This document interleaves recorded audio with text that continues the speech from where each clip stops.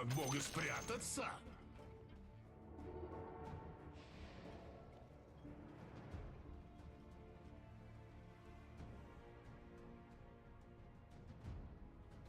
Uh-oh. That may have been a mistake.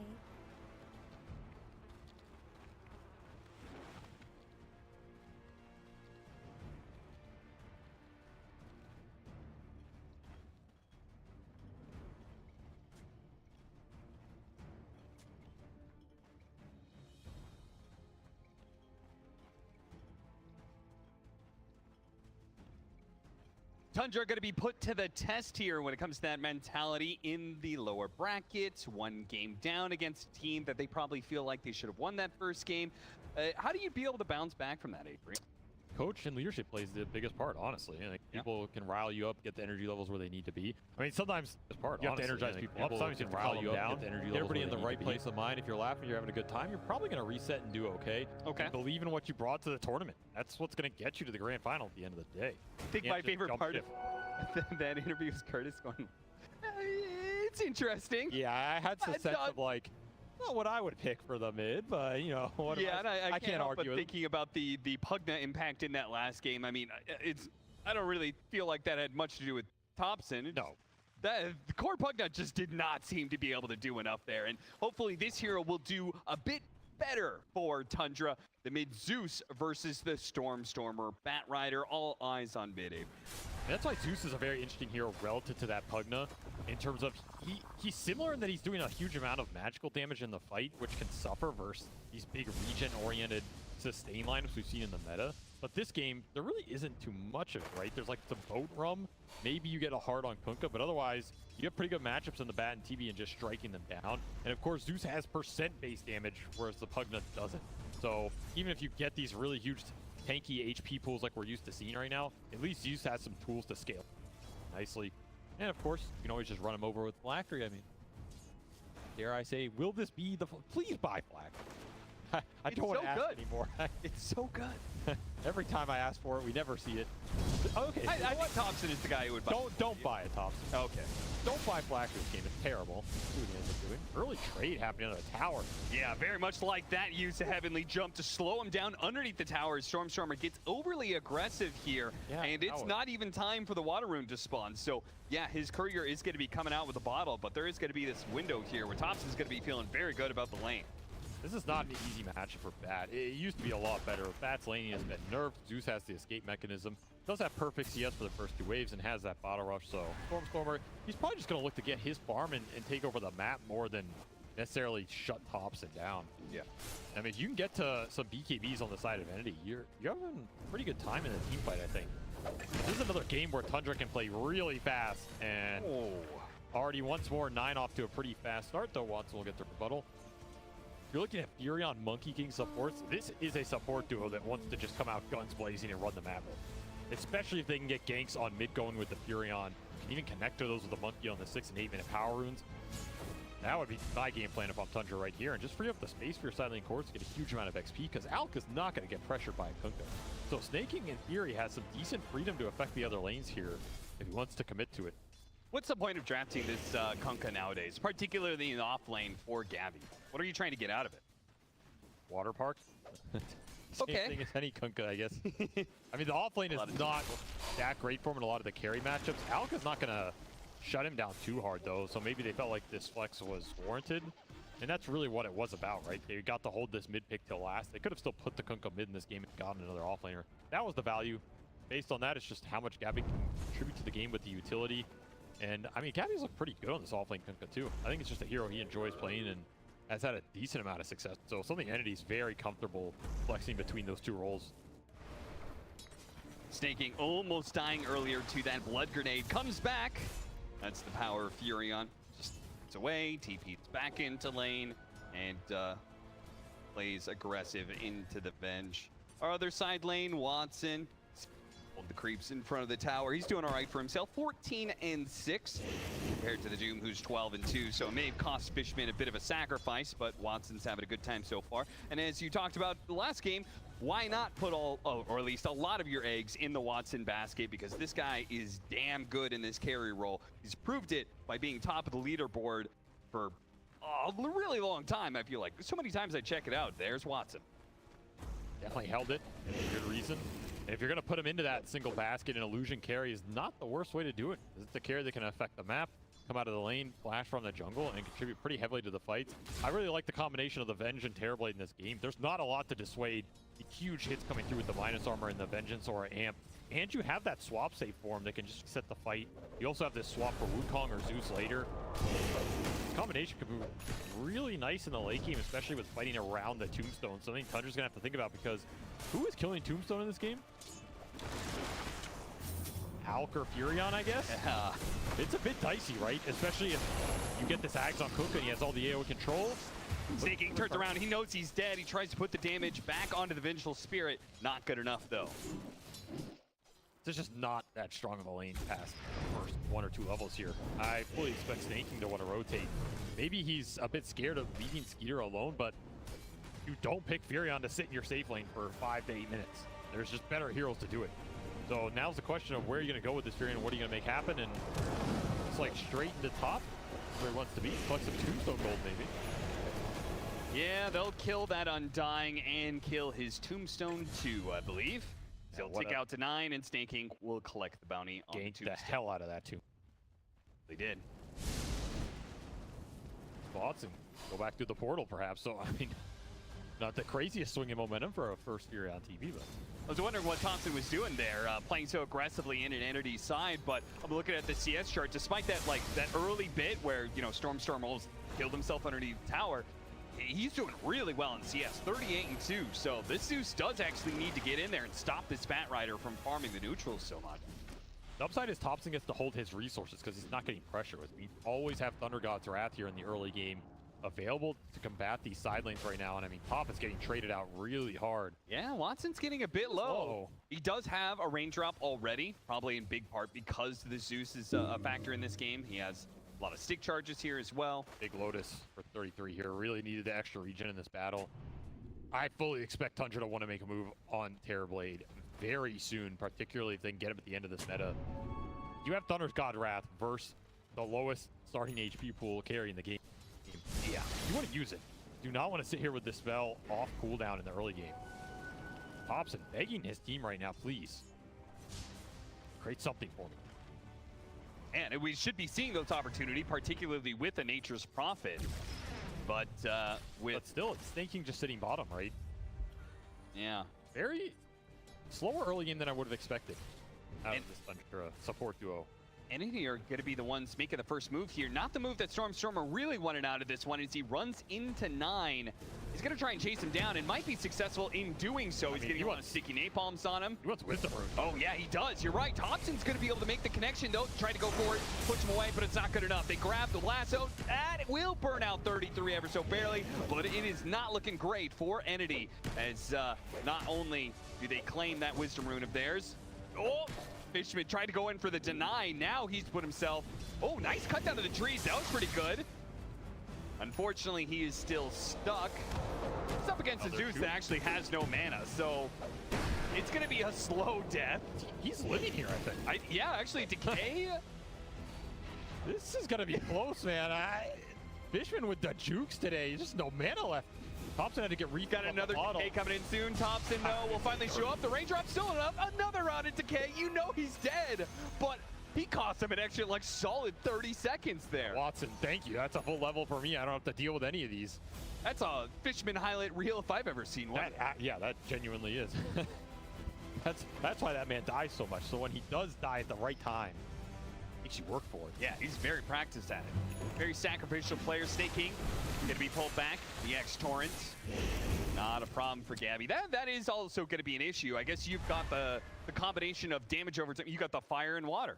You got the water part combined with the damage over time from this Bat Rider. So they've got a ton of area that is just going to be tons of damage being thrown around. You don't want to play into it. Probably some lore implications. Watson gets the Doom implication. Yeah, and Skeeter knows, hey, if they're making that move in the top lane, they're not trying to help out their carry at all. I've got to vacate the premises here. Moves over to the other side of the map. Stormer will pursue. The rest of his team is going to be following him. They're TP'd back bottom. behind. Skeeter's just double dodging all these ganks right now. doing his best to disappear on the map. Not to resort for a 33 kill. Yeah, they'll get that one instead. Pull them back into the magic missile. Will be good enough. Stormstormer on a killing spree. Something that the panel said they very much need Stormstormer to have a lot of momentum if Entity wants to be able to win this game and not get run over too early. Snaking did tank this boat bottom. Still, his early game has been rough, right? This is a slow Nature's Prophet game right now.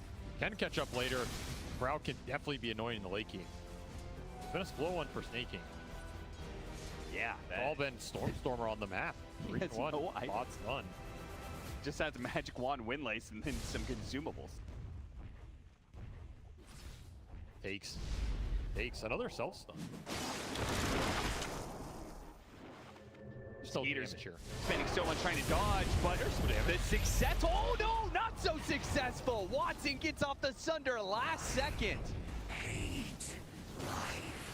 And again, where's the connection for these plays, right? If Thompson's going in, he's going to fight this with an ult. You need to be there with both supports 100%.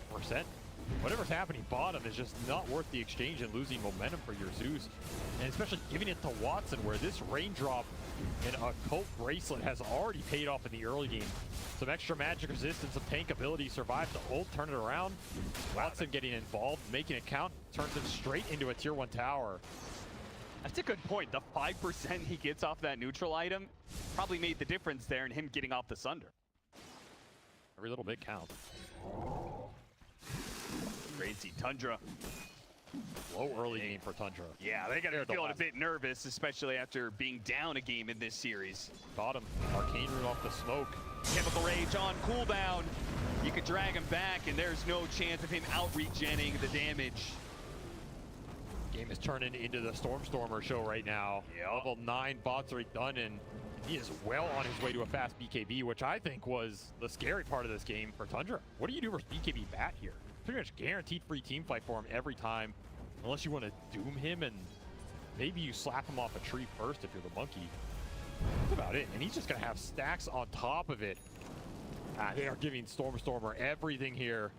That was such an efficient move. He kills the carry, TP's back just in time to sack the Ancient Camp one more time before he clears it out. And all on an Arcane Rune. So he's another lasso up in 20 seconds off of this farm. He's going to go heal and instantly make another play on the map. Incredible pace for the mid Batrider. Level 10, highest in the game.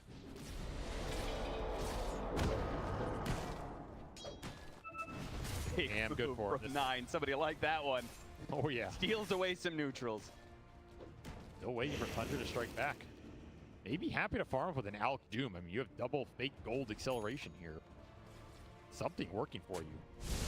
And there are some stacks waiting here, but not a huge amount. Hey, don't worry, Avery. Thompson listened to you. Yeah. Did not go Phylactery. Has Zakaya complete and will be going for Yules afterwards. One day. One day we will convert all the Zeus players. He coming in from behind. Fishman in his golem form thought he could take this fight, but too many members. That is the advantage that Tundra's supposed to be having, but they can't even finish off Fishman. Okay, I spoke a little too soon there. Global effect of the Zeus comes into play. Thunder God's Wrath will life. Also scouts this Stormstormer move, so doubled the value for Thompson, who would have died there to this hasted Batrider in the bottle. This is a guaranteed kill for Stormstormer somewhere on the map. It's just a matter of who's going to pay the price, because hasted Batrider, there's no answer right now. I guess unless you want to purge him up on 33 side. Thompson's so funny, man. The way he plays so aggressively. Like you say, he sees the Batrider, and then he just promptly goes to farm that camp anyway. That was a little insane, yeah. Thompson just figures, like, if he dies there, I mean, what are you supposed to do, right? You can't stop playing Dota just because someone gets a rune. Another self-stun. Pulls him back pretty deep here. That's going to be into the X-Boat as well. An additional bit of burst damage. Is it enough? The raindrop helping to protect him, but the damage over time does do its work. Tundra are here with all 4 heroes, though, so maybe they can collect on Gabby, but now Entity, the supports are showing up. Oh, immediate Doom put onto the Undying. No Tombstone here, it seems. Didn't even have it. I don't know if they had that read, but nonetheless, they will shut Fishman down. Goes up to that fight and instantly gets met. The Doom to the face. Still, you know Tundra want more off this move. They really do. They're going to try and get Stormstormer, who has collected quite the killing spree. Not enough damage. Entity doing a good job protecting each other. connecting where it feels like Tundra kind of failed to do so quite as successfully. It feels like it's been the story of the game. I mean, they're catching up in net worth on the support. Snaking's definitely recovering here. But it does feel like they're getting outnumbered, and it's just the Bat Rider mobility on the map. I feel like Stormstormer's finding these openings, bringing the right support in the follow-up. That's another big outkill to slow down Skeeter's timings. Pushing towards a Radiance here, which, of course, this Alchemist Terrorblade matchup when you're going ores and stuff, you get reflected. Terrorblade is going to have a really good Scotty timing in this game. And that is what Entity are going to try and play around. This is a very classic Entity ball-up lineup that we've seen work for them in a lot of the regional. Yep. Get an Undying Venge, put a Terrorblade with it. You hit the Scotty, you go into the Roche, you go into the tier 2s with Tombstone and a swap save. That is a big ball to fight through. And on top of it, you have Kunkka throwing Boat Rum into it. It's going to be a lot of EHP coming out of nowhere you're suddenly have to deal with. And it's going to be a tough fight for Skeeter to commit into, especially when he is well behind on a hero that is not used to being behind. No, not at all. He is sitting at 6,500 net worth on an Alchemist. This hero is supposed to be top of the net worth chart. They have a Doom on their side as well. This is a lineup with Furion on top of all of that. It's supposed to be printing money constantly. And the net worth chart is pretty much even. They have 1,000 net worth lead, but it's really not as much as it needs to be. Another pickoff here. Doom is going to be found here in the top lane. Entity are bringing a lot of heroes to these kills constantly, which is another reason why they're not able to quite keep up with Tundra in net worth. But turning that kill into a Roshan is a nice little move that you could do with an Undying. Stormstormer's going to need some help in the mid lane, though, and they're already TPing to try and bail him out. They're going to catch 9 as he tries to get away, but pulled back by the X. That was a defusal rush for the Monkey. This is 9 wanting to get aggressive on the map, try and force something. It's gonna turn into space off the death, I guess. Tundra's still looking for their first set of items to take a fight. It did stall that Roche, however. It did, And he yeah. gave up on the Roche by TPing the supports in, so whether 9 knew that or not, I don't know, but he did get some value out of that play. Time wasted from Watson here. Let those gold mechanisms catch up. You're saying they're only up 1K. I'm surprised they're up at all, given how slow this early game was for them.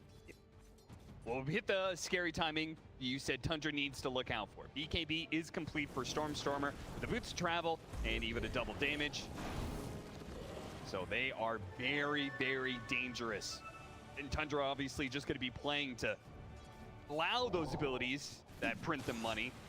They need the time for it to do so. Particularly, they need that Radiance on the Alchemist to really start scaling up pretty quickly. It's gonna explode out of nowhere though, right? You have Octarine, Midas, Max Devour, Doom. You have Radiance coming out on the Alchol. If you let these heroes get away with the next 5 or 10 minutes here untouched, they are gonna be top of the net worth chart, guaranteed. They're gonna be able to take a good fight off it. I mean, Tundra's game plan is just create enough threats that, okay, if you go in with BKB Lasso, you focus one hero down, they can still win the fight regardless. That's where some of the long duration spells like the Tombstone, the Boat Rum, they're really nice for Entity right now.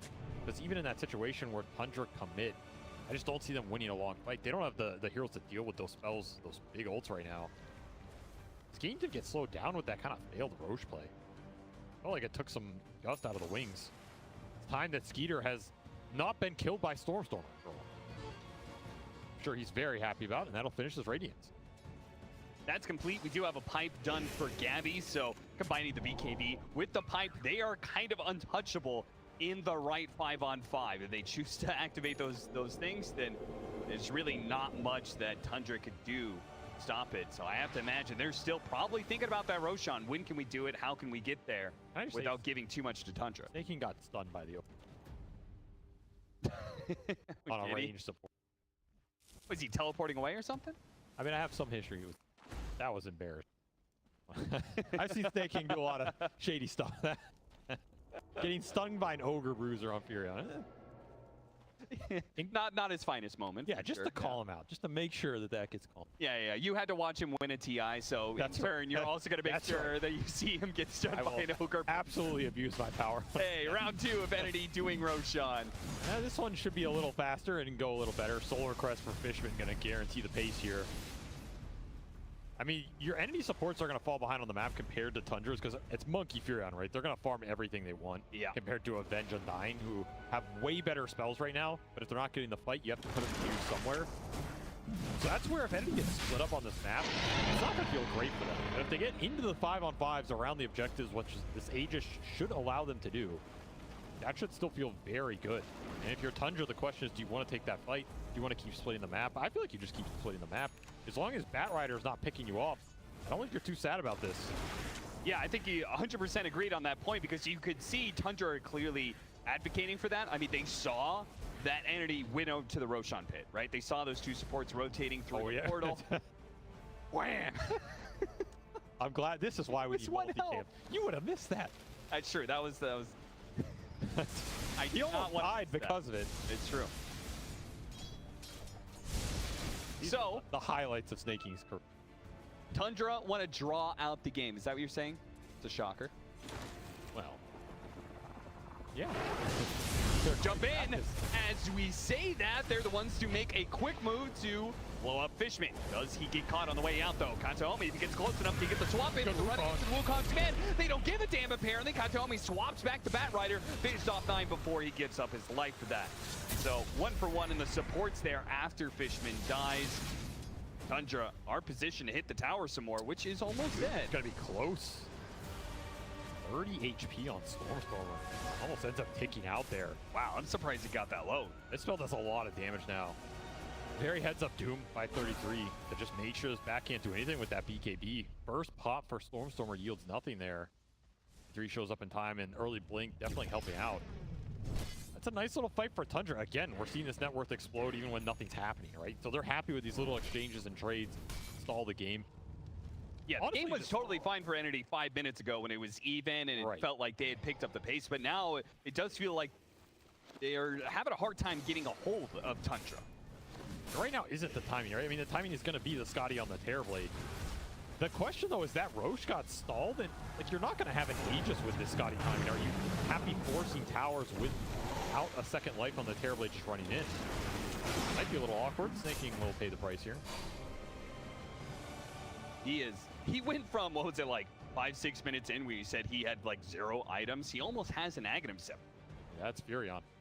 Print that cash. Yeah. And that's just going to be more and more like math problems that they have to deal with. Jumping away into the trees, 9. No Tombstone drop. Stone outside of the range. They know he's there off the decay, and they'll finally catch him. Takes a while, though. Yeah, double quelling supports. It's just so much time. At least this is efficient. They bring all these heroes here. Might as well do the Tormentor. Tombstone helps out a bit. We'll get rewarded. Grab ally action. Grab ally, indeed. I mean, nothing crazy to grab ally against, but never bad to get it for free. Nonetheless, this game has definitely stalled. This Aegis did not yield too much, and now if you're Entity, you have to prepare for this next period in the game where you're going to have to fight Tundra on their terms, in the sense of you're going to have big defensive items coming out, right? Manta Alka is going to continue to push in the waves from the map. You're going to have a BKB on 33 at some point. Thompson already finished Octarine. Zeus is pretty tanky. Yeah, this is my biggest concern. Zeus has always been a pretty good answer to Terrorblade, right? Oh, yeah. One of the best. So it is somewhat single core lineup. I mean, Entity are putting all their eggs into Terrorblade, getting strong enough and being able to end the game. Is he going to be able to do that against an Octarine Zeus holding high ground? It's where those Aegises and then where they line up with the Watson's itemization matters a lot to me in this game. You need to make them count and get a lot of value off the map, because yeah, you're running a gold deficit. It feels like you're running against the clock a little bit here in terms of if it's truly a 4 protect the 1 lineup and your 1 position has dubious core matchups in the ultra late, are you happy just stalling this game out? I mean, Watson, I feel like he thinks he can carry any game, and I've seen him carry a lot of games, so there is some truth in that. But in the ultra late versus a Doom, a Furion who's going to be rooting and disabling you, a Monkey King who can turn into another core, and I mean 9 is farming a lot right now, going back for a pipe. Very interesting item. He may have the good matchup against Alchemist, but against everybody else. And even that matchup is not, it's not like some crazy deciding matchup if the Alch can pick and choose when he goes in. He doesn't have to be the first contact. Like Skeeter jumping in with 6 slots on anybody is going to be pretty scary this game. Find a freebie here. This is where the map becomes very difficult to play, and it falls back to Stormstormer. He continue to find pickoffs and close out the lanes with this Batrider threat. It looks like it's not going to be totally free. Kataomi goes through the portal and catches Snaking on the other side. So they'll get support for support, 5 for 5. but it does leave just more space. They see a lot of heroes, they get a lot of information on the side of Tundra, and that's more time where Skeeter knows he's farm up Ancients. Thompson's pushing out lanes everywhere. He's going to get an Aghanim Scepter next, which is yet another split-pushing mechanism that they can use. People don't think about it that way most of the time, but you can use it that way. It's going to be so annoying to get all the lanes pushed in this game. And Thompson's favored this extra Lightning Bolt mini stun. 20. You get extra stun duration. Zags becomes really annoying. It locks people down. Pretty obnoxious when you think about stacking this on top of Sprout, hold people in a Wukong, even some extra stun on a target fleeing away with Doom. Yeah. There's like a lot of little small things that can make this Nimbus really obnoxious game. And of course you have Octarine to back it up with some extra CDR. Yeah, absolutely nothing wrong with this build outside of your missing Phylactery. Far. Making it work. Not gonna let it go, huh? Nope. 3-man smoke up from Entity. This is your Scotty. This is a big timing for Watson. You really want a full-out team fight out of this. You have all the utility to back it up. You have drums, you have solar. They have the scan. You have pipe. Just need a target to hit, and there's a Yules and a dodge. He's gonna hop away, swap back though. Thompson still gonna be caught and killed. Very important that Entity got something out of that smoke. They still may be trading out Kataomi, Glimmer Cape maybe. Oh, grab ally, okay. There we go. Are you happy if this is all you get though? Question. I feel like you kind of need to get, got to get some objectives, right? I don't know if it's that mid-tier 2 or what, but... Stormstormer's hunting Snake right now. Not want to let this split push go on too long. He just misses him. Both these Silence getting shoved in by the Fury, and instead Tundra going to try and turn it around on Stormstormer with early bots for 33. If they get him after the Firefly is down, then maybe I could see it. Doom into Sprout, hold him in place. He has no way to get away. I think they're worried about it being that close to a tier 1 still. Sure. Turnaround potential from Entity with saves is pretty formidable in this game. Something you're going to have to think about on these single target jumps. And it's the thing when you're trying to split the map as much as they are, making aggressive moves sometimes just feels unnecessary. Do we really need to do that? Yeah. We could just, you know, continue to... I mean, Stormstormer still hasn't dealt with the bottom wave that's pushing into that tower. No, he's scared of the map too, especially since he's the gem holder, which tells you side lanes have been a problem for Entity. Bob's in the side lanes as well, that Snaking can plant pretty deep, helps him split push here. It'll be a 2-man smoke that went through mid. 2 stun jumpers. Looking for a big core pickoff while the meta was on cooldown here. I don't think Tundra are going to find anything. Even with the lanes going in, Entity are just playing it safe. I mean, look at where Watson is right now, man. This guy wants nothing to do with the map. He's full HP, full resources, just going back to base. Yeah, he's buy gonna out the BKB. Buy out that BKB by selling his magic wand. Roshan could be up right now. We know it's going to be in a minute and a half is when the actual spawn time is. Watson wants to fight right now. Meta in 20, they want to fight into Roshan and get Nagus, and the meta after that take objectives with it. So you need to set the map up for yourself to make sure everything goes as smoothly as possible to get prepared for that. Well, right, Austin? A little bit of a speed bump. Fortunately, he's got Octarine, so I guess it's going to be on cooldown a little bit faster, but Kataomi. That's true, then you can misclick it in 5 seconds. Yeah, but once it gets down to that 6-second charge, then, you know, it's not the worst. You misclick it. Aghanim Scepter done for Kunkka. We have the water park in action. It's a business. That's going to make that Roshan fight a whole lot harder for Tundra. Fighting at a set area. Draw items designed to align for Entity. Hit this ball timing for second Roche, which is really where Watson's going to feel one of his strongest peaks in this game. He just needs to be able to connect this meta onto the big cores here.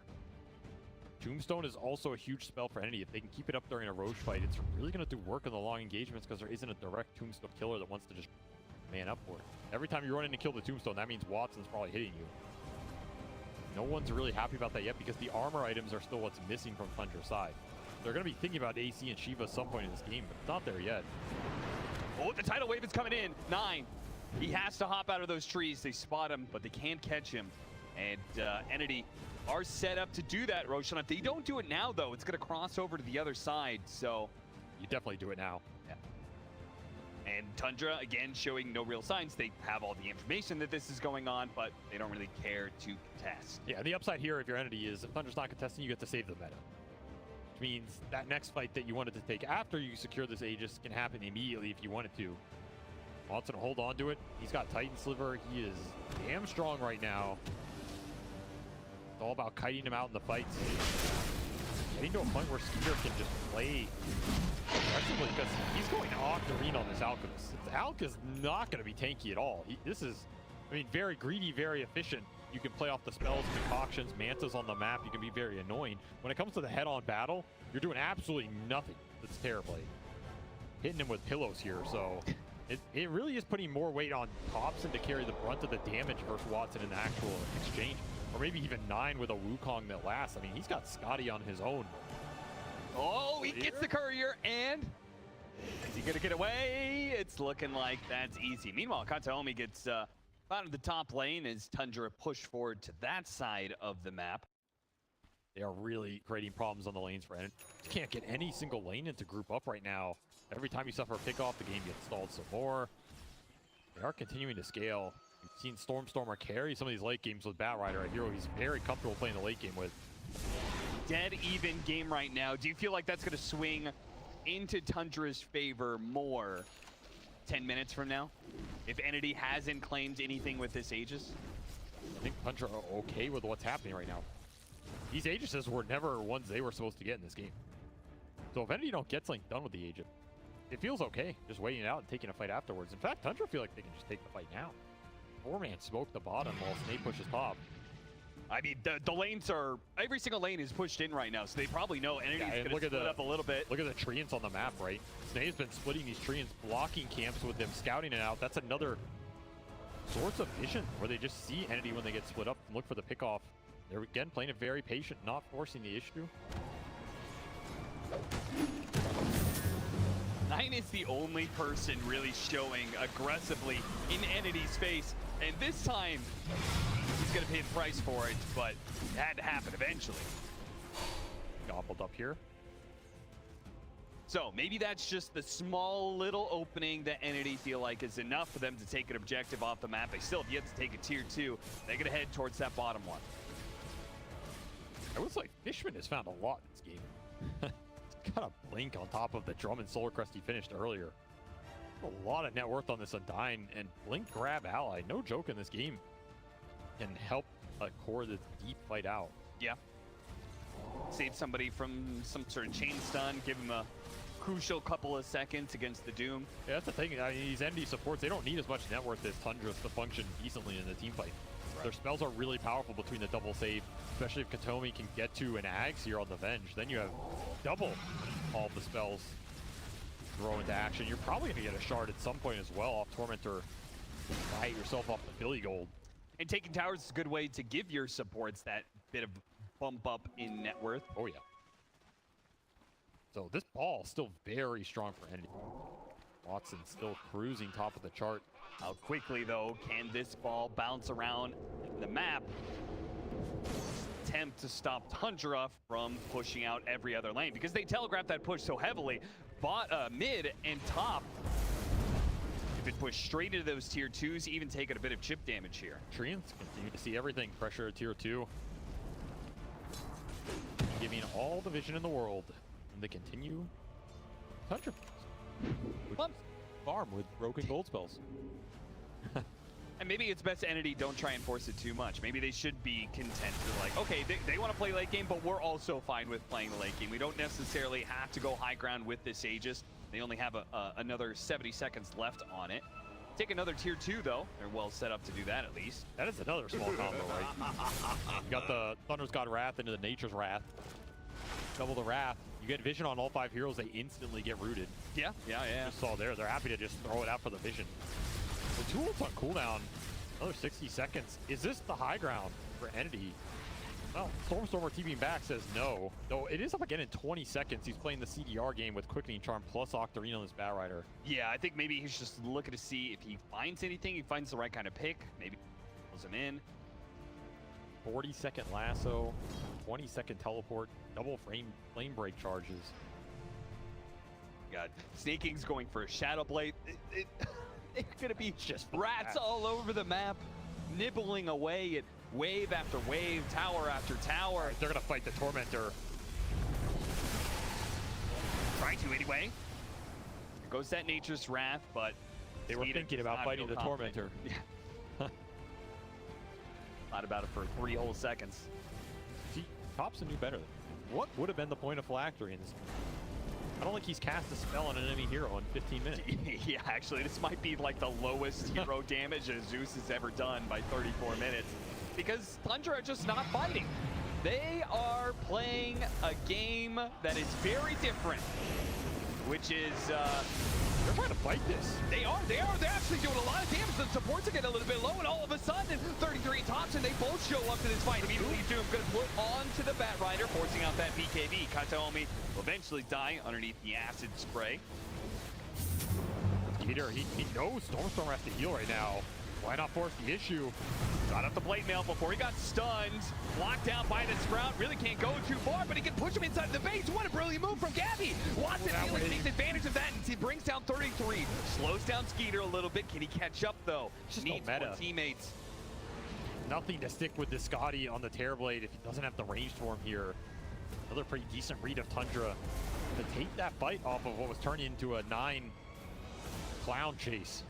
Dare I call it that. Yeah, he's jumped on that clown car a couple of times and made his way around the map. You got a Venge buy out of that. More economic damage done. Another fight, Stormstorm with his BKB doesn't get to do anything. Man, this will be a very frustrating game for Entity. They're not even really behind, right? No. Not like anything is bad happening to them. They're still kind of cruising towards their strategic objectives here, which is mainly, you know, the big damage items on Watson, and there's one of them, MKB, completed here for the Terrorblade. Gonna shred through the Radiance. Anything else you might have offered here if you're Skeeter, but Skeeter's itemization scheme. It's crazy, man, honestly. He is not going for any sort of fighting Alchemist. He's just going for spell casting Alchemist. Maybe that's the best option you have is an Alchemist versus the Terrorblade. It's an interesting idea, right? Just never man fight him, never give that Terrorblade the true carry on carry. It's just going to be concoction talents on low cooldown with Manta illusions going in on low CD. Even has Berserk Potion off the Shard. Yeah, and soon if he starts giving away those Aghanim Scepters like he was thinking about doing, he had it queued up anyway, he could start getting Spell Amp. I mean, he can definitely pull some good Ags here. Even the Monkey King Ag might be pretty good in this game at a certain point if 9 can get to the Scotty, for example. Yeah, I have a feeling the way 9 sees his role in this game, I'm not sure if he's going to be scaling up too much. I mean, what else is there to do, though, right? That's what is Tundra's true. game plan other than at 60 minutes we're going to beat you?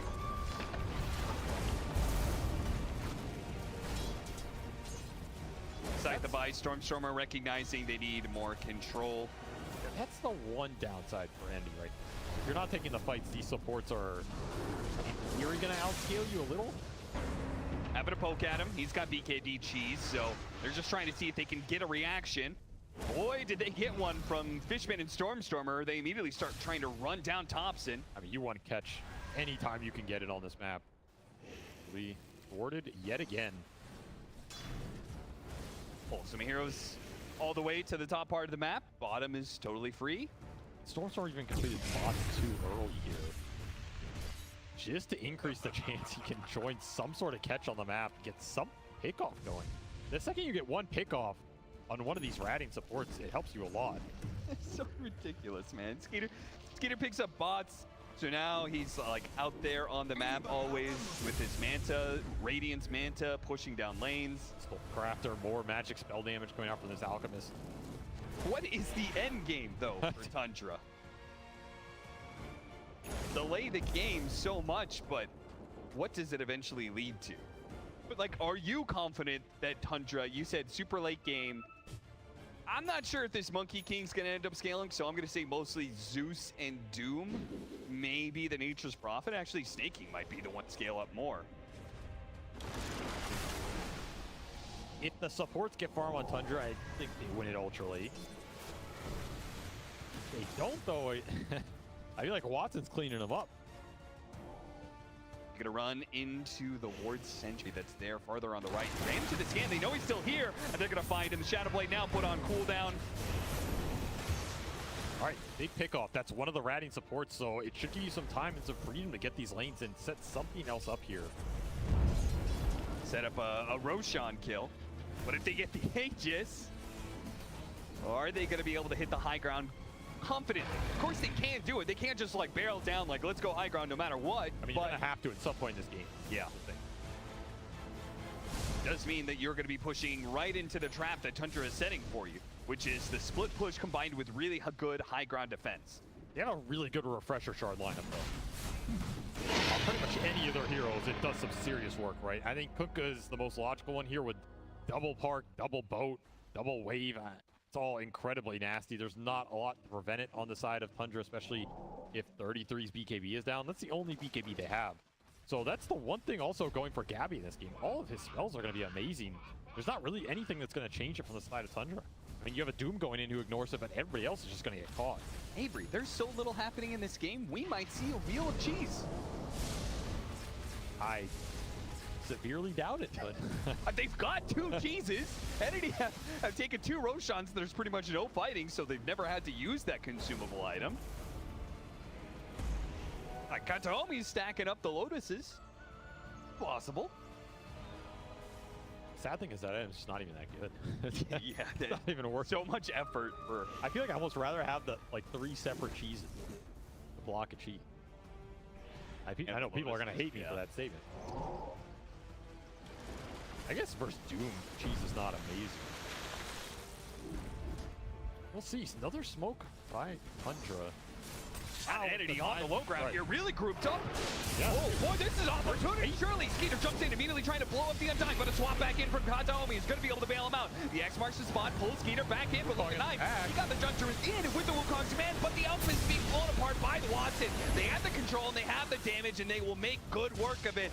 This is the opening that Entity has been waiting for. Finally, Tundra made a move, tripped over their own feet, and now Entity will take a lead here. They're going to have an opportunity to hit the high ground, surely. Tundra just gave it to him.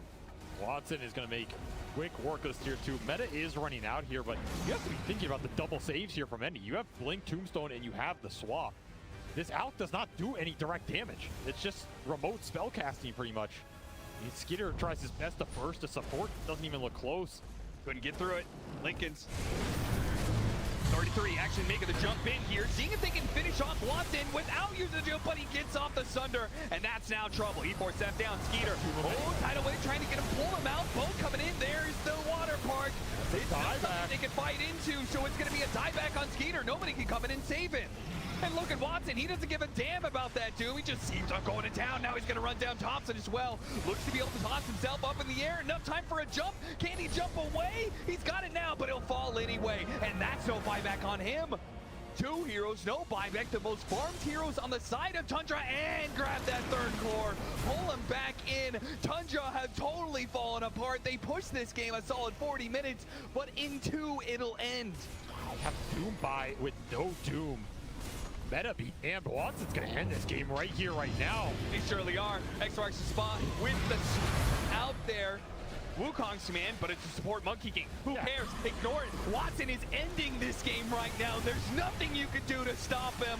Throw all the spells you want. You don't have the stuns. You don't have the damage to stop this Terrorblade. He still has no meta. Yeah, he's doing it all melee style. It just doesn't damn matter. You don't have a single carry left in this game to fight the one that is the rank 1 Watson. And that is it. The TI 11 winners are eliminated by Entity 2-0. That is not an outcome I think a lot of people were expecting, especially for Tundra, who were so strong in that group stage, faltered a little bit at the end, found themselves in the lower bracket, and then find themselves against a very familiar opponent. And Entity just come out guns blazing here. Game 1 with an impressive comeback. In Game 2, it felt a little slow, it felt a little clunky, but in these end lights, you go back to the itemization of Tundra, it just felt like you have to throw everything on Watson, and then what? And even when they did throw everything on Watson, he just stands there and kills them. And it's frustrating.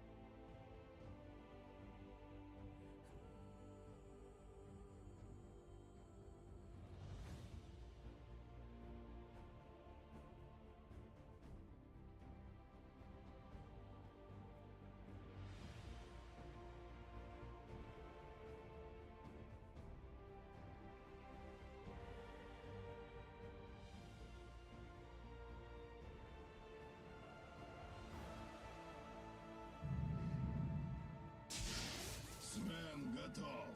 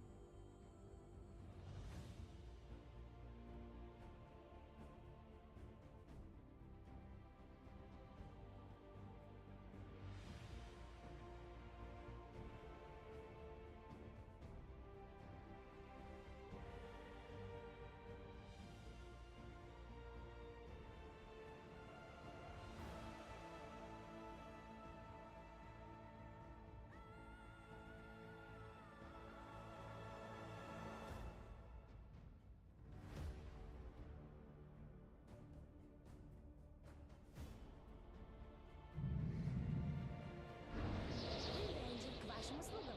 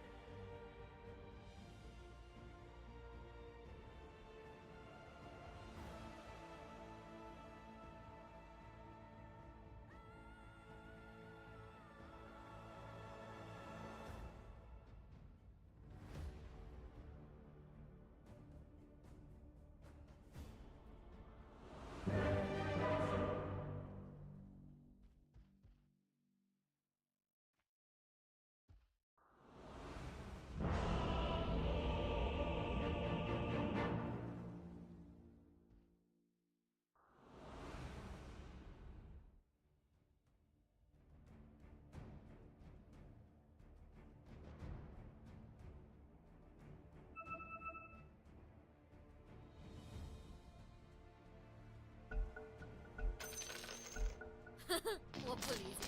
哇，你在干什么啊？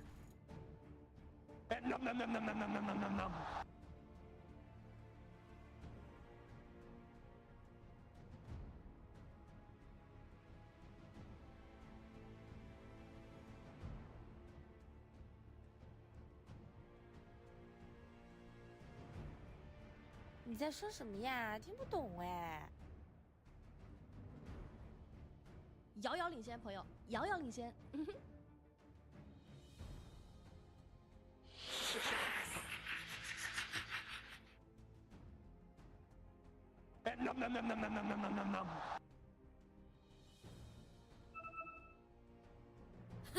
我不理解。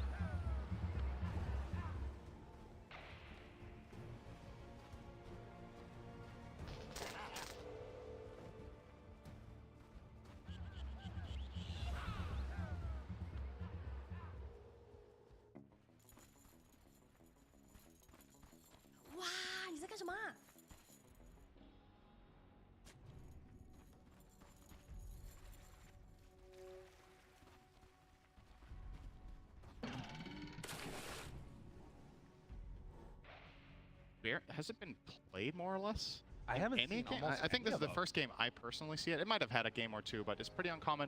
Jabs is playing an offlane Weaver. I think this may be the first time on the main stage we see that as well, or in this stage of the tournament anyway. So yeah, I think Talon are really coming in with something special here. For Betboom, maybe it's a little bit more, you know, tried and true for them, standard stuff. Pure on Tidehunter, I think this hero has fallen off a bit, but he's really good at this one. One of his favorites, and always happy to see Save play where that's a treat. Yeah, I think that that's going to be one of the things to watch for here. And of course, as you're sort of talking about, how much can GPK get done on this Dazzle in the mid lane? We heard Moon already talk about the fact that this Windrunner is going to be a nice answer of, you know, pop the Windrun, then you can't reapply the Poison Touch. But already a little bit of a battle a brewing as they sneak on in and get the Bounty Rune. Nicely done, Jabs. I pulled one on him. I guess this is going to result in is this a 2-for-2 trade now? Yeah, so without that steal, that would have been 3-for-1. Some decent pressure on the Nightfall here. We'll back off. Does have to take the long walk around, or just gonna. That makes a lot there. Already 3 heroes up on the top side of the map that will set up for just 4 old 23 Savage alone down bottom. We did change it over to savage.crin. Check that one out. Isn't that everyone's sponsor though? When you think about it, isn't everybody just sponsored by Cringe? One or to a smaller or small extent, at the very least. I don't know. I feel like these nicknames that the players have as their sponsorships when they're not putting. Sometimes I just wonder. You know, you put it in there, and it's like there's 2 people in the world that understand this, and there's like 1 million people that get to see it. Like, okay, this is like the most internal joke you can possibly have. But that's what Dota players like. At least I know what Cringe is, okay? But some of the other things that people have at the end of their names, I have no idea what it means. You know. Perfectly fine here. I'm curious a little bit. You're talking about this Jabs Weaver pairing together with the Earth Spirit. Is this going to be a situation where like he's going to be rolling around a lot towards mid, trying to make some moves happen? What do you see Q's role in this game? Yeah, I think he has a decent amount of freedom because the lane matchup Weaver has here in the Sven Venge aren't exactly a kill threat as long as he's playing on full health. First of all, they're going to have to spend gold on detection to connect on him in the first place, but even if they do, he should be able to stay alive and poke and prod and get some CS here or there.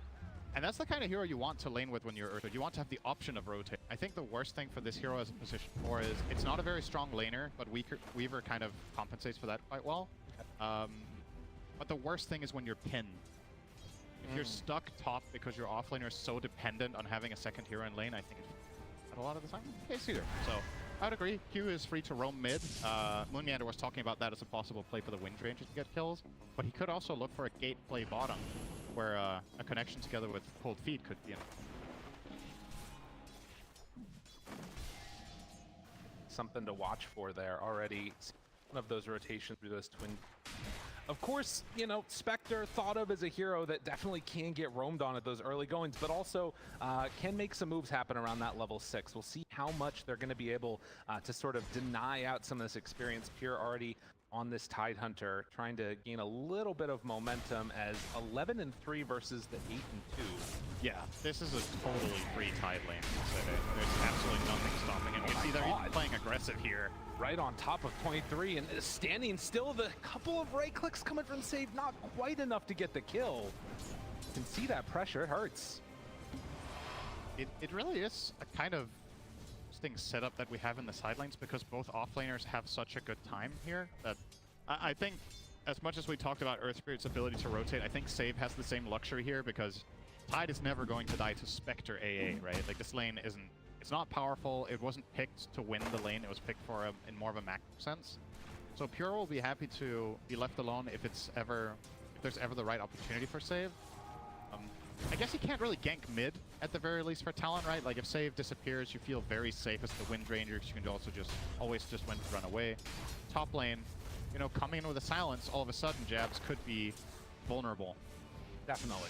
That's something that they've got to watch for as Nightfall throws out a stun, just secures that CS for himself. They're already starting to do a little bit of pressure onto this, and in fact, a roll onto Toronto Tokyo. Well, doesn't quite connect. All right, that was cool. That was 0% spell accuracy from both teams. I guess the great cleave from Sven did hit. So if you want to count that, it was a little bit of a connection, but Down bottom, a little bit better spell accuracy as Ollie maybe going to give it up, and yes indeed, first blood drawn by Save on that Muerta. it was just a matter of time, right? I think playing AA in this lane is exceptionally difficult. You need to always keep your distance, but if you ever get caught by a dead shot into calling combo, I actually don't even know if dead shot was part of that play, but you get gushed, just overwhelmed, and Spectre offers absolutely no line of defense. Quite the challenge here for them to stay afloat in that bottom lane. And overall, all three lanes going quite well for Betboom. We talked about that counter pick mid with the Wind Ranger. Sure, she's not being pressured by the Dazzle, but she's not stopping him either. So GPK's game's going great. They can turn it back around. Nightfall, he's out too far, pops the Fairy Fire, able to get some separation and now secure himself back up there to the top side. But the region, they have nothing. They're just chilling here. Honestly, this is one of those situations where it might have almost... Oh, here you go. Okay, he has a salve on the way. If he didn't have a salve connecting at that time, I think it might almost been better off dying, you know, so you just come back and have your resources and play lane. Because effectively right now, he's not a hero either, right? He's just sitting there with nothing to offer. But now, healing up, should be able to get a little bit of a foothold here again. And I suppose he's doing slightly better than 23, but I don't think there's any meaningful difference between any of the lanes, really, except that one kill. It does sort of have that feeling, though, that Sven much more of the hero that wants to sit back and try and farm, whereas these more recent Spectres going for the earn builds want to get active. It's nice to see. It's a bit of a blast from the past, honestly. This earn build used to be really popular many years ago. And now with that Shadow Step change, it's become more popular again. Back then, obviously, Spectre only had the Haunt ability as her ult, which was a long cooldown, but despite that, people were still buying Earn. So now that you're available, I want to say more than twice as often, it's just an absolute no-brainer. Toto. Spot save, goes in for the focus fire. There's still a DD on save. Couple more hits, the poison touch. Can they bring him down? Save is gonna die, and Makoto even gets away with that one. No Grave available. You don't skill that at this point for a mid Dazzle, so not surprising. And Save definitely wasn't counting on it either, but it's nice rotation, nice reaction there from Q to be in the right place at the right time. Getting themselves on the board. It's a relatively quiet start overall, right? We've got 2 kills minute 7, but this is probably a game that is going to be relatively slow from the side of Betboom. And Talon, all right, well, they're trying to poke at Pure. It says that's really cute, guys. Just keep trying. Literally just walks it off, taking no damage. The Perseverance still at Healing Lotus, pops the stick charges, and yeah, he's perfectly fine. I mean, this is the thing, really, is that it feels like this giant watermelon down here is just going to be chilling the entire game, and it's going to be up to a bunch of other heroes to make moves to... Few stacks, Wisdom Runes traded off 1 apiece. As you mentioned, a slow start. But likely these level 6s that they come around either from the Spectre or, you know, eventually also the Earth Spirit coming out. It's going to be a lot of damage thrown. Yeah, and this Radiant lineup is kind of a classic combination, I want to say, where you have AA plus 1 global hero, because any sort of connection from a Shackle Shot or from a Rolling Boulder can suddenly turn into an overwhelming amount of damage for any of the cores of Betboom. As safe as Tide is now, I don't think Pure is just going to have a clean game. Oh, Q. Okay. Interesting setup. Kicks one back into the focus fire and then gonna TP away. Q recognizes he's not gonna live if he doesn't get out, so they find one. Can they get another? On to GPK, but Save comes in with the calling. And that's enough to make sure that this Dazzle does not get brought down. Makoto, another rune that's gonna be denied from GPK. This is probably going to be the state of this game for quite a while. I think Betboom's best play in the game right now is to just focus a lot on stacking. I think you have both Tide and Sven that really want big stacks whenever possible, and playing aggressive with your heroes is really difficult because of the massive counterplay potential. You always need to account for an extra Shadow Step. You're always going to need to account for the massive mobility that both Earth Spirit and Wind Ranger have, so... The rotation over to try and pressure the Spectre a little bit, but as you're saying, I mean, Spectre's still going to get her farm, although this could be good. Not going to get it. Nightfall not there with the stun. They had the follow-up. So easily getting, okay. Well, A lot more people show up, and Spectre is suddenly there, right on top of Nightfall, but look at the turn!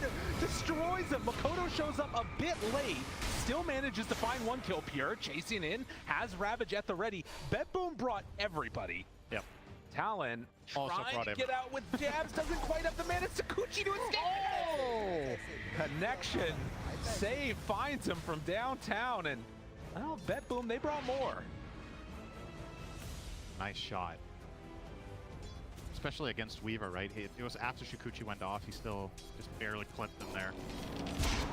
And that's honestly kind of a big, important kill for Betboom to get on the way out, because this was starting to look like a nice moment for Talon, you know? Like, it's hardly surprising that Talon seemed to be pulling a little bit ahead in these fights if Tide shows up late and doesn't get the Ravage off, which was the case there. It's just easier for them to connect their heroes and land some easy snipes, but getting that one on the way out for save, really nice. Gonna close him in on level 6. Gonna see if he will choose to skill pierce the Veil. We've seen Muertes take different approaches as position 4s, whether they take that or not. Obviously, one of the big parts of Pierce the Veil is also the fact that it's a basic dispel, which has a little bit of a use here against the slows. This is going to be the nice turnaround. Does he get the time lapse off though? Jabs. Oh, 1 second cooldown. That was really unfortunate. He literally. played that really well too, running back outside of the silence range of the ghosts. Couldn't quite get it. And yeah, you know, you talk about that holding on to the Ravage too. You would think at this point you would want to make some type of a move with Talon, but with Ravage up, you just can't really do it. They've already lost their tower. It's not easy to take any of these tier 1s. And Pure is just going to keep doing this, right?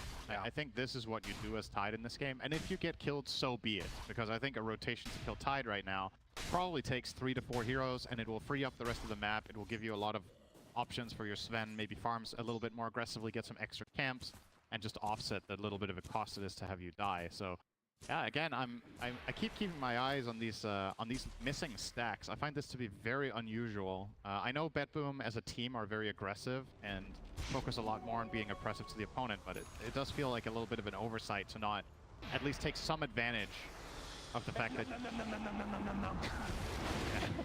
Makoto is not afraid apparently of GPK there, but I mean, this is the thing, is that if you're not making stacks, you have to make moves like this as Betboom, and we'll see if it ends up paying off, because it looks like Talon want to contest this tower. The roll through, kick back, they already get the Ice Blast on him, and well, that is the problem. You think you're tanky until you get kicked back in the face.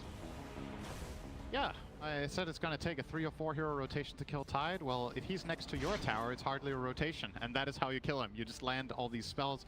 Pure obviously has no magic resistance right now. He will probably be building a pipe, I would imagine, after this Soul Ring. There's just so much random magic damage you can block from your teammates. You know, Daggers from Spectre, all of Earth Spirit spells, Ice Blast. In the Meteor Hammer, Yeah. a little bit of an overextension by him, not respecting the magic damage coming out from Talon. Jabs going straight into a Lincoln Sphere, so he's trying to continue to play this pesky hero that's not easy to catch. Wrap my head around how good this build actually is in this game. Like, so what can you block? You can block Sven Stun, you can block Sven Swap. You can't block Deadshot or the Silence, so Muerta is actually very good against you regardless of which items you buy, except BKB for the catch. You can block Gush, which you don't want to. You'd rather block something else, and of course the Poison Touch. So, I mean, maybe it's just a matter of feeling free on the map. Obviously, we know Talon, they like taking games late game, they like having jabs scale, and obviously this is a feels good item in Weaver for a couple of reasons. The mono region's really nice, you can use Alarm, and Another one, they find him. Pure, that time, did get the Ice Blast on him. Can they chase him down? It looks like it. Power Shot, is that enough?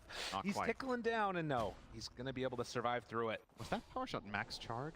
I feel like that I didn't could have think been it a was. little bit more wave to farm effectively. He's almost going to have the Ags now, That's 400 away. disgusting. It's gonna do so much in these fights, I feel like. Yeah. The good news for Talon is they have Ice Blast, right? So it's one way of preventing Dazzle from getting this major burst heal that he can get with Shallow Grave on the targets. We've seen a couple of games this tournament where it's just like, okay, Dazzle just burst healed someone 800. Not going to be the case with Ice Blast on you, of course. The Grave can delay your death, but you're most of the time not going to fully survive, at the very least. And Makoto now a wisdom room for himself, trying to build up those ancients. It feels like it's going to be on him to find that dazzle after like a haunt or something, right? Because Spectre any damage when you're farming, so he can actually just go and play jungle. He doesn't even need to go back to base despite having 200 health. He's even going top to clear out a little bit here. The Ring of Health as well as the Meteor Hammer. That HP region of 20 next to this tower, very quick. Now he's gonna go Mighty Mind. Oh, Get some so nice good. extra region there. look at how strong he is. He's so mighty. Yeah, 26 HP region up here. I mean, the other thing that I'm just thinking about is that you've got this Aghanim Scepter now done on Dazzle. It feels as if Talon are just comfortable sitting back, getting their farm on a little bit, but at some point, I mean, this is the type of play that's going to be scary. GPK rolled upon, silence, brought back into the Ice Blast. That is not the way they wanted it. GPK will get the Grave off, but the DOT coming through, they're going to end up losing at least Q, but with everybody else falling, I mean, it's way too much magic damage. I think Ollie did have vision of the Venge in that whole situation, right? It's Yeah. kind of next level if he actually overshot the Ice Blast on purpose to hit on one of your key abilities on cooldown for 2 minutes. In the past, you'd be like, oh, okay, you know, Spectre doesn't have Haunt, so what's really going to happen? Well, guess what? Spectre is ready again to go in 5 seconds. So, It's so silly. really got to be careful around the map here if you're Betboom and Hero as well. Venge has a key role to play here. And you saw that too, right? Like they're running down, they see that 23 Savages down there at that point at like 800 health, and they just can't get onto him. You don't have this global presence. Jabs. What's it in Toronto, Tokyo? They come through the gate. Suddenly, Spectre is back in the midst of all of them. Haunts away, gets out of trouble. Save, gonna pop Pierce the Veil, looking for a few more hits. After already losing the Venge, they're gonna lose the Muerta too. Talon are all over Betboom right now, one step ahead. Yeah, I love the way Talon are playing this. Recognizing that on team fight, right? Yeah. What they don't want is this 5-on-5 engagement where everybody's in a good position to chain their spells together and take advantage of the Ravage. As long as it's skirmishes, you just have such an insane lineup for this style of play. Jump in, caught though, and That's that a is big what one. they needed. That's Blink Dagger on Nightfall, so well played. That is a huge kill. Gives them a little bit of breathing room too. Now 30 seconds without Shadow Step. Gives them an opportunity to maybe push out the lanes a little bit more. Obviously, heroes that usually, especially the Tide as we've seen in this game, that want to push out a little bit. At least he got. Yeah, silver linings, right? He knows how to push his buttons. Now it's definitely been a little bit back and forth now. So in your estimation, there's been a lot of talk about how strong Spectre is. What do you think of that matchup against the Sven as we get later and later? Because there is eventually Silver Edge and all the rest of it, but Right. it always just feels like the pace that Spectre plays at is too much. I think it's a very unique matchup to really look at from the carry versus carry matchup, because I think the determining factor in this, more so than many carry matchups, is the supporting cast. It's about Sven obviously falls victim to being kited, right? So if you have the right defensive items or the right defensive heroes protecting the Spectre, she can just kite out his BKB and then overwhelm him, right? On the other side, for the Sven, you want to have teammates that set you up for that quick burst, and that's where someone like Tide is actually really good, because he can blink in, lock down the backline, and Sven gets to isolate his target and get that quick burst. Also, Venge is nice for this, right? Swap out one hero, you blast them with the Sven burst without the enemy heroes being able to connect. So, I don't know. I think in this case, both teams have what you would like in that late game situation. Maybe a little bit of a wild card could come out from a Weaver X. Do we dare say it later? That would be a 6 save for Spectre, because that's one hero Sven cannot, you know, kill in 2 hits. Spectre will eventually be too big for that, so Weaver might have a good shot at getting a save. I don't think Jeff's gonna buy it. He just wants to get it for free from Roche, like every greedy core player ever. You know. That's a classic, sure. I mean, and the way Talon play too, right? Like waiting for 3rd, 4th Roche, why not? You know they're gonna get there. And speaking of which, we do get the Midas completed now on cue. Oh, 20 minutes, you're ready. I think I saw a little part of your soul just leave your body there. You're okay. it's good. Everyone gets to be a core nowadays. Cool. Except Toronto Tokyo. He does not get to. I mean, maybe he'll get, you know. Now at least, broke as a joke. 23 Savage underneath the tower. Can they get there to help in time? Jump forward, half HP, Blade Mail out. Nightfall dying to the Blade Mail, and now the Ravage. That will be enough to get the kill. Beard, jabs, backing out Toronto Tokyo. He's going to be the first one dead on Betboom. Can they find any more? Makoto onto Pure. Still looking for the turn though. The jump in. Nightfall destroys him! Just like that, he falls. They did not anticipate Nightfall coming back into this fight. Ooh boy, they're strong. Yeah, and you could. Okay, hang on. Is this even over? Pure? Hey, Ollie, stay still. It's fine. They won't see. Oh no. Okay. Oh wait, Jabs got involved too. Wait, he went back in? Jabs caught in trouble, trying to escape. They know he's up here. Now, being invisible is really good though. It is very strong, but the dead shot fear DOT, it's not there. Jabs barely surviving. Any sentry or any dust there, and they also lose Jabs, but managed to get out there. Sometimes invisibility is invincibility. Pretty close to not being even invincibility there though. Yeah, I think Talon maybe need to keep in mind here that they have 4,000 dead gold, right? Oh yeah. Their Earth Spirit has a Midas and their AA has a Midas. So when this Spectre gets jumped and you're TPing in to help, you don't have that Glimmer Cape, you don't have that Force Staff that a lot of the time supports will be able to bring to the table and swing things around. Oh. It's one-man torming time for GPK. Come on, Ice Blast him, please. Is that biased casting? I don't know if I'm allowed to do that or not. It's not biased if you don't want it for the team to win. You just want it for fun. Oh, okay. All right. That's that makes fine. sense. If it's a good time, everybody will be cheering. It's always a good time. Army time. Ah, yeah. Oh, cute. Okay. Stunned, but 23 Savage shows up. Nightfall swaps in his carry. Oh, It's fine. Don't worry. It's perfectly okay. Backs out of there just in time. All right, that looked like that could have potentially got scary after the shackle shot lane. Didn't really have enough damage in the tank. Tokyo gets hit by that dagger, and I think they still had vision from the spectral dagger as that smoke came out. So Talon, understanding that Betboom are going for a move, are gonna back away, spread out to the other side of the map, and themselves a little bit of a wisdom rune as they head away. Almost completed Radiance plus level 15 here for Grace, so that's a huge upgrade for him. Let's see who gets the shard on the Radiant side.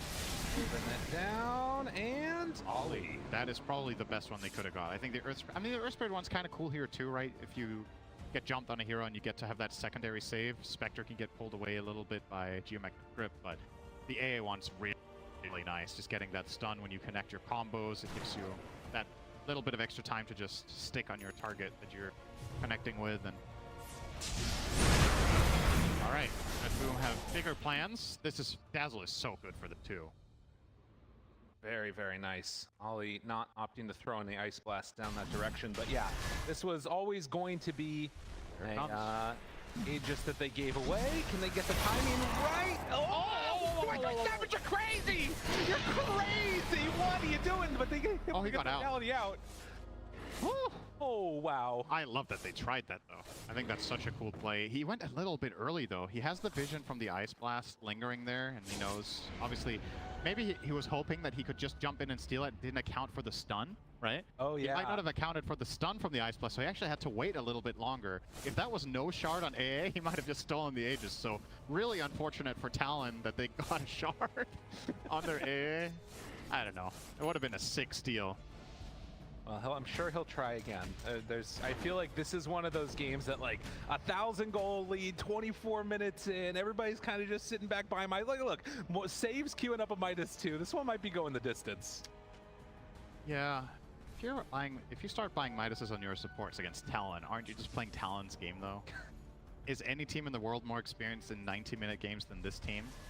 It's a fair point. I don't know. Betboom not ones to go back from a challenge though. The thing that I think there's still a little bit uncertainty about is Dazzle. Obviously, you want to say that the hero falls off, right? Because you have this old mindset of how the hero used to work. Right. But I don't know what the hero's true ceiling is in like an 80-minute game. Like, is he still going to feel as powerful as a 6-slotted Wind Ranger or a 6-slotted Weaver? Like, is the pacing eventually going to be a problem? Okay, hang on. Well, they find another. They get the Grave off. Toronto Tokyo Big not going to deal. be stunned. Ice Blast going to connect onto a couple. Can they bring them down? Q in, Magnetize out. Jabs trying to buy some extra space. They pop the dust. He backs away. So no more reapplying Magnetize, and Jab's going to have to time-lapse and run out. At the end of the day, it's only going to be a 1-for-1 on these supports. And Pure with a good call there to just hold the Ravage. There were multiple BKB heroes, couldn't really have gotten much out of that. Very defensive build from Jabs, right? He has Lincolns and BKB, but I think it's understandable. There's just too many problems, fights. If your mindset is that you want to get involved, and he wanted the Lincolns anyway, then BKB was probably the obvious choice afterwards. And that obviously means he's not that big of a threat yet. Now he gets to just fully itemize damage for the rest of the game, because he has the defensive items that you would want in 20 minutes. Yeah, that part is really nice. I think the thing that's interesting about the way Talon are playing this too is you've got this Sven that kind of has to play around this God strength. So yeah. While this window is out where they win a fight, sort of, they force out a bunch of abilities, they can't punish afterwards on Betboom. Very true.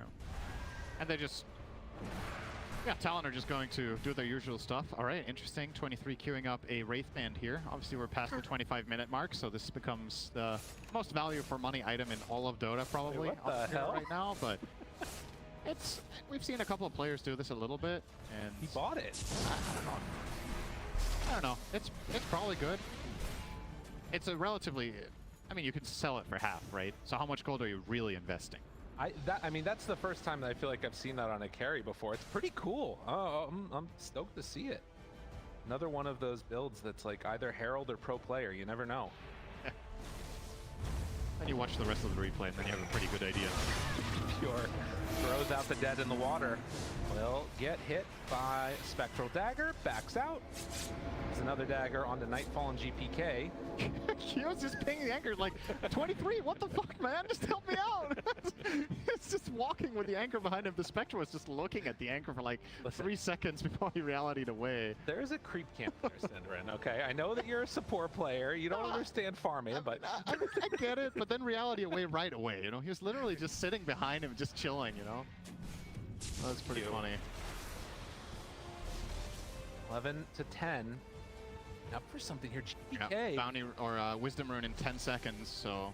Right on top of this Dazzle, waiting for him to step a little bit out of position. Do need to be careful. They don't have jabs. Pure is here too.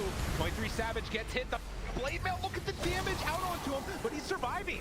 Immediately turns. He's still down low. That's going to be one dead. Can they find any more? Silence for a long time on Q. He's hexed after. GPK down to about half HP as Weaver continues the chase. So will Q. Continue to throw out the Magnetize, the force forward, and he goes down one time. Could not manage to get off the shallow grave, but Nightfall is just slapping away at the rest of these heroes. 3 dead for only 1. Picked the wrong fight. It's relatively even though, because Talon did get both Wisdom Runes, right? Oh, The reason Jabs was late was that he was stealing the one on the Dire side, but and you lost Aegis too. So essentially, it kind of was 2 for 3, but obviously GPK doesn't truly die there. Pretty close fight. I'm really surprised that 23 didn't just get blown up there, right? Oh, The way yeah. that fight started, it looked like he wasn't even going to press a button, but... Toto, dead in the water. Nightfall waiting, jumps, stun, and more than enough for the finish. That's a minute gone without a buyback. Yeah, that's a good kill.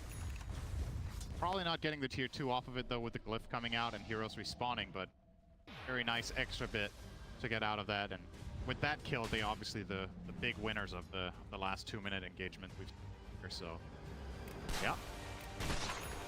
See what they're gonna do with it now. Obviously, I guess something we need to talk about a little bit here is BKB duration, right? Because they've been picked up early this game. The Sven has an early BKB, the Wind Ranger has an early one, and I saw the early one on Weaver as well. Once these start going down to 6 seconds, I'm trying to wrap my head around who this really favors more, right? Because one side has Tide, who loves when BKBs are short, because then he can pump fake his Ravage, and then he only needs to survive for a few seconds before he gets massive value out of it. On the other side, Earth Spirit, Shackle Shot, you know, everything, basically everything all your heroes have is just really good against the heroes that aren't BKB'd. So the fact that, I guess the fact that Talon have 2 versus just the 1 of Betboom is a little bit of a Betboom favorite thing here. Because the net worth value, so to speak, of the item is dropping significantly on the side of Talon, whereas for the Sven, you know, he has to buy it. Ultimately, this hero in late game, it kind of is a one and done, right? You jump in, you kill someone, you reset, and then you won't have BKB anyway. But for Weaver and Windranger, who are more about the staying power, having these drop to 6 is going to be quite meaningful. I mean, I think that this also is one of those situations where late game can get strange too, right? You've got Mjolnir procs. The vision, I feel like, from all these Ice Vortexes, if they can kind of set up in an area and breaking Blink Daggers randomly, it could be really frustrating to play against. We'll have to see what the setups are and what the vision's like, of course. Always really important in fights. Aghanim Scepter done on Windranger. As we're hitting that 30-minute mark, Neck Roche capable of respawning in 50 seconds. For the timer on that, as Spectre almost done with the Manta. Yeah, and when does 23 start to hit critical mass is the question here. We've seen he definitely is very killable for now, for the mid side, but once he gets this Manta plus one more item, maybe it'll be a bit tricky. Obviously also looking at the level 20 talent, which is going to be a big help, getting that 350 health there. Definitely going to be the choice in this game against such a burst-heavy lineup. So I wonder if this Orchid that he's eyeing up now is the right choice. I think he specifically wants to get it because he's playing against two saves, right? The Venge as well as the Dazzle, especially Shallow Grave, is super annoying. But I'm a little bit worried it might be too offensive of an approach and that he needs more health, either a Scotty or a Heart to, or even a Butterfly, right? Because Sven does not want to buy MKB this game. Well, he should against Windranger, but the hero genuinely doesn't want to buy it, and Nightfall isn't even eyeing it up, right? So he might get Nullifier instead if there's no Butter on spec. No, we'll see. An interesting last couple of minutes here. You can see both teams smoked up. We're waiting for somebody to step a bit too far forward. Talon opted to place that ward up on the high ground as Roche respawns, and now we're gonna re-smoke. So their movement as Roche was a relatively quick one. We'll see what this ends up looking like. Jabs nearby, the rest of his team can gather in together with the smoke if they want, but you got to imagine, oh, they're getting this quick. This is going rather rapidly. Talon, are they gonna realize what's happening? Roche is about to fall, and they are gonna get it for themselves. Do they take the fight after? Oh, Sven TP's top. He's actually going to show here. So when Nightfall shows top, if they in any way could connect, okay, it's just a full-on evacuate. Yeah, they're all 5 TPs out from Betboom. They are not going to give them any opportunity to find a pick. So nicely done. They just sniped that out, giving the Aegis to the Dazzle here, which makes the next fight for Talon that much trickier, because usually the way they would like to engage fights is to kill that Shallow Grave, but now you can't even take that out. So a few tricky minutes ahead for Southeast Asians here. Wow, that was really hard to say. That's tongue You got there, it? though. It's very good. Thank you so much. I was thinking, you're talking about like other items that we could see for Spectre. I also like the idea of maybe even going for the Aghanims later. We've seen sometimes where that hasn't worked out, but getting a Haunt, that way you can like pick and choose your targets, feels like it'd be really nice for Talon eventually. Yeah, Axe might kind of be a best of both worlds thing here, also because of the health, right? Like, yeah, as we talked about, a little bit of extra tankability on Spectre goes quite a long way here, so I do like that idea, because ultimately this game is going to boil down to, can you kill the saves on Betboom for Talon? I don't think you're going to start the fight by killing Tide or by killing Sven, and that's how you break it open. I think you have to play angles, you have to find support kills, you have to find the Dazzle, and that Haunt will indeed be a really nice tool for it. Especially because you have so insane follow-through, right? If Windranger ultimately gets a Blink Dagger of some kind, or maybe you get a dagger on... We've even seen daggers on AAs, right? Just connect and just blast this one person. That could be an idea. That's kind of a crazy play. I like seeing that. It'd be neat. Ollie's needing to get away from this before it kills him. And it will be Makoto. Okay. So Gale Force. It's actually quite interesting synergy between that and Ice Vortex, right? Like, you're trying to walk out of the Vortex, you keep getting pulled in and slowed. It sounds horrible. It's actually very strong if you place these spells well relative to each other. Yeah, a true feels good shard. You don't really want to buy it on a core Windranger most of the time, but you definitely are going to be happy to find it. And I think with the options available there, I think the Windranger one is better than the Rich Spirit one this game, so Talon should probably be pretty happy with what they found there. Well, Betboom, even though they have only managed to blow up a 5k gold lead, it does kind of feel like they're giving Talon the hug of death right now. All of those outer towers are down. Yeah. It's a little bit scary to leave the base, and now with the smoke up as 4, they're going to try and find Spectre. Radiant scan is just a little bit early from where the movement is on Betboom. Go for the wrap. Kodo is up there also, underneath his own ward, feeling somewhat safe. Talon have a pretty good understanding of what's happening right now, though. They evacuate, go down bottom. They have Q out here to break a smoke potentially on the Earth Spirit. He could just BKB roll away, possibly. So yeah, Betboom not going to find what they were looking for. Kodo going for a snipe? I think he's going to try and snipe. There's no way he can go for that Sven. Surely. The Sven is just completely off the table. Yeah. He has 4,000 health and will cry. But, I mean, honestly, that's kind of an interesting thing to talk about as well, is who can Mikoto kill? Yeah. Because Windranger is one of these awkward heroes that it's like a single target assassin ranged hero from mid that really needs to get value out of focus fire. It feels so bad when there's no... What? Okay. Listen, that creep camp had it coming, okay?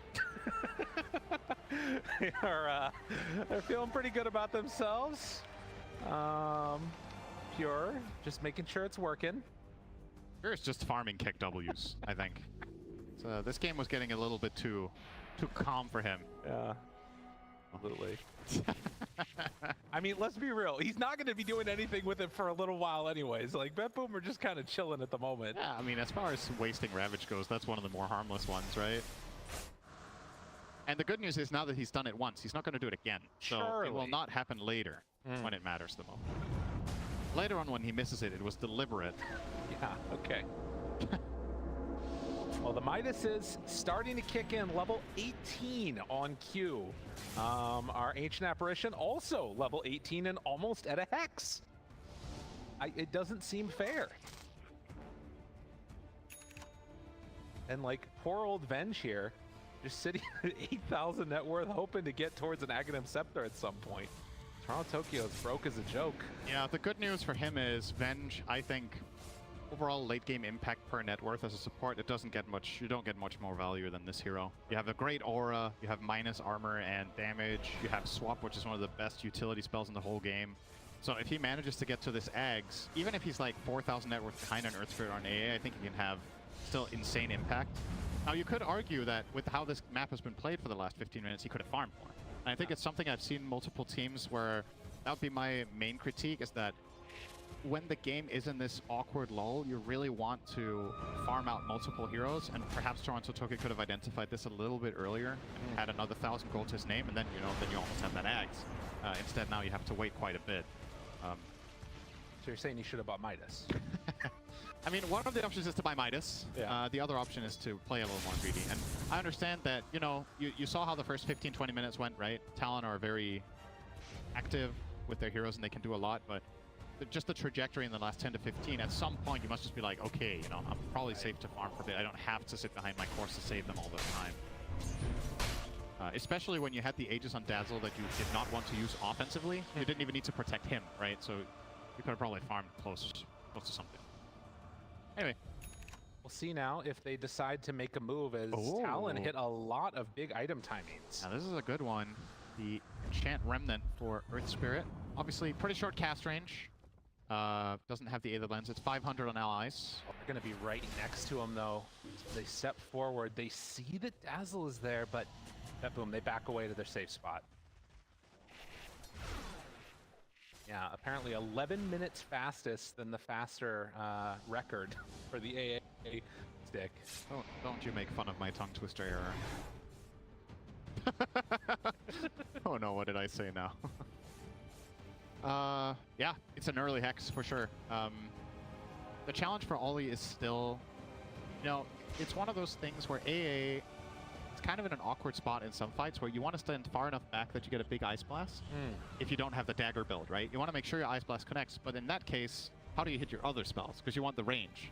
And then when you get closer and you can use your Hex, that's when you're vulnerable to just getting blasted one hit, because you don't have, the only save you have is the Glimmer Cape, right? So, yeah, it's obviously a great Hex timing. I wonder how he's going to use it. Like, who's your Hex target? You're not going to Hex Tide. who are probably not going to hex the Dazzle, who has Lincolns and Avenge behind it. Sven, maybe? I mean... Maybe post BKB. That's going to be Ollie's best chance at it, but you might die before then anyway. The way that this fight's going, he's really far back. We've definitely seen some other builds from AAs, right, to try to find that impact. I mentioned the dagger, but you could... I think we saw yesterday somebody almost reaching a refresher, which I also think would be really interesting this game. Yeah. Could have bought an Aeon Disc if he was worried about getting jumped, but obviously he's really trusting in his own positioning, which has been stellar so far this game. Well, it's easy to have good positioning if you never fight anybody. That's true. I mean, you say that. You say that, but you also need to not get caught around. Yeah, that's a good point. Fair enough. Well, next Roche is going to spawn. And this one, as a relatively quick timer again, it's going to be down bottom for a while. If Talon are going to be in a position to come and contest that. Aghanim Scepter in Roche's hand. With the butter on 23, this Sven MKB obviously important. We were talking about this is a potential build path for Spec. Allows Nightfall to get that double dip value from the MKB against the Spectre as well as the Windranger. So as long as Nightfall can get on a target, I think he can kill them pretty fast, even the cores. And Talon needs to be very wary of Sven's initiation angle. And they're backing out Talon in a position. I don't Betboom know they're here. Do they, if they see that Roche is up, I kind of wonder if they might just try and sneak it away. I mean, it's a crazy move to do that. See that it's in there. What if you bait your Weaver? Oh. And then you enchant Remnant him, kick him away, and then he can, you know, play the fight. Chance. Nightfall walks high ground. They see him right at the start. They're gonna blow him up. They get everything off. The grave is gonna be there, but can they break the TP? Nightfall manages to get out. He is gone. Well, we said you couldn't kill the Sven if he just stands there. You do. A run through, triple kill for 23. Waiting the whole fight, and it was perfect. Sometimes you just wait 10 minutes and then you just get it just right, you know? Just perfect. And this is the problem that Sven will always have against A. It's a satanic carry that in a lot of situations there, you get grazed by Dazzle, you pop all your stuff and you heal to full. Just not an option. Tries to panic TP out. This is genuinely an impossible play, but yeah, they were not expecting this vision. Oh yeah, wards win games, and that's definitely an instance where it happened. Nightfall even trying to TP out, but was just not meant to be. Ooh, man, that really opens things up now. Talon, this is where they thrive. 40 minutes, you don't stand a chance. Yeah, it is a bit of a... This was a first pick AA, I believe. Right? Yeah, after the Dazzle. So Betboom willingly picked their Sven into this, and you always need to consider satanic carries that are very much reliant on that. You either need to have a reliable way of finding and killing the AA, or maybe you would have been better off picking, say, an illusion-based carry or something like this, right? Because Sven really has this... There's this one asterisk to him, despite being so strong. Sometimes he's susceptibly, like, he's just surprisingly weak. You're just susceptible to specific things in this late game, and Ice Blast is one of those. Okay, Shackle. And GPK, he's found the Mindbreaker. It is devastating. Boy. Marvelous play from 23 and Makoto. It's just too easy. Yeah, this is going south really fast for Betboom. They lost like 15,000 gold in 3 minutes, so... And that's against a late game Talon team. We know how that one usually ends, and except against Team Liquid. Now this is looking really, really good for them all of a sudden. Mentor will be taken. Have to their wounds somehow. Nightfall will get himself a shard. But yeah, I mean, now getting the Aghanim Scepter for free onto Spectre, so you have Haunt available, you can play around that. It makes all of these fights that much more difficult, like we were talking about. Like, you can find save now in these. Yeah, the fights are actually just exceptionally difficult for Betboom, because if you look at the composition that they have, Dazzle's a hero that doesn't burst, right? This hero just doesn't do that. So it takes time to build up a fight that Dazzle can win, and that is the direct opposite story of how Sven plays fights. He wants to jump and kill someone fast and go from there. Essentially what this means is if Talon get vision and they have any idea what Sven is doing, they're actually just probably not dying, right? Yeah. If his dagger gets canceled by a Haunt, or if they connect anything on him that can lead into an Ice Blast, it's just such a... It always feels nice to play late game Dota when you have a clear path to victory. Like when you have this, you can make this game plan for your team where you know, okay, these are the conditions that need to be met. Because late game Dota, a lot of the time, it's really, really hard, right? So being able to simplify a strategy like this, it has got to be so nice for 23. I'm sure their communication is just, all right, if we see Sven, we're good. Well, and I think back, you know, you're talking about how easy and simple this is for Talon. Earlier today, we saw Betboom play very simple drafts around Lunas against Vivo Keydstars, trying to be aggressive with Terrorblades, pushing objectives when they could. And in this game, it didn't feel like it was the same sense of urgency. There was that willingness to go late game. And Betboom now, in the rewards of that, we'll see how they're able to deal with the next couple of minutes. As Pure, wondering if they're going to go. I guess that's what you're talking about again. They got to wait for the Sven. Yeah, I think the worst possible entry into a fight for Talon is going on Tide, who then gets swapped. I think that is the worst possible thing that can happen. So just don't do that. Yeah. Just if Tide is the only one offering himself up, you know, play the rest of the map. That was the pub side of me coming out. It's like, Tide's there, we can kill him, right? Let's go, guys. But not opting to go for it. And instead, Makoto going to take the tier 2 tower down bottom. Yeah. Serious damage starting to come out of Windranger too. We've talked about earlier, okay, who can you really kill? But this hero does reach critical mass at some point where the Shackle Shot is enough time to find kills on a hero like Dazzle potentially, or at least the Vent, or the Save Muerta, who has been very quiet the last 15 minutes, right? Some 6 shots early on, but he's been bringing that much to the table as of late. He is trying to become a core though, right? Right. So that's kind of the question mark here, is if Muerta can just be left free to get towards those items. You've already got Mjolnir, you got BKB, trying to get towards MKB next. That could be a problem hero to deal with, particularly if, you know, everything is used and expended to try and kill off the Sven. Yeah, you are still, as this Muerta, very much dependent on your BKB, because the amount of just random magical damage in the fight is going to be too much. I don't think you're safe to fight if you ulti, because there's just too many things that can kill you off. But during BKB, you can have some serious impact. I think the dream for him is obviously to try to kill supports. Open up the fight. Kind of the name of the game for both teams here. As the items keep... That's the Hex reveal. Again. Jumps. How much can they do to Kidu? He pops the BKB, rolls away, and now 23 Savage, he decides to go in. He sees the Sven, so you know what the drill is. Nightfall, Ice Blast, it's a good one! No, not quite gonna connect, and now they have to back out. That is Captain's first weapon. Gale Force, Ravage, got him! They have an Enchant Remnant still if they want to get in range, and they do it! Nice play by Q, but it's not gonna matter. He does not have enough to kick him out after.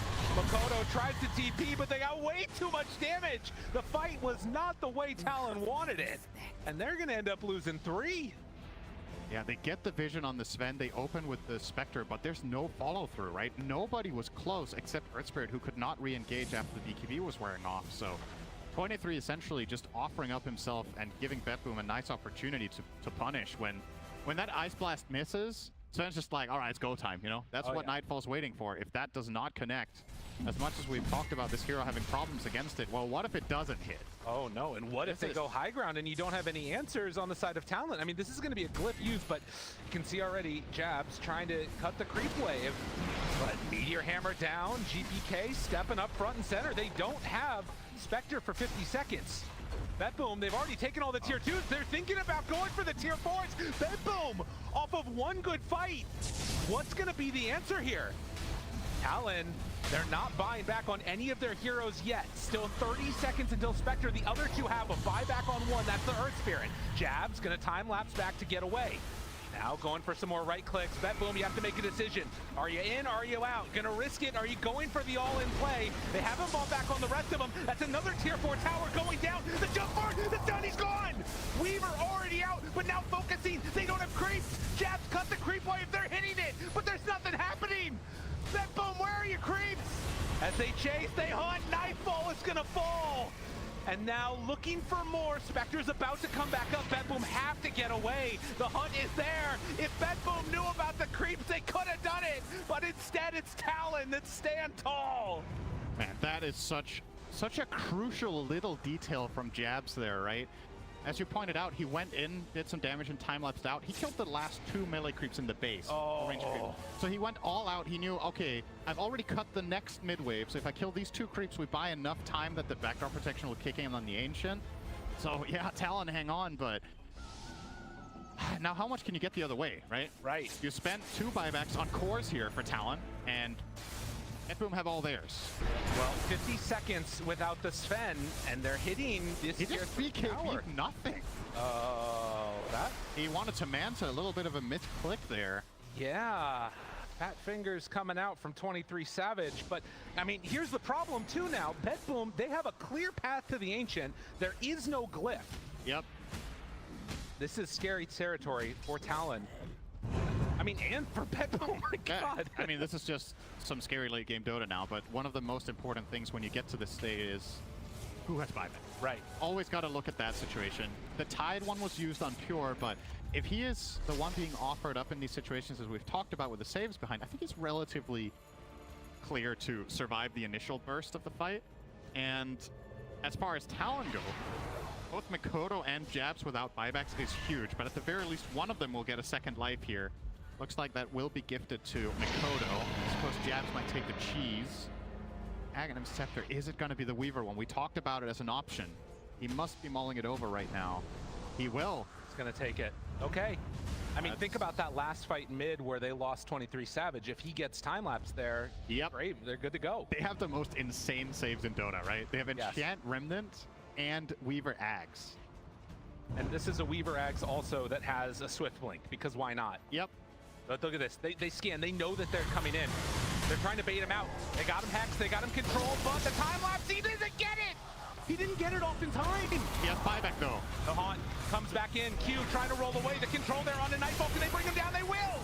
Makoto focus fires one. Now on to save. Trying to find the backlines. They get GPK. Didn't get anything off. Toronto Tokyo is dead. They're going to also lose the Muerta. That is 4 dead. Muerta the only one without buyback, and back down the lanes they go. Pure. Just please leave me alone. I don't want to be here anymore. All right. If he stays here for another 4 minutes 30, he will get an abandon. Okay. All right. We're good. He got out in time. Thank goodness for that one. Well. Oh boy. Well, Sven does have the buyback. They don't have it on Muerta, and this will be forced out. But again, now another key buyback for Betboom was forced out on the Spectre, right? So now there's another hero that they could potentially kill. And a lot of the time in old school Dota, late game Spectre was so good because of this exact play. You're so hard to kill, you die on essentially on purpose to just give yourselves a really good fight. Because if Betboom want to kill 23, they have to pop all their stuff to get the first kill. He buybacks haunts and gives vision of everyone. The team collapse on them, and you can't kill him a second time. But it's not going to be the case anymore if Betboom stay in this, which it looks like they will. Thinking about what could have been again for Betboom, that opportunity that they had, and Jabs playing a clutch role to make sure that he was able to get there in time to kill off the creeps. Oh, this is a big item now. 2 on 23. He gets the refresher orb, so can just haunt back to back without committing. Can just force cooldowns defensively out of Betboom. Gives so much vision. This is looking really good for Talon now. Honestly, the only thing that could truly go wrong for them right now is if Betboom pull off a smoke play before buybacks come back. If buybacks return to the side of Talon, it is so stupidly difficult for Betboom to still win this game. So I think their mindset right now should be, all right, we know what heroes don't have buyback. It's kind of a YOLO moment at this point. If you play not to lose this game, you will lose. You got to play for on Betboom, you're talking. Yeah, they have to take a risk here. I don't think slowing the game down now and being like, okay, we'll let both teams wait for buybacks. I think you're giving Talon way too much of an opportunity, and they will go. Think about it. No, they won't. Just kidding. It's just a shadow step. Of course, that is back up in 12 seconds. A little bit more than that, but very, very small. I mean, they're sitting back. They're sitting pretty on Betboom. They only have that one more Rax along the top side of the map. And I guess there is some logic also to the idea. You can understand the temptation to be like, all we need to do is one big fight, so let's take the perfect fight, and then we can win the game by running down mid. The problem is pointed out is the buyback status. When the buybacks come back, I think the perfect fight doesn't really exist anymore. That's the problem. Because your lineup, the way it's tailored, it's really good at killing heroes the first time, but they can't do it the second time. Tide is far away from Refresher. When Sven has used all his stuff, what are you really bringing to the table? Sure, he has a Refresher for a second round, but he has to be able to inventory manage and not get caught, so he's able to get it off after he pops everything and jumps in. If there's any sort of counterplay that messes him up, it's going to be a He's dead problem. in the water. Yeah, so... And even if you do get the Refresher off, that doesn't guarantee a good fight. If you're Ice Blasted, you're still going to die. So many maybes here for Betboom. Talon will lead the charge. Aegis for another 50 seconds. That might be what Betboom are waiting for. When that runs out, perhaps you're looking at initiating the fight. The problem is the sweet spot here. Windranger's buyback is 2 minutes, and the Aegis is 45 seconds. So your window of opportunity is extremely small. It's coming up right now, though, and already they jump. The Venge is there to swap it, now throw out the stun, but dead for 100 seconds, still has that illusion playing around. Oh, that's a good Immediately shackle! caught, but they connect. They got him caught. Nightfall has to back out. Don't have another Ice Blast yet. Nightfall retreats. They're able to hold out. I mean, again, losing the Venge is devastating, but they could have lost so much more there. Yeah. Has to swap instantly. The Tide is not completely safe. As we talked about, he's not going to die in the burst. He will be able to be saved by the swap, but obviously, you're offering yourself up at that point. Venge has no escape plan. And this is that window that you're talking about. The Aegis is about to expire. Venge is dead for it now. Yeah, you can't. Now you can't go for the aggressive play anyway. Venge is too important for this to be an option. So, Talon effectively have bought themselves buyback on Windranger with this aggressive move. And that should also mean that the Weaver will have his. They have basically on the same timer. Not enough gold right now, but actually, never mind. He'll get it in a second on the Weaver. So jabs as well as Mikoto with those second lives. Only 23 now. 3-minute cooldown on his. You know, on the the side other of thing that's Betboom, coming up though, right? Pure will have it in a minute and a half. And 3 minutes on GK. So, yeah, I gotta say it again. Advantage Talon right now. Pure has Refresher now done. So a big other item. Oh, it's waiting there. Yeah, it's off to the side. He's flying it through them now with the barrier. Actually, Oh, that was close. 23 jumps on Pure, backs away. Grave is there. Blink back GPK. Fine. Able to reset Haunt down. That was very close. yeah, maybe his mindset was that we can jump on the Tide because there's no bench to save, but not the case. I feel like you got to go now if you're Betboom. You just saw Haunt. There's Refresher use BKBs. This is a good moment of opportunity. Absolutely. There's also a ward in their base, though. Scouting out a lot of these movements.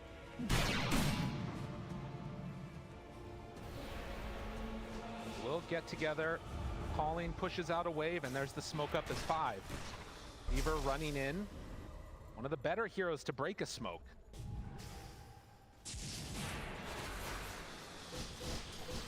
Steps forward. Weaver still running through a dangerous area. He's so hard to kill. He's just blinking away after Sakuchi.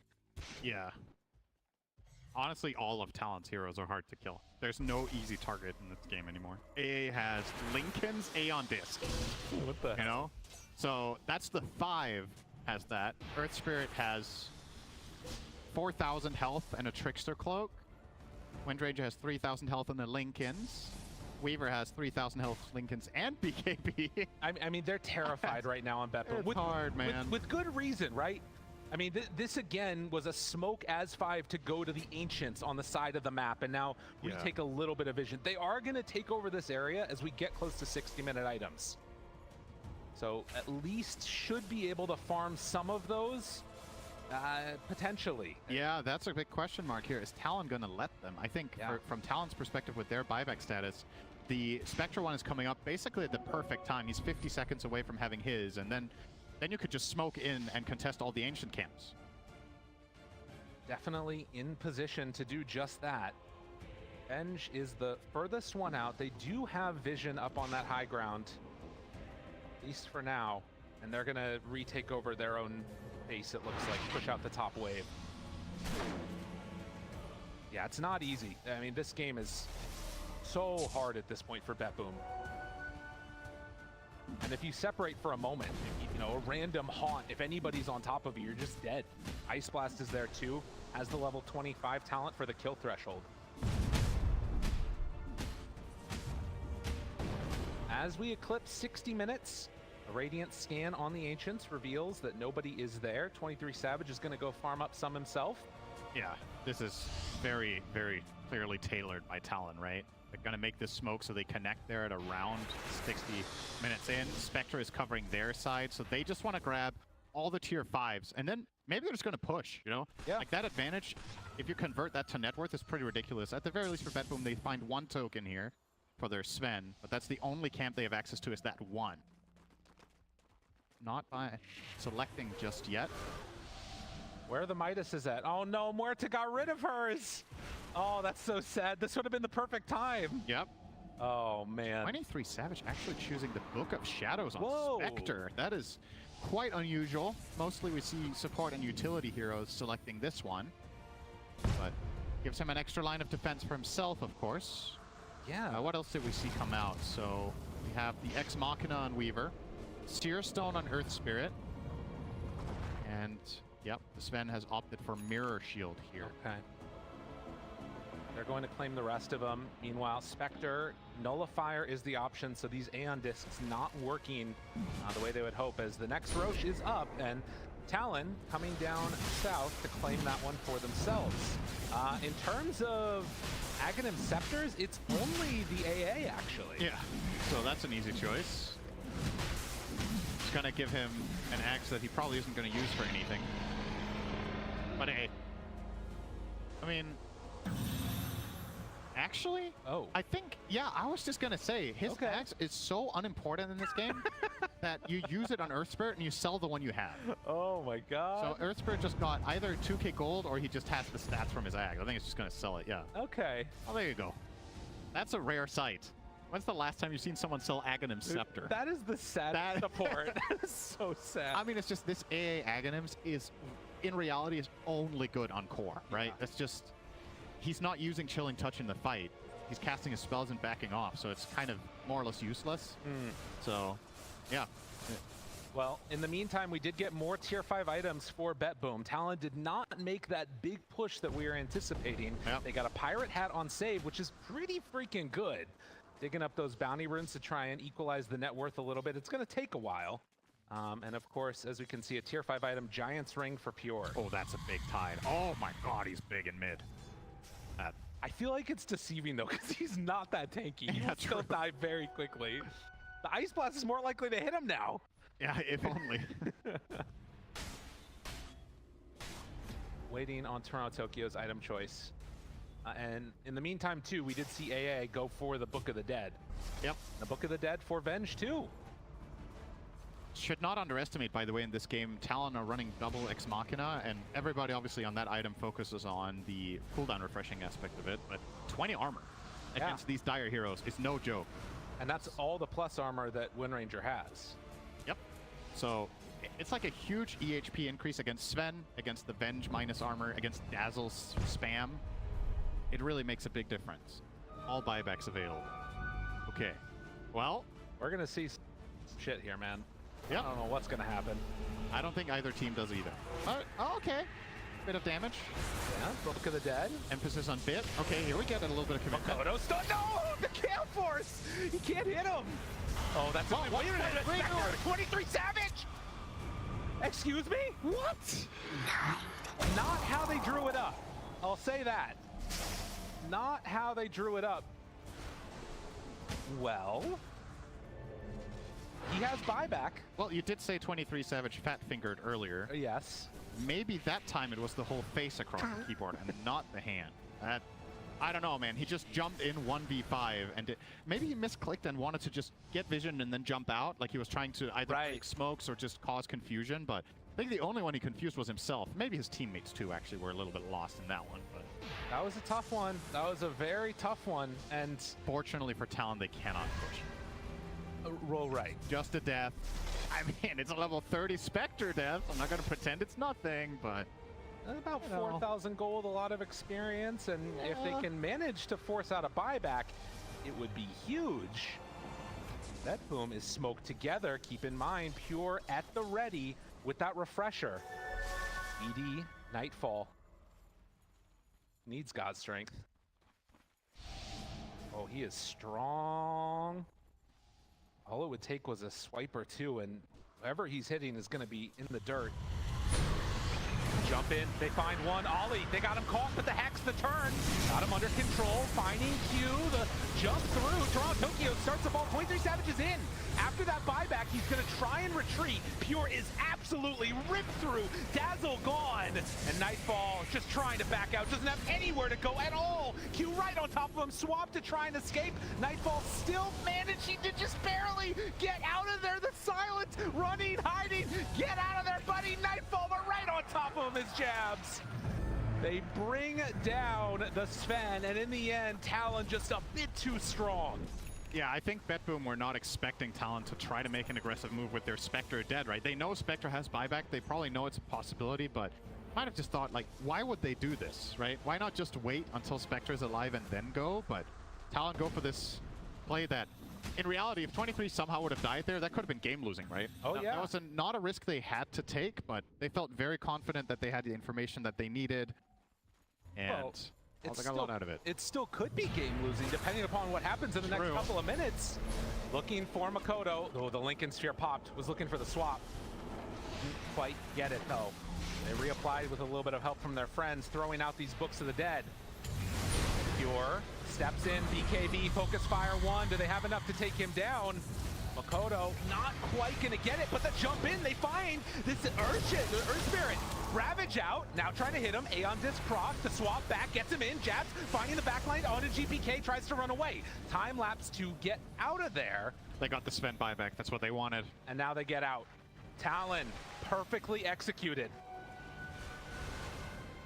They poke and prod, and eventually, under so high pressure, it is so difficult to just keep holding the buyback on Sven, right? And eventually he does cave in and go for it, but gets nothing out of it. Pops his ult, has nobody to hit. Now, well, we've talked about the Spectre being a potential risk here for Talon if he does die. There's a lot of risks on the Dire now. The buybacks are not looking healthy on the side of Betboom. You have none. And so this is the question that I have in like these late game scenarios. You're sort of in a dual situation with Talon, where on the one hand, if you push and you take advantage and you win a fight, obviously you just win the game. But also they're under no pressure to try and end either, right? Right. Do you think it's worth it to attempt like a smoke play, running in there, finding kills, or is it better just to sit back? I think considering the buyback advantage that you have right now, you can try to go for skirmishes that don't immediately involve the Spectre. Like, see if you can get good conditions for a fight, and then you pounce on it if you see it, and if you don't, you just poke and prod, and if nothing comes out of it, that's okay, right? Yeah. I think just sitting back and farming isn't... I mean, there's nothing more to farm for. bad necessarily, but it's not really improving your chances of winning by a meaningful amount. I think poking these barracks with Ex Machina, BKB, and Focus Fire is probably the way to go. There's no glyph. Top one. Oh, they kicked it out. That's a big statue. That's what they needed. Catching onto Pure down low, but the swap long range. Pure tries to back out. Does he have anything else left in the tank? The Ice Blast is there, but Pure lives through it all. It's going to be Toronto Tokyo going down, but no, Makoto jumps in, takes down the big old watermelon, and Betboom now on the back foot. No heroes really left with buybacks at this stage of the game. Magnetize is going to do some damage, but this is Mega Creeps. Talon take dominant control, up 50,000 net worth at 68 minutes. And they know for a fact there's no buybacks here. So they know they just need to keep calm. It's a 5-on-3. Wait for the right opportunity to get a jump with Earth Spirit probably here. Q is being glimmered up. He's trying to find an angle. And he might just go for this one. 23 Savage just sitting in fountain. Jump forward, Jabs. Can't hit onto a target at all. Save, jumps in, pierces the veil. Tries to bring him down, but Aeon Discs, there's nothing there. 23 Savage throws out one salvo of abilities. And as they are not able to grant purchase, it is just going to be waiting for God Strength to wear out.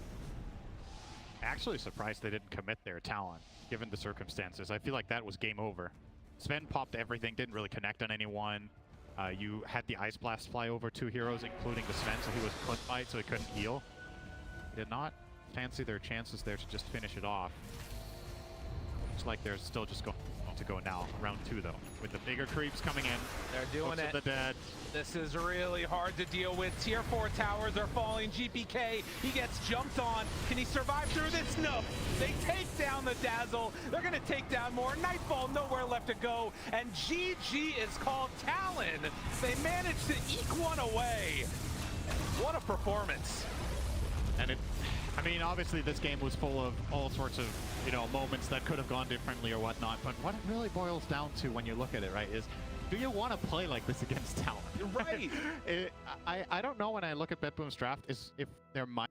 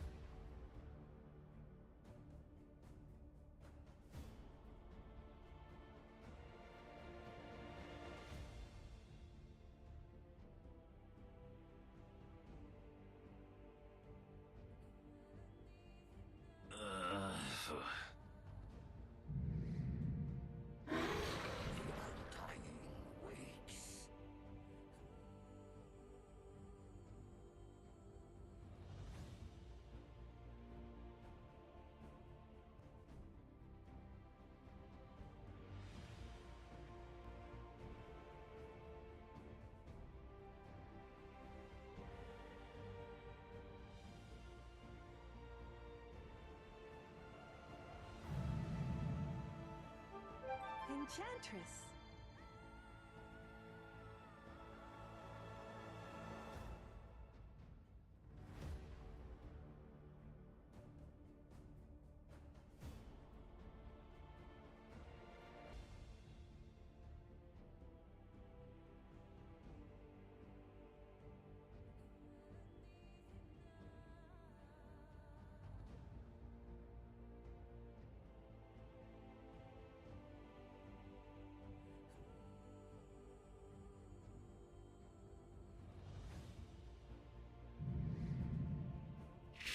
Mereska has arrived.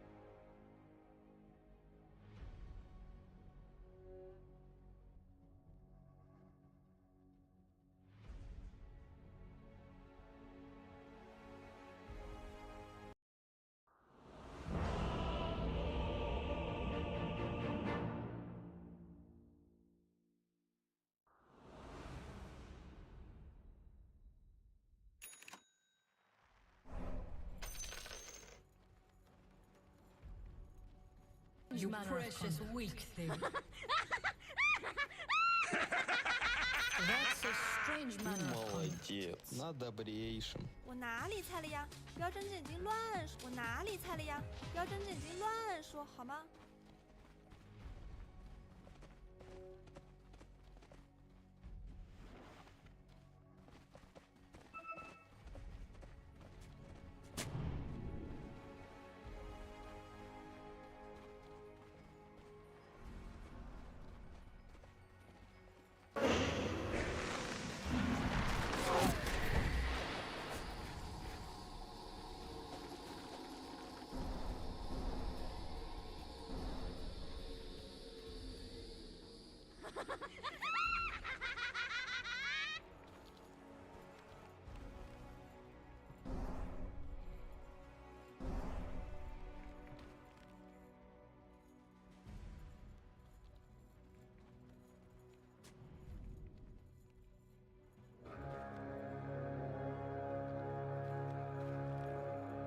The crowd pleaser always there. Pudge, Marcy, Ricky, we fell into a different patch. I don't know what's going on.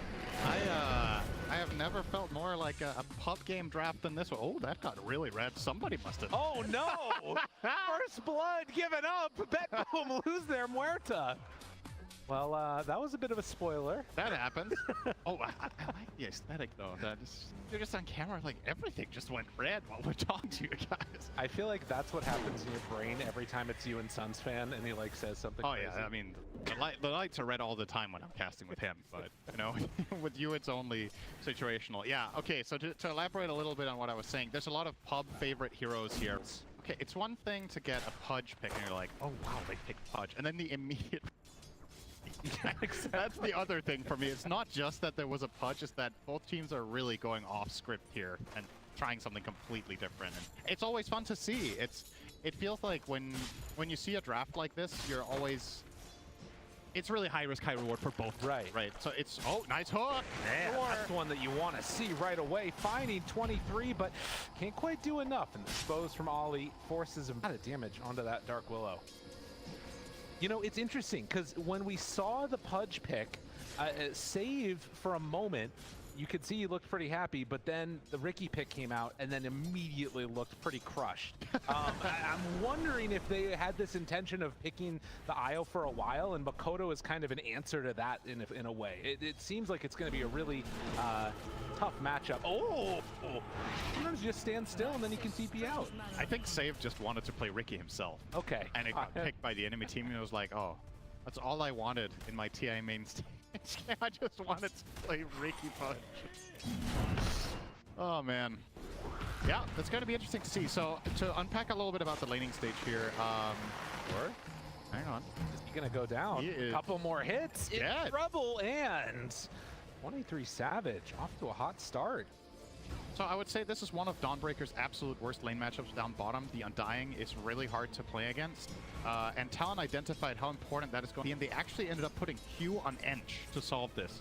So specifically, one team counterpicked a lane core with a support, and then the other team countered the 5 with a 4. So it's a pretty interesting dynamic that we see very rarely right now, but it shows a very good understanding on both sides of they know how important this Dawnbreaker is from the way Talon is going to play, and therefore both teams are really trying to protect it a lot with the draft. What happened after that, I cannot really explain how that plays into the whole thing with the whole Pudge and the Ricky. I think there's a lot of surprise going on here for both teams. I think Pudge is good against Willow, so perhaps that is a part of the logic here, was that they were expecting a core Willow. But I mean, say that, they're off to a good start top on the Willow Marcy lanes. Absolutely. And I like this little play that we've been seeing. The Dispose into Brim. Oh my He's God. really fat, so he walked through another one, and they managed to get another kill onto Pure. That is not the way he wanted this to go. It is a really cool pairing with Willow. Any hero that has displacement abilities is so interesting because you can get people to hit multiple Brambles, right? Bramble Maze is kind of balanced around you getting hit by it once and how much damage it does. So if you have a hero that can force the enemy team to get hit by 2 or even 3, suddenly this hero is just one of the strongest laners in all of Dota, right? Because Bramble Maze level 1 does how much damage is it on 1? Like, I want to say, let's say 150 or whatever. You get 3 of those. It's kind of a done deal. No, it's dangerous for sure. And the other thing that we can sort of keep in mind, it was talked about, and I think that they showed this little graphic too at the beginning. This is the first time that they're playing Undying on Betboom this entire tournament as well. So a little bit of a change just in style in general for them. We'll see if they're going to be able to contend with that Enchantress on Q and all the creeps that they're going to be throwing his way. And he's definitely going to feel comfortable with the hero itself. I would say this was probably Toronto Tokyo's single best hero last patch before some of the changes came through. Again, so they kept him. He's strong this time though. Oh yeah. Save pops the salve, and that does create some issues. 2 bracers, overcharge. Hard to kill. Big boy finds a hook. Nothing else. Yeah. 3-0 start, but going to be an interesting match as it does feel like Tombstone after... bottom. Oh, can they go on him? Tokyo wants to chase. The pushback, that's a good one with Deadshot. Means Jabs gets away. And of course, this is going to happen if Enchantress leaves the lane for any amount of time. It did cost them the Tombstone, though. So Jabs is going to have a little moment of opportunity here. Maybe they'll make an aggressive move with the Eng coming in. Oh, he's put the mana burn creep. Just going to make Toronto Tokyo basically useless until he goes back to base here. Has burned him down to 50 mana. Undying with no mana is just nothing, you know? It's a melee support that's kind of slow. Dude so. has Windlace. Yeah. That's real bad. Gonna be curious to see what he chooses to do now on the Undying if he's gonna go back to base. He's sending out one Clarity, a Raindrop, and a Blood Grenade. So it's gonna take him quite a bit of time to get his mana back up with just a Clarity, no Mangoes. Meantime, the movement in towards mid to try and see if they can hunt a GPK. Brought 3 heroes total with Makoto in tow. Yeah, they have the Purge creep. Good one. They get an angle. I mean, GBK knows that this is happening. The 6-minute mark, runes are coming out. It does look like it's going to spawn top with an illusion. And a good job by the Invoker to stay pretty far back. He played it very safe there, as he should. Nothing gained out of that movement yet. They are still hanging around that area, though. And instead, the wraparound is going up top. Kodo, Yeah, this one's going to be less expected, I think. Diving this tier 1 tower this early. Oh, and then pulls him back into the cloud. That's really nice. Didn't quite get the Bramble connection, but Save trying to escape, needs another hit. 23 Savage in very far, and now Pure right on top of him. They're trying to buy some time. The hook, it does land. 23 gets lifted up. Nice tornado, and Ollie also going to fall. GPK with the clutch rotation is down bottom. They're chasing Jabs. Tombstone on him. Starbreaker hits. Jabs wanting to make his way through the gate to escape. Still has stick charges as they pull him back in with the fear. Jabs, hammer, jumps away. Does he get out of there? 18 HP and he's out. Oh no, never mind. He got pathed. Yeah, I'm not quite sure what Nightfall was going for, dead-shotting him there. Maybe he feels like it's the last opportunity he's going to get to reliably hit it before, so I want to hit that afterwards, right? So you can just fear him back into you when he's dipping out. Yeah. It ended up working with the Decay, but that was pretty close. Still, it's a big kill for them, and I want to say, overall, in quite a few of Betboom's games as of late, GPK has not necessarily been off to the hottest of starts. This is a good one for him, so... The Invoker having a great start here. He shows up and Pure didn't stand a chance. They brought in a lot of people for that kill, and Save trying to escape. Throw out the terror. He's still running that direction, so that won't actually help, but nonetheless. Okay. Makoto tricks the trade. No, good cold snap there. Sure that he couldn't dodge it. No mana now on Ricky. I think he wanted to show them that he can hit it.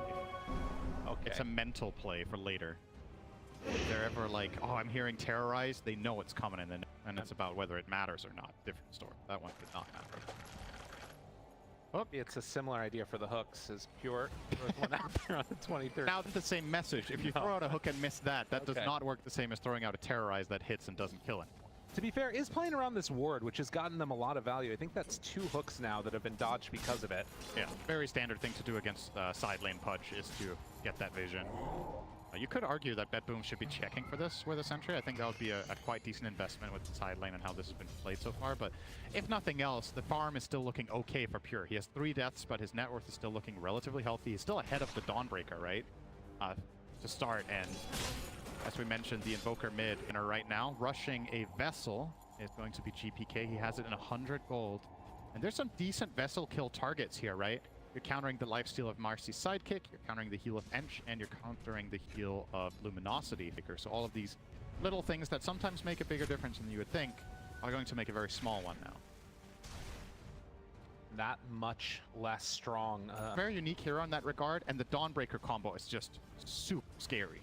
When Ricky gets Diffusal Blade, he can just go on any hero, diffuse them in Smokescreen, and they use Dawnbreaker ulti.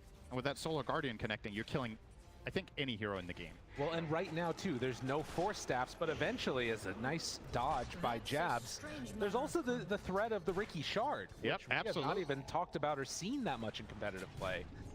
Hero's been super dead. And even if your player is not be that high on net worth, because he doesn't have the best way of farming, so he's more likely to receive the Shard, I guess that is a very dead Toronto Tokyo. Didn't stand a chance. Got Marseed. There's just something about Marcy's face after she punches you that hard. Like, this hero just absolutely obliterates you. You just look at her, she's just smiling, you know?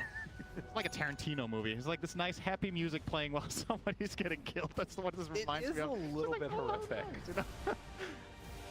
Yeah, that's your Uncanny Valley, something about it. Yeah.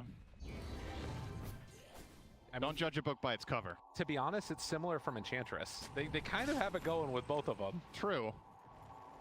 Kodo, he's the stack being made. He is in this is a precarious spot. He's under a sentry ward.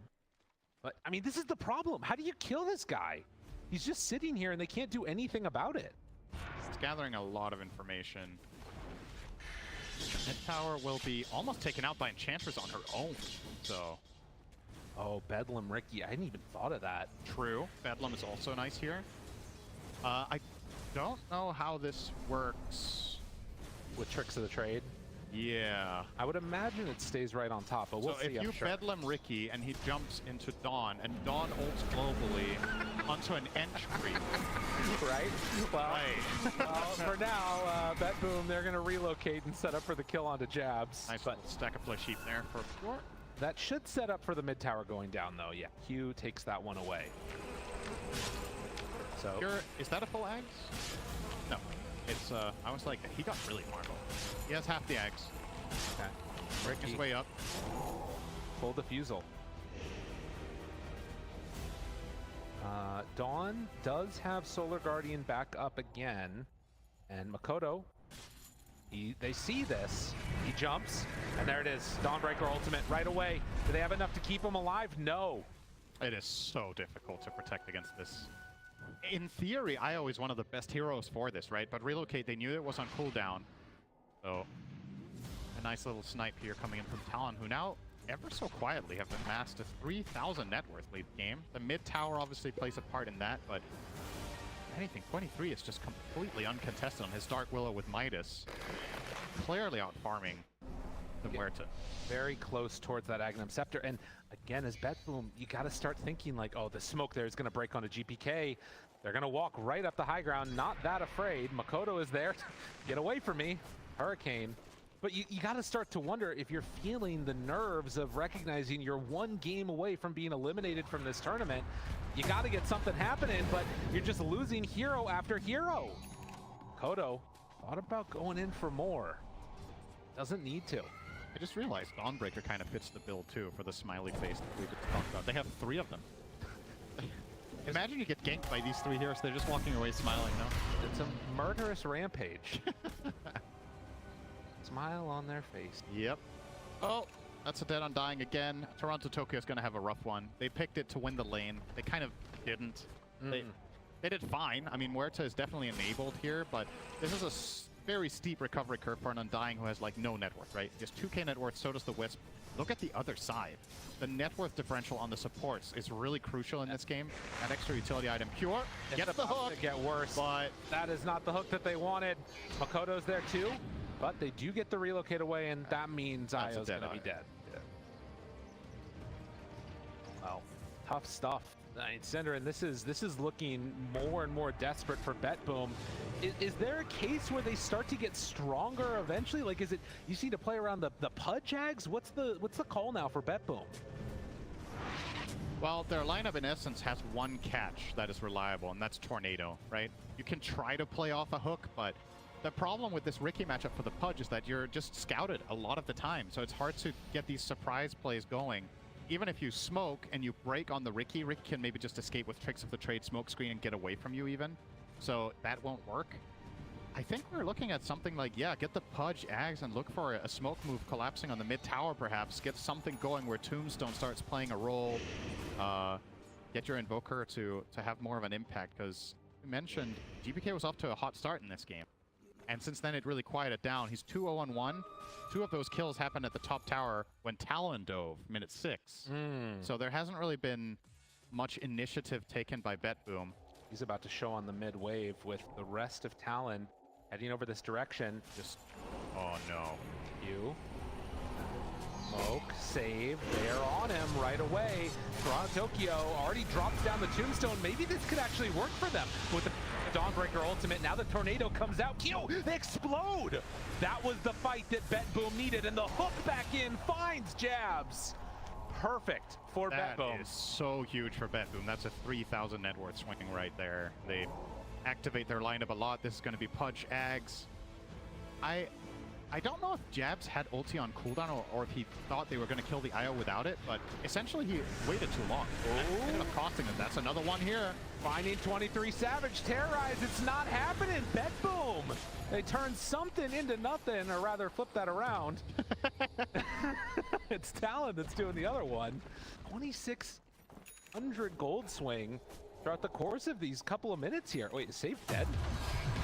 Suddenly Ollie shows up and it's gonna find the finish on the save.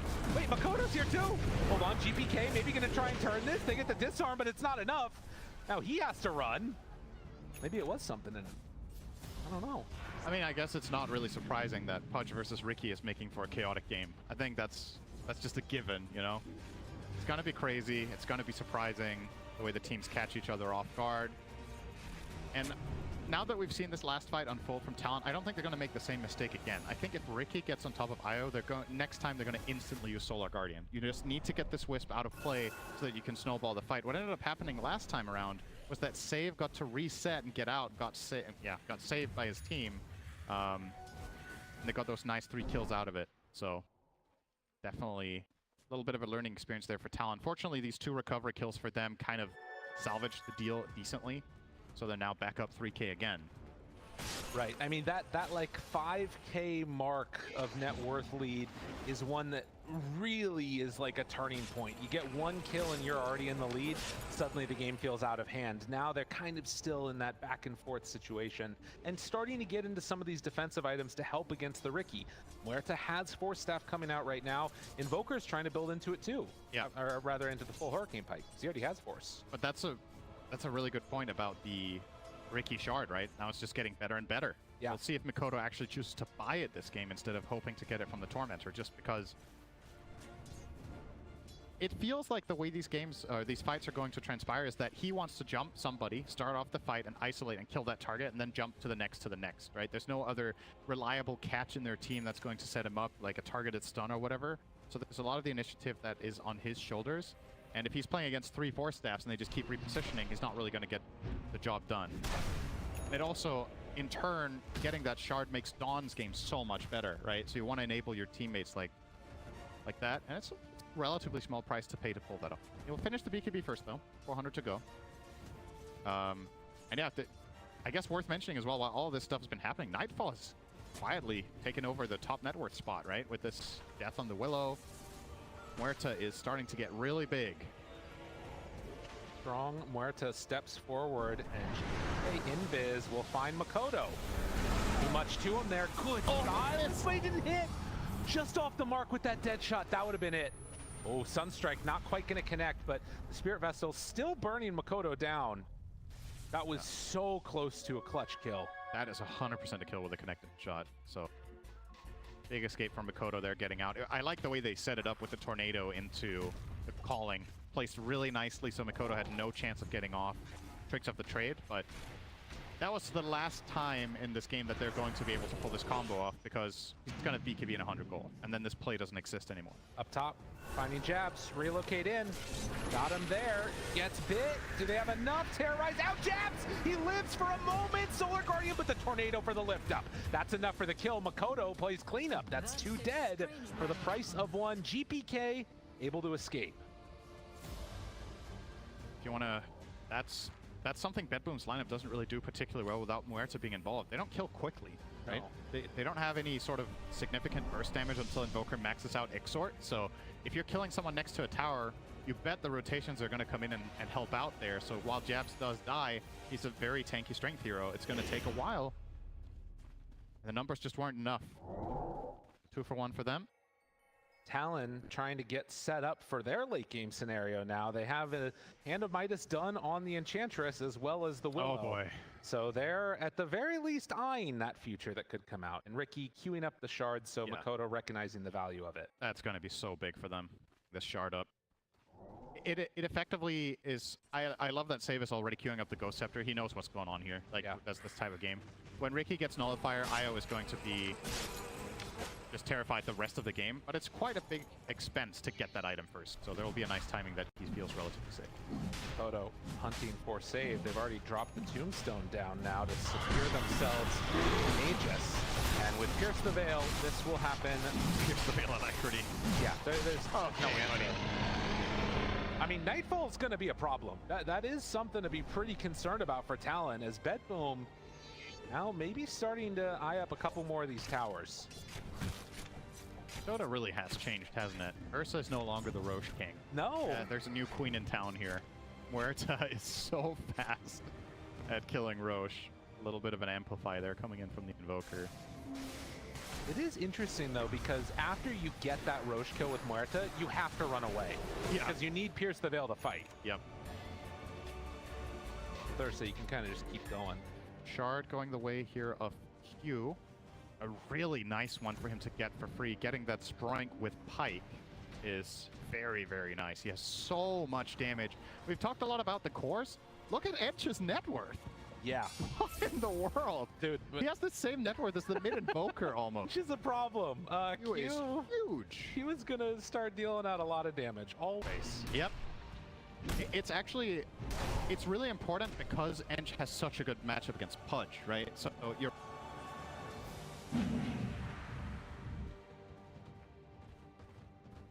He would love this one. Right. Very dominant, pressuring lanes. Well, and I think for a lot of people, you think about what Sproink is, and people are just like, well, you still run into the same problems with Enchantress, run out of mana, you can't able to do that much, but not really the case in this one. Well, that's a good way to deal with her, although the Hurricane Pike gets away, and then the Sproink, the jump out, jabs on top of Save, hits the stun onto GPK, now 23 Savage from deep, trying to bring down Pure. They relocate him out! Oh, okay. That's a good call, honestly. But Nightfall is now all alone. They want to chase anymore? No, they're going to get him out. Okay. Yeah, so they have to reload him out. I think the Deafening Blast from GPK there kind of saved the whole situation. If that does not fly in when it does, Ollie would have connected the rebound and they might have just killed them off. But at the very least, they reset the fight, get their Pudge out of trouble. And yeah, Muerta coming in for a bit of an ult doesn't really help when there's no lockdown in play. Everybody just kind of runs away. Still, stabilize the situation, Betboom do, and probably the reward for this might be a top tier 2 tower. Nightfall really wants to put some pressure here. He still has the Aegis for a while. And it looks like Talon are not particularly holding this. So we'll go their way. Well, and I'm thinking back to what Moon was talking about a little bit during the draft, this matchup that eventually happens of the Dark Willow and the Muerta, and you know, neither hero really being targetable when they're in their abilities. So it's maybe going to come down to some of these other heroes and see how it works. If Pure can actually stay on top of a target and, you know, shut down this Willow, it'll be something to watch for. But they're smoked up as 5. GPK leading the charge, runs right near Jabs. Q all alone. And with the Tornado lift up, Pure there to follow up. Gets the Force Staff away, but more than enough. A pretty big kill. It's a lot of gold for just killing a support. I will say the support with Asterisk because he's actually got more net worth than his offlaner. So thinking of the Enchantress as a support is probably wrong in the game. It's a flat out core kill. They also get the tower. So nice little sequence here from Betboom. Top tier 2, bottom tier 1, core kill. See if they can get more out of this Aegis now. 50 seconds left. The wave is coming. No Alacrity available though. Invoker is showing mid. TP coming in from 23. Ricky being on the other side of the map makes this a hard fight for Talon. But will throw down the brambles and start to do some damage. Force Staff gets Nightfall away from trouble after the calling. Still no Ricky, still no Invoker. Kodo's going to get to work on the Nullifier as expected. BK spots him. Now the relocate. BKB, Makoto tries to jump away. Link strike, but still in vision just to the side. The hunt's there. Can they chase him down? Does not look like it as Kodo gets some separation. Oh, Save almost got found on the reload back there. They weren't quite in position yet. I think they didn't know where the relocate came from. Pure, he's caught there. Now, Hammer, jump. BKB, Pure gets out. Toronto Tokyo, Tombstone down, it's already dead. Kodo will jump before the EMP comes out. Not a ton of mana, good calling. Silence onto 2. More of this cat and mouse game going on between these two sides. Yeah. Ramble accuracy, again, leaves a lot to be desired here. I feel like 23 has not exactly been on point with them this game. It's also, you know, you don't have the most obvious setup. You don't have like a clear stun that's just going to make you hit the brambles, but these moments, if they do connect, it's a very different story. So perhaps to be just a little bit closer. It is a bit of a range issue some of the time. Yeah. All right, let's see. Betboom versus Tormentor. A tale as old as time. Save. Will they survive? Oh, save. Oh, no. They survived. All right, he's good. And that... Crowd's excited about that one. That will be your favorite shard in the game. Grab ally. Oh, is that my call? Okay, yeah. I'm gonna ruin my voice. That sounded pretty dumb. So that was a good impersonation. Oh, There you go. no. Very good. 28.5 minutes in. And that nullifier, a little ways away from Makoto. But yeah, in a couple minutes here, we've still got Roche, 1:30 till it's capable of respawning. Holding on to this area, do they want to test Pure? I mean, it really kind of feels like there's not great targets to go on unless you can get that IO.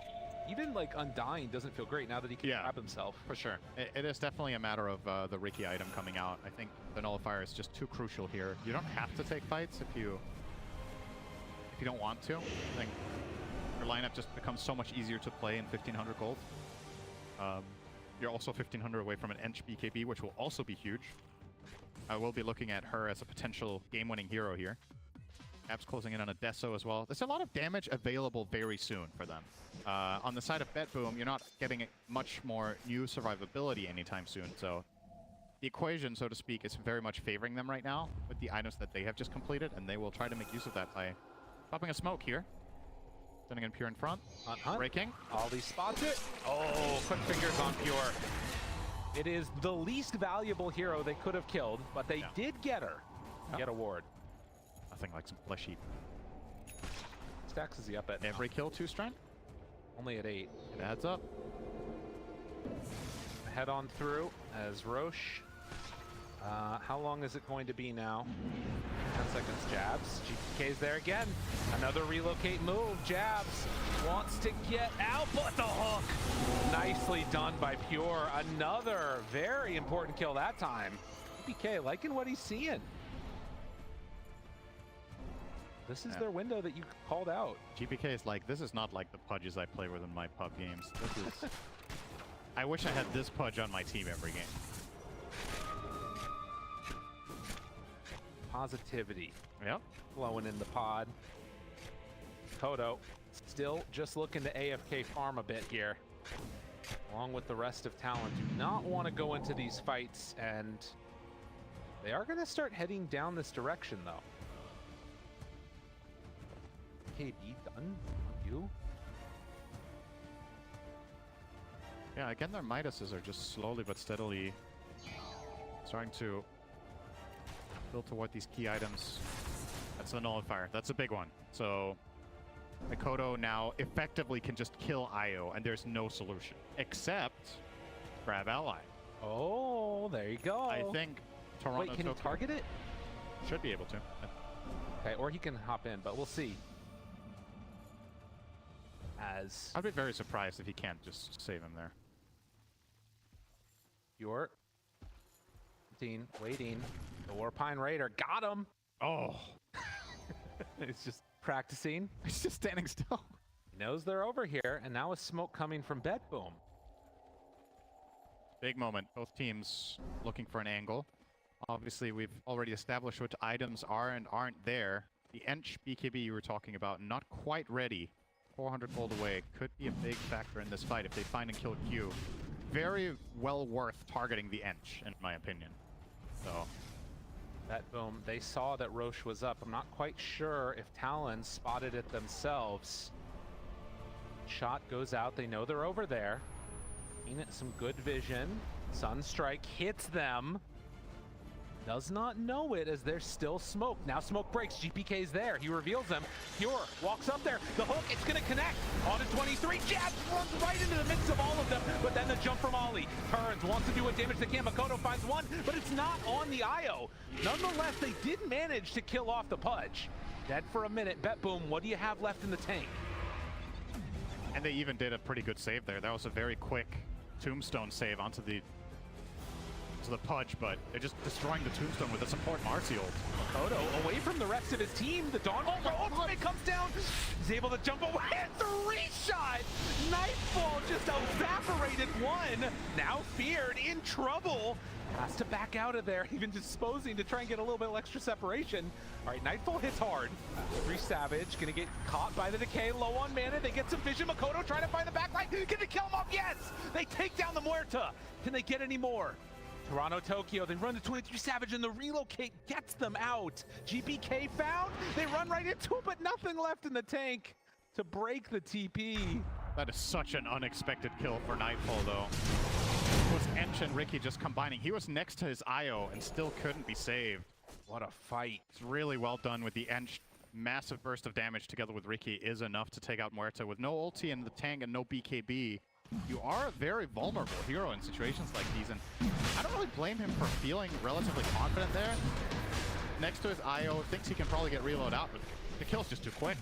I mean, it does show, as you're gonna see in a moment, 2,600 damage done in just a second onto Jabs. Bang, bang, bang, bang, bang. It's just gone. I mean, that's gotta worry you a little bit if you're Talon, right? Or do you think that they're still okay after getting the Aegis? I mean, it's definitely worrisome if Muerta gets to just lay into them, but the good news is they have relatively good mobility, right? Yeah. Talked about how it's hard for Muerta to target the Willow. Willow now has level 20 talent, which is the big one, and Octarine. So we're going to see the end of this kill here. Yeah, if they had anything with GPK, they wouldn't. But yeah, Willow is going to be a hard target for Muerta. Ricky is going to be a hard target for Muerta. So yeah, she's going to obliterate Jabs. There's no doubt about that. But what about the secondaries? Can you kill the Ench is the other question, right? Ench has pretty good repositioning with the Sprite, with the Pike. She can get out of trouble. The other thing to watch for, I'm thinking about here, is going to be this Blade Mill. Only one in the game, believe it or not. Currently on the Dawnbreaker. And you think about what happened earlier. If that goes on again, Muerta might just blow herself up. Very little survivability on this hero. You've got to be careful with how you interact with that. Obviously, you're going to have some extra layer of protection with the healing and BKB, but only still could be a bit of an X factor if things play out the way that they... I mean, we've seen a couple of previous Dawnbreaker kills where Muerta did drop to like half, right? So it is definitely a concern if the BKB and protection isn't there, the supports. 4K lead. And it has a sort of similar feeling to last game, doesn't it? That you get these big fights, the only objective that's being secured is Roche. I have this classic Talon late game feeling. Guys, we're just going to go super late with our classic core combination of Ricky and Willow. When I think Talon late game, I think Spectre. Right. Not this. So I also wonder how experienced they are themselves at playing these heroes at the 60-minute mark, which... Don't want to get ahead of ourselves, but, you know, just judging from how these games have been so far, I think it's relatively likely we'll get there. I think for both teams, it's kind of uncharted territory, right? Like, playing against a Ricky an hour into the game, how often do you do that? Oh, GPK just barely getting off the Ghost Walk there. Man. That would have been a little bit scary if they've been able to quite connect onto that one. The artillery has arrived, so it begins. Dark Willow with a bajillion attack range, with sidekick, and with a very low downtime on Shadow Realm. Cooldown 9 seconds, duration 7. Decided to look it up while you were asking. 5 competitive games on Ricky from what I can see on Makoto. Last one in 2021, unless there's something I'm missing here. But Pure jumps in and finds Jabs right away. With Nightfall in tow and now turning on to Makoto. Heal coming out, trying to keep Save alive. It's not going to happen, and Nightfall just going to go for the BKB TP out. Good trade for Betboom. they kill a core for support, and they force a full-on rotation from all of Talon's heroes. So, gonna give them some time to push out the waves and get the map back under control. GPK will spend this time trying to complete his hex, but okay, he just used the gem here, so we'll be aware of the circumstances. To be, I mean, that's the thing is like obviously late game Dota becomes also just this battle of vision and carrying the gem, making sure you're not underneath a ward. All the more important when there's a Riki in the game. 23. He may have gotten himself stuck somewhere. He piked himself up to the high ground, but fortunately his hero can just bramble maze the camp, and then it runs over and he can hit it from 1,000 range. Very good. So the new generation of Nature's Prophet cliff farming is in town. Take notes, everybody. And the difference is you can't do it from level 1 on Dark Bull. You do need 20,000 net worth. But then, then it's great.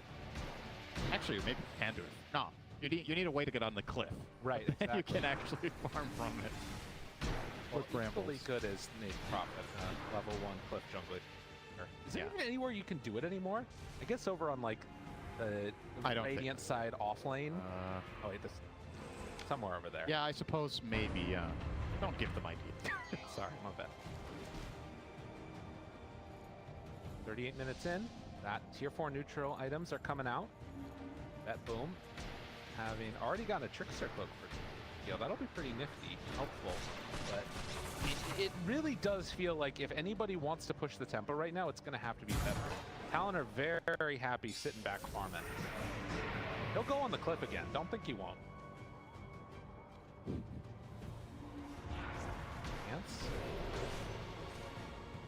See, still very even in terms of the Dota Plus win probability. Lincolns. Huh. He was eyeing up the Deso for a while, changed his build completely, went the defensive route rather than the offensive one. Tired of getting dismembered is what I'm getting at here. But he can still get dismembered because Pure has an E-Blade. So he can break the Lincolns anyway when he goes in. No. But I guess when you're already bought the recipe for the Lincolns, you're not really going to change your mind. Not even a little. You're committed. Pretty helpful. I mean, I think that, again, anything to make the fights more complicated for Betboom, because there's, you know, 3 different heroes that deal massive amounts of damage really quickly in the Ench, the Willow, and the Riki. Having somebody that can just kind of stand there and nothing can deal with them, I think that's really helpful for Jabs. Front line. His guard is now completed. I actually wonder if he should buy Heart. I don't even think that's a bad idea here on the Dawn, because, yeah, usually Dawn wants to scale in terms of physical damage output, right, become a real threat late game, but since you have the Ench doing so much damage from the support position, maybe you can just become, like you said, just a full-on frontline tank. Blade Mail Heart, take all that damage.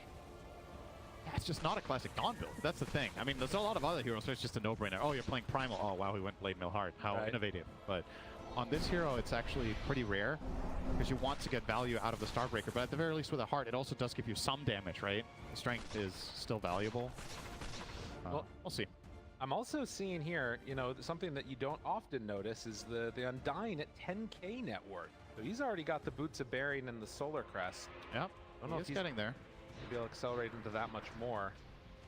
Something to watch for. But it literally has just been hanging out mid, you know, farming out the entire side of the map that they're on.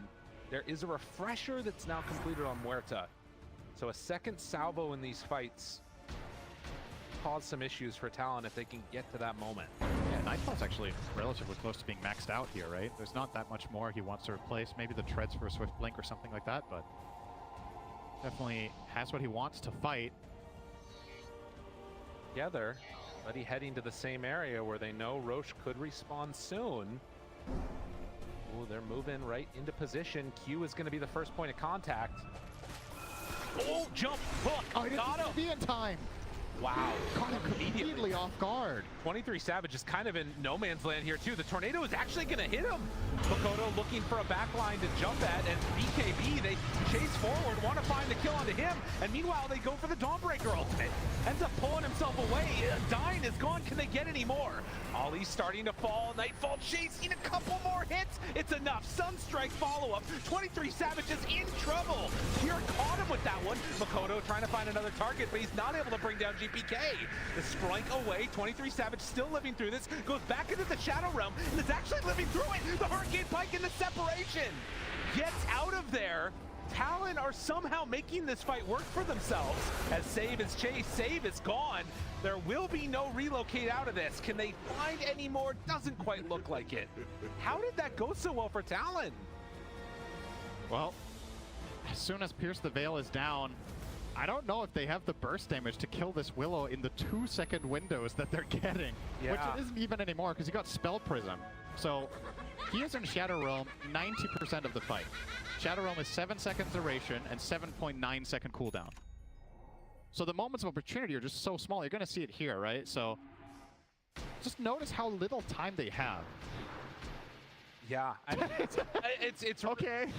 And I mean, I do kind of wonder, like, what's the job here of, does Pure just need to jump onto her and just sort of stay on target? Because it feels like there needs to be some way to sort of force 23 Savage into a weird position. And I mean, he's trying. I know, it's true. It's tough, though. Man. He somehow got Shadow Realm off while dismembered there, right? That must have happened at the exact same time. I've never seen that before. Crazy. Crazy scenes. As Roche will be claimed. Now, who do you give the axe to? Makoto is a candidate here. He will not get it. They will put it on Jabs. So that will be the improved Solar Guardian that gives evasion. Wow. And that is a pretty strong axe in this game, right? It's a lot of just that additional duration. First of all, there's a couple of things happening when you have this. You give the targets in the ring 60% evasion for the entirety of the time you're flying.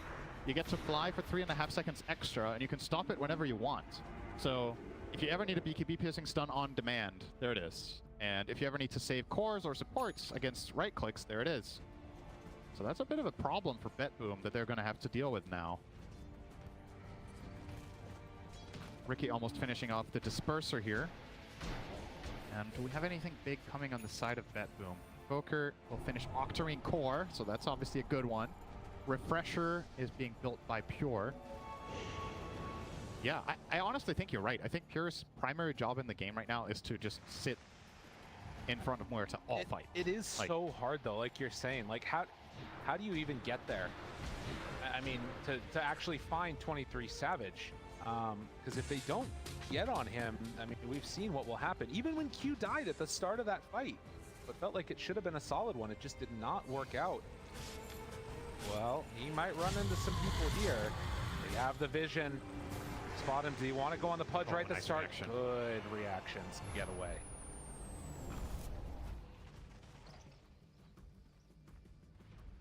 Another situation and moment where it feels like we're on a knife's edge. It could go either team's direction. Dota Plus, very little separating these two teams at 45 minutes, and oftentimes what can end up making the difference is just one fight. Of course, the payback status that comes out after. The big hero of this game is Muerta. She's either going to make the game-winning fight, or she's going to get caught off guard one time, die, and the fight collapses. Betboom do not have enough damage with Nightfall out of ulti or dead. So there's so much riding on them getting value out of this Refresher Orb and these two back-to-back Pierce the Veils, which is, you know, a grand total of 16 seconds of damage. It's quite a long time. But we've seen from Talon that they've got this really good lineup for just kiting.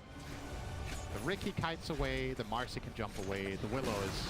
Now Willow also has Wind Waker, so she can save another target at this point. Or herself, either way. Not sure she's going to need it on herself, to be fair. honest, with how it's gone so far. Here comes the artillery, long range, nice hook! Oh, they get it, a freebie! Oh, that's the Aegis out the window for nothing! Did they get anything else? Terrorize, waiting for the right moment. BKB finds him, immediately bitten, but the Dawnbreaker ultimate, it's healing Makoto so much! They just get away for free, but the Jab's not gonna be so lucky.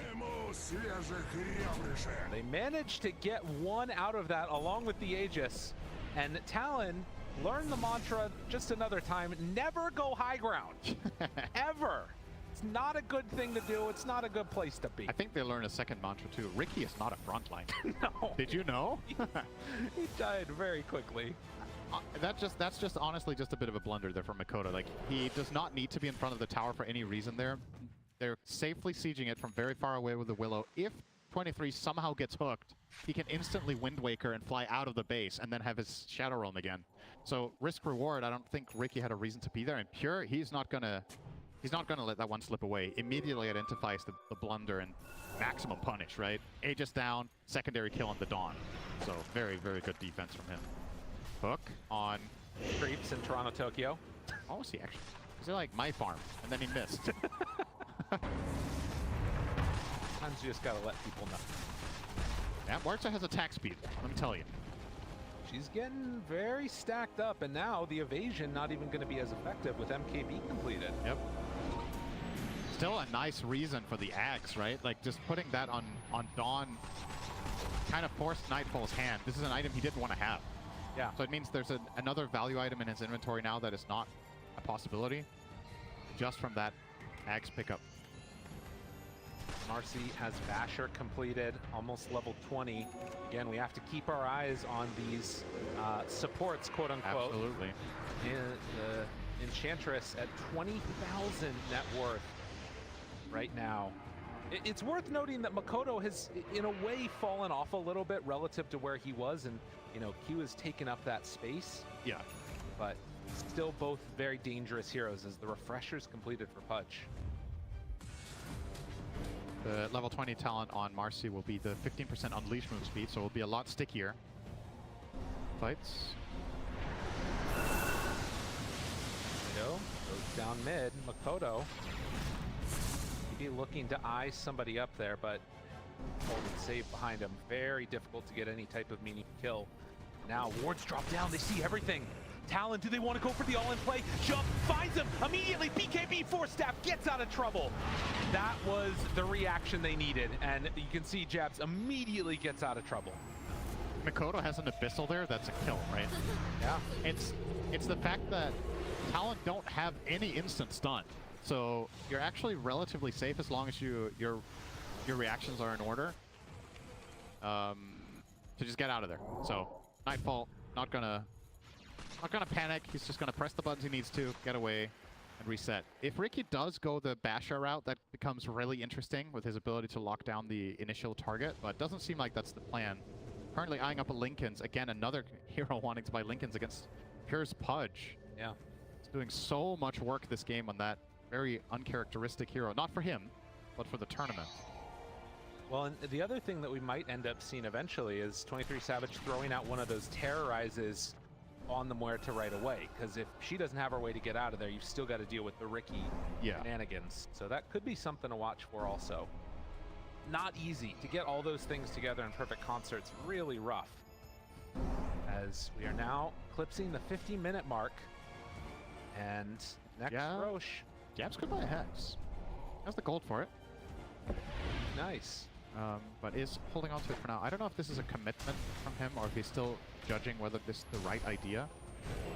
Because you could also look at it from the perspective of, okay, like we said, there's the option of the frontline build, there's an option for, you know, a standard like, let's say AC or whatever, but it doesn't feel that great against Muerta, right? So you're probably not buying that one. So maybe the utility path is just what he's going to go for. I think Refresher is honestly a kind of interesting idea too, right? When you think of how this game is played, he ultis in, the enemy team has to reset away, he can then immediately upon landing, he can blink out and just ulti again. And you're effectively negating a lot of the presence of the Muerta in the fight. Despite having MKB, you always have to thread this. You have to tread carefully because you could get BKB stunned, right? By the Donald at any point. So if that ring is just over you, it's kind of difficult to deal with. He will opt for the Hex first and foremost.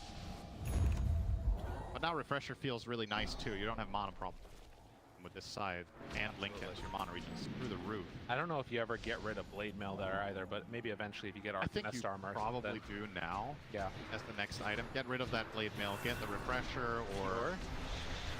Yeah. Ooh, nope, not gonna go for it. You're savage. All right, so check it out. He's also covering his Shadow Realm now with the Wind Waker. Yep. If toward the end of your Shadow Realm you Wind Waker yourself, you can Shadow Realm again. effectively untargetable for 17 seconds straight. And Wind Waker is an 8.6 second cooldown. Oh, Or finds one. Lincoln's. He gets onto him, but I don't think you're doing anything to this Dark Willow who's hitting Ancients at the moment. The rest of Betboom try and back away. Honestly, what the hell do you do against this Dark Willow? This is insanity. I don't know what you're supposed to do. I guess just stay on top of her, but like you got this thing too. The Wind Waker gets her out of there. I mean, eventually a hero like Invoker can be pretty good because he has damage that he can land with a combo. If he catches her in a Hex and he just blasts everything, maybe you get Ags plus Refresher as well for that Cataclysm combo next to Pudge. You know, there's gonna be options. It's obviously super annoying to deal with, and there's a reason this hero has become popular in the latest stage of the turn after, I'd say primarily Shiro has had the success with it. It's not a new idea per se for these teams that it just came out of nowhere. They knew it from pubs that this would thing. Yeah. Sending out the Forge Spirits. Jabs. The Forge Spirits. Up front and center. They also sending in the little creeps from Enchantress. At least for now, it's a stare down across the Roche pit area. Interestingly enough, we're going to get pretty close to Roche switching sides in the midst of this fight. True. Something Betboom need to be wary of. And honestly, something really important for Talon this game is that they have the only, right? I say that there is an IO, so I guess you can consider relocate. The problem is, if you're, let's say you're split pushing a lane with Invoker and IO, right? And they relocate to the fight. You're on a timer to win that fight, or IO will have be forced to leave, and it can get really awkward. Dawn ulti is always just going to, you know, just farm wherever he wants. He can take care of the dangerous lane, just throw a hammer and go to fog. So in this standoff, Betboom are never going to threaten high ground. Dawn will always solve it. You don't have to worry about that aspect. Spawn and Shot pushes out. You know, in all of the craziness that we've been seeing, this is still no Aghanim Scepter on GPK. He's been waiting the entire time to try and get it from Roche. Queued up the Refresher. Steps forward, Bedlam out. They run into anybody. Pure is in an interesting position right there. As Forge Spirit on Enchantress Creep, and Q is actually TPing top. They're anticipating that it's going to be up on the top side. It's actually going to spawn here early. If Betboom realize this, they can take Roche very quickly with Muerta. They might actually kill it. But no, instead they're going top. Okay, they're trying to preempt it. Get in position. Have vision down. Makoto, does he step within sentry range? He's right there. They see him. Ooh, just a little difference away from there. Quite gonna fall into range. Betboom with a clear positional advantage here, though. Getting through the gate gives them the high ground. Makoto, they got him! Disarm, chase him. Can they get any more? The Hex already controlling. Roche run through too! Nightfall now wants to chase Pure. Looking right on top of one. 23 Savage. Going for the Wind Waker, walk away. Now Refresh onto Nightfall, wants to chase. Jabs is there. That's the buyback and the run into the fight. Oh, hook. Oh. That would have been a nice one to get, but I don't know if that would have been good for him. I'm not sure. I mean, Nightfall still does have the reinitiation if he wants it. Has Pierce the Veil and BKB ready. Toronto Tokyo gets hit. Bill backs away. He's rooted. The jump forward, they fall on it! Where's the grab ally? There's nothing! The buyback, it comes out. They gotta retreat though. Betboom need to wait and buy time for the rest of their team to get up close and personal.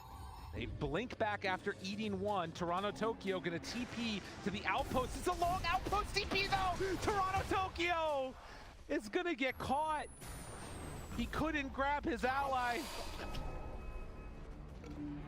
Oh man. Oh geez. And yep. yeah, they're gonna give it up. Yep, absolutely. They don't have the positional advantage anymore. They don't have where to buy back. Dying up there is the end of the game. They will give Talon an advantage here. Refresher Shard now. Do you put it on the Dawn or do you put it on the Ricky? Good question. Ricky having his items twice over is really powerful here. Looks like they're putting on jabs. I just think back to what could have been in that moment. Again, obviously, no way to know. But if Betboom had been in the Roche pit, they could have taken that Roche in time. Yeah, but it's understandable, right? You just, of course, strictly from an odds perspective, right? Even if they go on the Roche there, they don't know for a fact that Talon have left. So It's like, it's a 20-second window. You could have gone in Muerta ulted and killed it, but in case you do get jumped in there when Muerta's ulting, it's really bad news. So, just such a difficult decision to make, just off the nature of the clock. Like, if that was 20 seconds longer, Yeah. that would have been so easy for Betboom to make the right call. Here couldn't quite catch Q. I mean, the ironic thing is that, you know, it's Talon stepping up high ground again. Do they really want to push, or do they want to wait for their 60-minute items? They're going to start to hit, but it's not easy going high ground against this. And yeah, the Wind Waker away. The first tier 3 tower taken in the game. 57.5 minutes. Building damage, fairly sparse. Here, just efficient. Yeah. Mid, backs away, Tornado.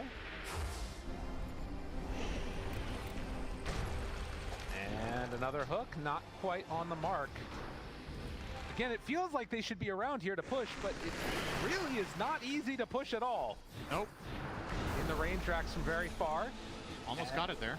The Wind Waker to walk away, and now the hook. Oh, they find Makoto. That's what they needed right away. He's dropping low, but gets out with the cheese. Nicely played. Dawnbreaker ultimate comes through. Jabs, he's in far. Aeon Disc gonna be procced. Pure looking for his moment. Dodges from that Terrorize. Willow still hidden. Hard to hit in the midst of all of this. The hook, it's not gonna connect. Yeah, the Tombstone isn't gonna help either. No. When you put down the Tombstone, you effectively make Pure's job a lot harder. They defend though. They forced out. So what did they get out of that? A cheese and an Aeon Disc proc. Okay. Wow. Yeah, right. Well, the cheese. And they stall. Absolutely. Whittling away at the Aegis timer. 2.5 minutes left. Talon will technically have a little moment of opportunity here with their Midases, where they can immediately Midas 2 tier 5 neutral items and then push high ground while still having Aegis for a minute 20. If they do want to try to get that little advantage there, items, it is a possibility. Oh no. Sin, they use the cheese. They can't make the block of cheese now. Oh, I know. I hear you, crowd. Not happy about that one. Yeah, I actually have enough Lotuses almost. You're right. No. They're kind of close. Well, there might be another Roche, you know. Chance. Yor pulls in one. Tornado. All right, Wind Waker away. I see how this is going. And yeah, now he just throws out some more in the Shadow Realm. Even when you get him, you didn't really get him. So somehow you have to time the hook with Shadow Realm wearing out, and you can get the Dismember after you break the Lincolns as he's flying through. Did I get that right? I love rocket science. My favorite subject. 60 minutes. Come out. See what Talon managed to claim for themselves. Yep. Go. All right, already a stacked Ancient Camp for Jab, so should get at least one item here unless he's very unlucky. We'll get one there. Take it for himself. You also claims one. Betboom out on the side of the map, trying to get themselves a couple of items. No Midases in hand. PK grabs one. Oh, Book of Shadows for the Ench. Mirror Shield is so good against Pudge too on Jabs, right? Like, you have so much freedom when you jump in on this Dawn. 3. This one melee creep trying to get vision. Oh, They got him again. Do they have anything to follow it up? Does not appear so. A dead shot. Still sitting with the Lincolns right on top. Maybe go for the easier target. Q is there. Good jump if they want. Hook not nearly where they needed it to be. Now the Tornado, but then another walk away, and now they step forward. The Hex connects Makoto. They back out. Pure low, Pure in trouble, dead. Does have buyback.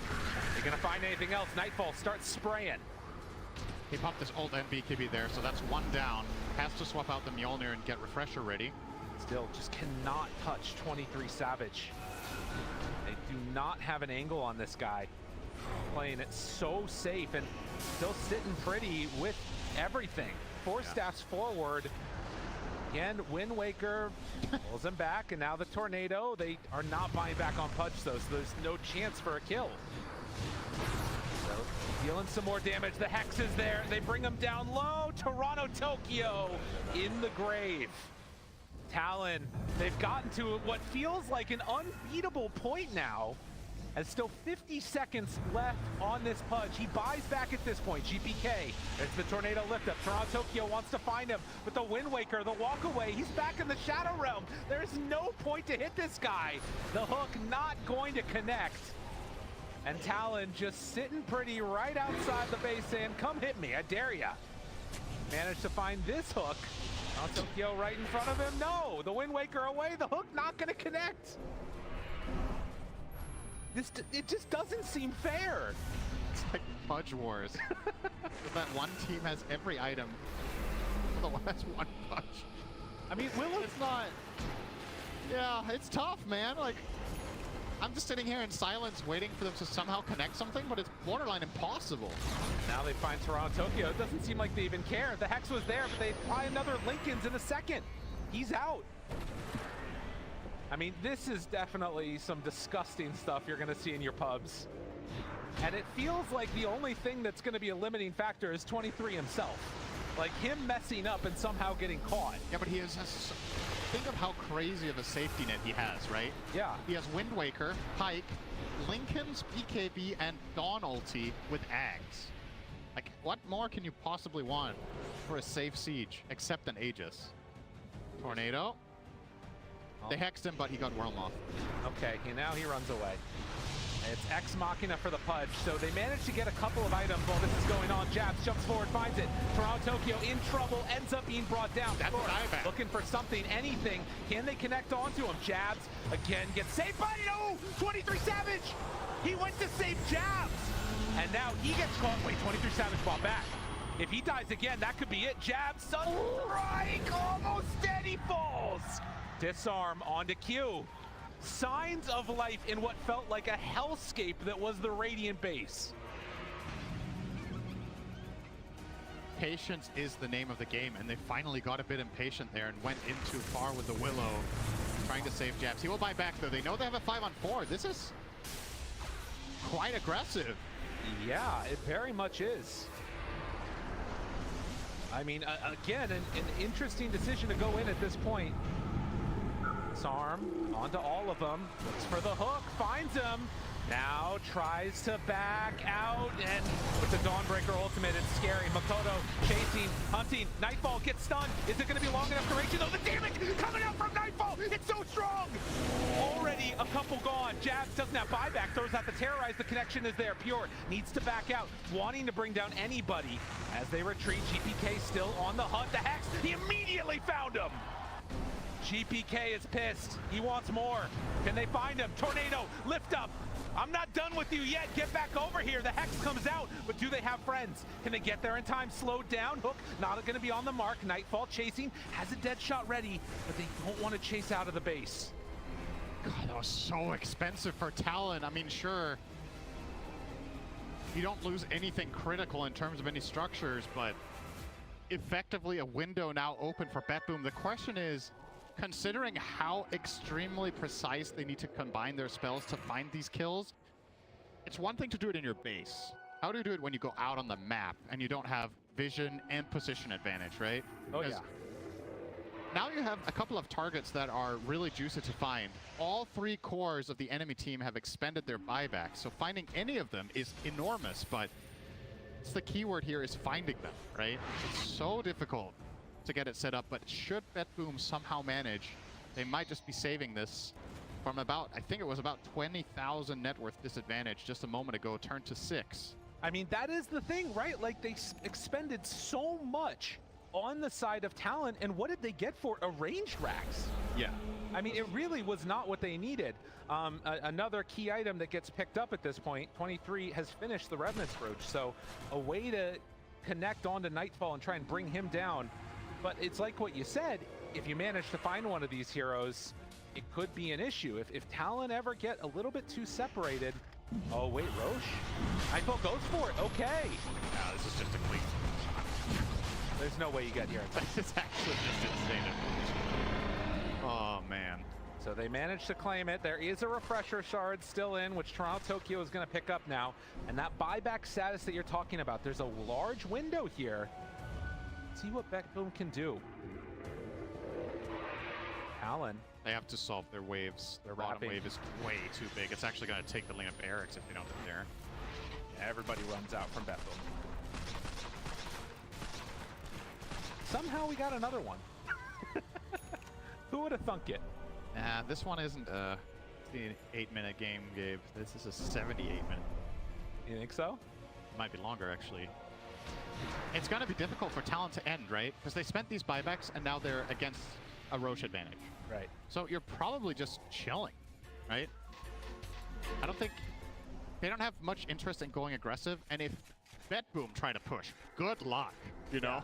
No, absolutely. It's so difficult to push into this Willow, into this Marcy catch, into the Ench, just throwing impetuses with huge damage from range. The smoke screen that you can't save people in, like... You know, I'm going to be honest. I'm like, you know, anticipating that Talon are going to come away with this. You see the craziness from the Dark Will and all that. But I just went through the realization that if Betboom win, we might have another game like this that happens afterwards. Yep. Oh, Definitely not out of the question. Well, they are up on the high ground. Okay, give me your best take. How do you push? How do you push? Yeah. How do you get to place all 5 Betboom heroes perfectly? Let's say they can go wherever they want. How are you going to place them? Nightfall up front and center. Okay. Which is tough because Pudge has the Aegis, because he does not buy back. You have Undying right behind him. Willow is tagged onto him there, and then you get the double hit because Willow's 25. But no! Instead, just step up, and that's already a tier 3 tower gone. Wait a minute now, the hook, the connection, Q, he's in trouble! Oh, Betboom, have you actually done it? There's a buyback. This is one of the 2 heroes that still has one. That went way better than I expected on the first high ground. That's quite inspiring, honestly, for Betboom to see this happening. Okay! Nightfall, get out of there, but the cheese! The save come out from the Isle. Pure, he's in no man's land. One more damage there. Look at the Desolator! The hit's coming in from the Isle. GPK comes out, goes for the disarm, and then the back away. Pudge, back alive again, needs to BKB, needs to escape. The tricks of the trade, chasing, they're waiting for Makoto, wants this moment, and they find him. Is it gonna be enough damage? Yes! They take down Makoto. Can they get any more though? Nightfall, the hook again. Pure, he's on his man. Can they bring down this Willow? Goes for the walk away. And the damage coming out. The Io is doing so much of it. Save and Nightfall doing it all together, but they managed to kill off that Muerta. Now the buyback. Looks for more Toronto Tokyo with his axe. He's so freaking tanky on this Undying. 10,000 HP on Toronto Tokyo. Looking for more. Betboom, they're gonna claim the game. How do you do that? How?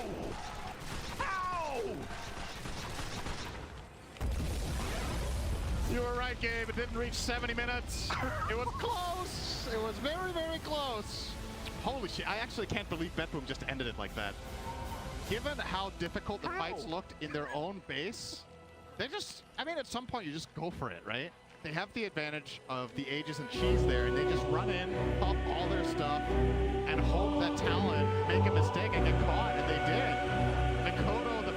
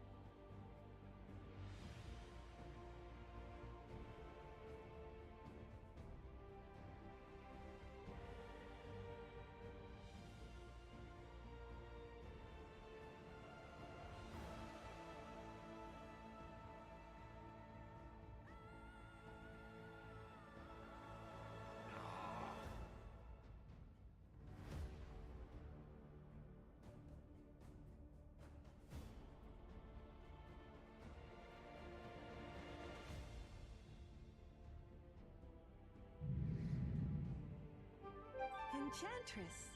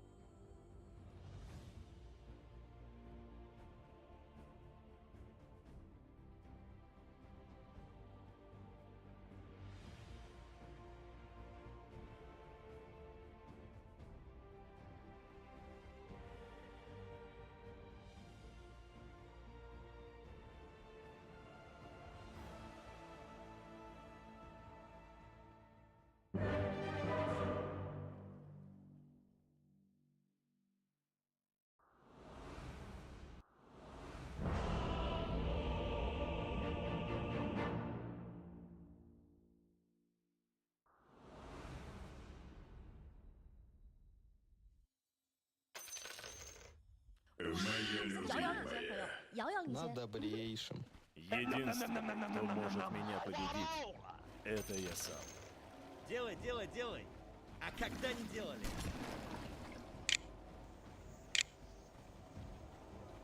Огни твоей жизни Прочь потухли. с моего газона. С какого газона?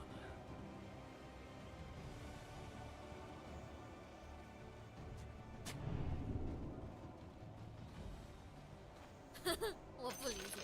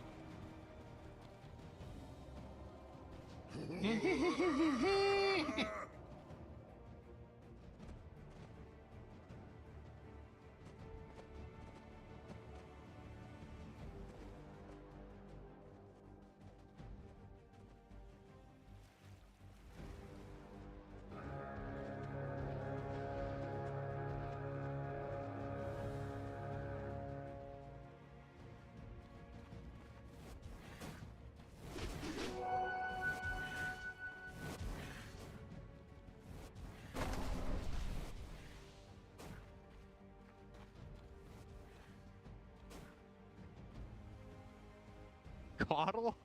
Like, Talon are going to be hard-pressed, if they are in a timer like Moonmeander said, they're going to be hard-pressed to actually get the waves in the right position to go high ground, right? It's just going to be these elusive heroes pushing from the trees, jumping with zero commitment. And I'm curious to see how Talon handle that. I think it's interesting too, because they can go back to what I think Moon said on the panel in between game number 1 and game number 2, that he felt like the way that you beat Talon is you get 3 scaling cores and you just try and outbeat them in the late game. And it does feel like in a lot of ways that's the direction that Betboom have gone as this series has progressed. They say, okay, we're going to come up with answers that are later and later to deal with you. But then the question is, how do you deal with the experience of Talon and the decision-making that they're capable of in those late-game scenarios? I still can't believe that the last game ended in the fashion that it did so quickly. Kind of wonder, you know, now going into this game number 3, if the momentum's going to stay with Betboom, or if Talon's going to be able to revitalize themselves a bit.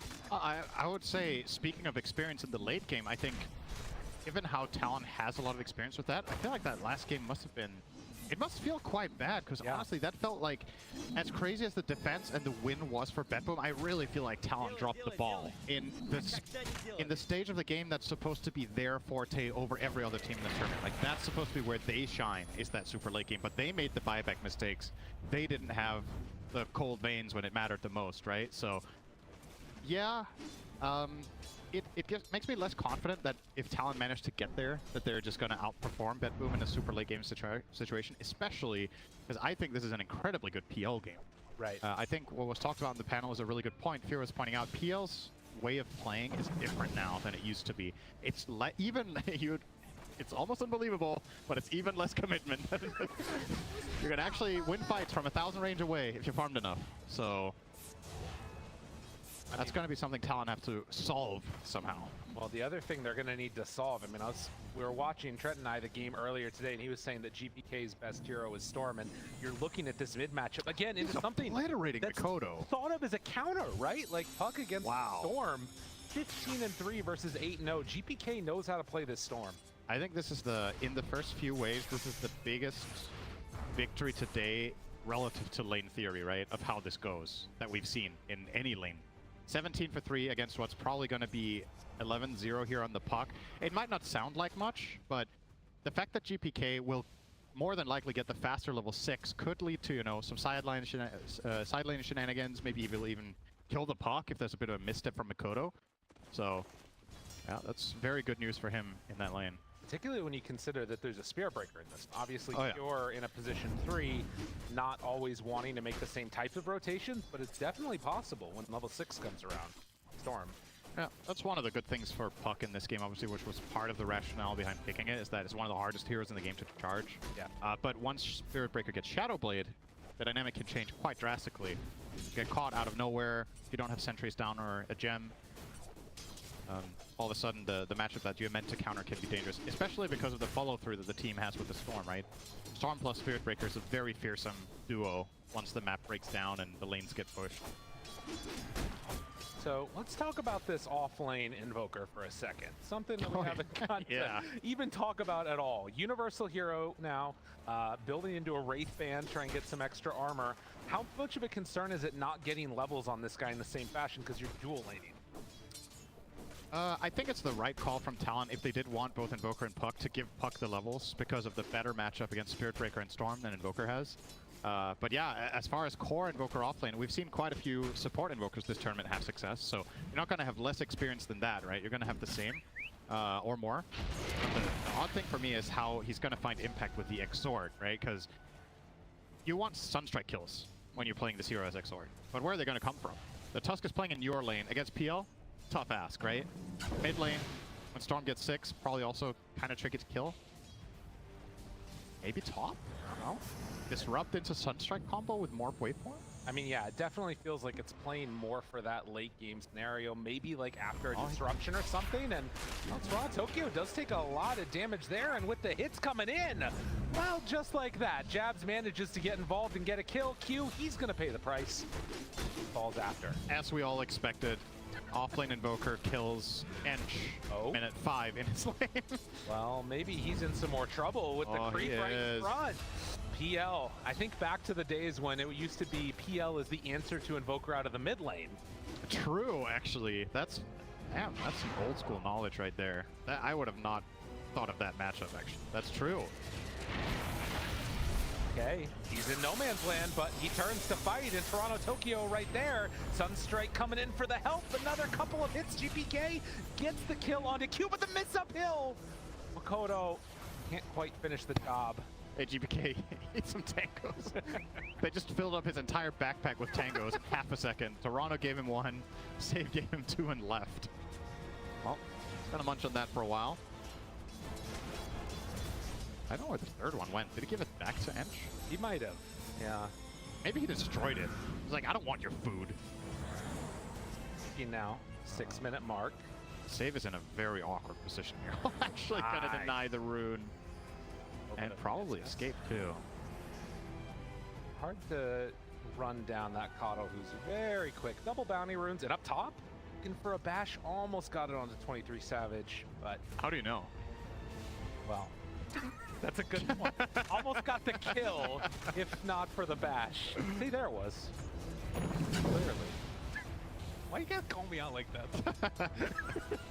I mean, if you know what's coming next, Yeah. I have a business proposal for you. If you can predict RNG, oh, Jabs is in big ass trouble here. No Wex point, just getting cycloned, or rather, hurricaned into the PL. About to get a bash. All right. No, not quite. Trouble. Any light pushback. Pure still hurting as the hits come. Oh, the tower shot. Oh, raindrop. Not enough. Snowball? Survives. Okay, that will be the rundown. Q gets him. And oh, double wisdom runes got by Talon. Makoto got in and snuck one. That is actually huge here because the laning stage right now is going very well for Betboom overall. PL, as we talked about, will be free farming against this Invoker, but not only that, he got a kill and 2 assists. The Storm mid is doing great against the puck. PL has 20 denies, by the way. Yikes. That is quite unusual. They're going to try to turn this into something, though. Can they do enough damage? Moving forward. Will the dodge one? Sunstrike hits! All right, Jab's been getting the practice in on this offlane Invoker. I think his best bet there was to just snap the coil instant. I'm actually surprised he didn't do it. There's 3 heroes hitting him, right? Yeah. You take that damage, you take the stun, and then you can at least use your doppelganger to dodge a spell, like maybe a snowball, maybe you can dodge Sunstrike, you know? But there was maybe a way of living there? Not able to get out. Unfortunate for him. Now. Photo, nice silence. Oh, whoa, whoa. Eastern up top. Relax, Lyrical, it wasn't that exciting. All right, here comes GPK, haste rune. Push back. Look at it. Steal. Betboom are putting a lot of emphasis on getting GPK the start that they want. I think it's a recipe for success too. I feel like a lot of the games Betboom struggle is where GPK loses his lane and plays recovery. I think the way their team dynamic works, Nightfall is in a lot of their games farming very much for a very long time. So if GPK is enabled, that can bridge that gap while Nightfall farms it up. And the good news is this game, Pure, is also going to be super active, right? Like you can technically just farm jungle with Spirit Breaker with a Midas for 20 minutes. I would not advise it, but it is a valid strategy. I don't think that's the plan here, though. Ollie's in trouble. Didn't quite manage to catch him with the Illuminate Blast. The disruption will be there, and Ollie hits the deck. So making use of this haste drone, as mentioned it, getting active with GPK, what they need to do. Likely that it on the side of Talon, I mean, who are you going to be playing with? Like the Tusk Puck, probably? Yeah, for me, the X factor here is the Sunstrike. I actually think Jabs is going to be very important with this particular spell in this game. That sets up enough there to 23 get the kill. So yeah, I mean, if he can make it happen like that, very clutch. Yeah, Tusk Puck plus Sunstrike can kill quite a few of the heroes here. Spirit Breaker, I actually think they can kill anyone at this point. They should be able to, with those 2 plus a Sunstrike. Fine. It's coming out for Nightfall. He is going to keep ramping up. Now Talon with a little bit of an aggressive maneuver here. It's difficult for them to truly pressure this tower, though Toronto Tokyo has shown up. He's taking the Center Conqueror. The end of that. Well, and in the meantime, mid is sort of the back and forth, but it's up top where you're cutting waves on Pure, the creeps hitting into the tier 1 tower. This tower is eventually going to go down. Yeah. He will go Midas on the Spirit Breaker. Like I said, it is valid, but I don't think he's going to just flat out be spam farming for the next 10 minutes. I think there's good reason to look for skirmishes even while you feel like you have a good strategy with the PL just farming up. Because even making aggressive moves is also safety for Nightfall, right? It's like, yeah, best defense in this game might actually just be a strong offense, because if the enemy team is putting out fires, PL will be completely unaccounted for the next 15 minutes. On the other thing that we're seeing is that PL definitely is not going to be showing up to any type of a fight. Oh, no. He has got the Midas as well, and going straight Ags after, so not even stopping for one of those little items along the way. A very slow pace, and it is definitely going to be up to the combination of GPK on Storm pairing together with Save, refilling his mana to make some stuff happen. But I don't know if he can shut down all of the heroes of Talon. Somebody is going to be getting some farm on the map for sure. Oh yeah. I mean, Talon are going to get their own. I don't think this is going to be a significant advantage for Betboom net worth-wise. Then it's about how the lineups phase off when when we're 25, 30 minutes in, because Invoker went Midas, he's going to be farming. Puck with a Witchblade is probably going to find a couple of kills, I would assume. Yeah, 23 on Morph. We don't really need to cover that too much. He's shown what he can do in this hero. He'll be keeping up on farm with the PL probably. Definitely. And in the meantime, GPK also content to sit here, get where he needs, even with the sort of kill runes, which is maybe a little bit surprising. Gets the DD, doesn't make for any type of a play, and instead they're going to try and go onto Pure. So with this wraparound, having Dream Coil should be more than enough to find Pure as he tries to run away, not going all that fast. Yeah, Shadow Demon also very good at dealing with the Spirit Breaker. It's one of Spirit Breaker's nightmare matchups. It's the reason Talon picked it this game, is to counter that one hero, because Demonic Purge is all game is going to remove Bulldoze, which is a big problem for Spirit Breaker. And once Bulldoze is removed, if you're charging with Demonic Purge on, you're barely moving. You can save people with Disruption from the Nether Strike combination. It's a really feels good matchup from the support role. Still, despite killing that Spirit Breaker, it is a 2k gold lead now for Betboom, getting the mid tower on GPK. Big punish. Doesn't really make that Spirit Breaker kill worth it at all when you lose that tower for it. Betboom are also going to try to convert this into something extra. Nice scan coming out here from Talon. I mean, they smoked right in front of them. There was no way that Talon did not see that. And will be going immediately at the tier 1 tower. GPK stepping up front and center. They have a troll creep too, so this is going to go down. Yep. Talon have shown that they will let the tier 1 towers go for not a whole heck of a lot, but they do have Dream Coil back up in 5 seconds. So as they retreat, this might be a moment where Betboom are going to have to be a little careful. And I just want to... I feel like we didn't cover this, but this hero, the PL on Nightfall, is, I want to say, the hero that he made a name for himself with. We've talked about player-hero combinations. Hang on, let's see if he actually survives this. Oh. We'll snap it instantly this time. Breaks, chase, Sunstrike, out! Is it enough? Doppelganger gets out of there, but the Shadow Demon ulti on top. Will it be enough to make him pop? Not quite! 50 HP! Ollie gonna disrupt himself, trying to stay alive. Pure getting hit. Q also dropping lower and lower, so Q is gonna die. Pure barely surviving. Both heroes getting away on nothing at 23 Savage. He switches over. Almost got that Nether Strike off, continuing to run in. 23 chasing, a couple more hits. Still a ways away before Charge is gonna be back up on his Morph. But with one last right click, it's enough to take down the Enchantress.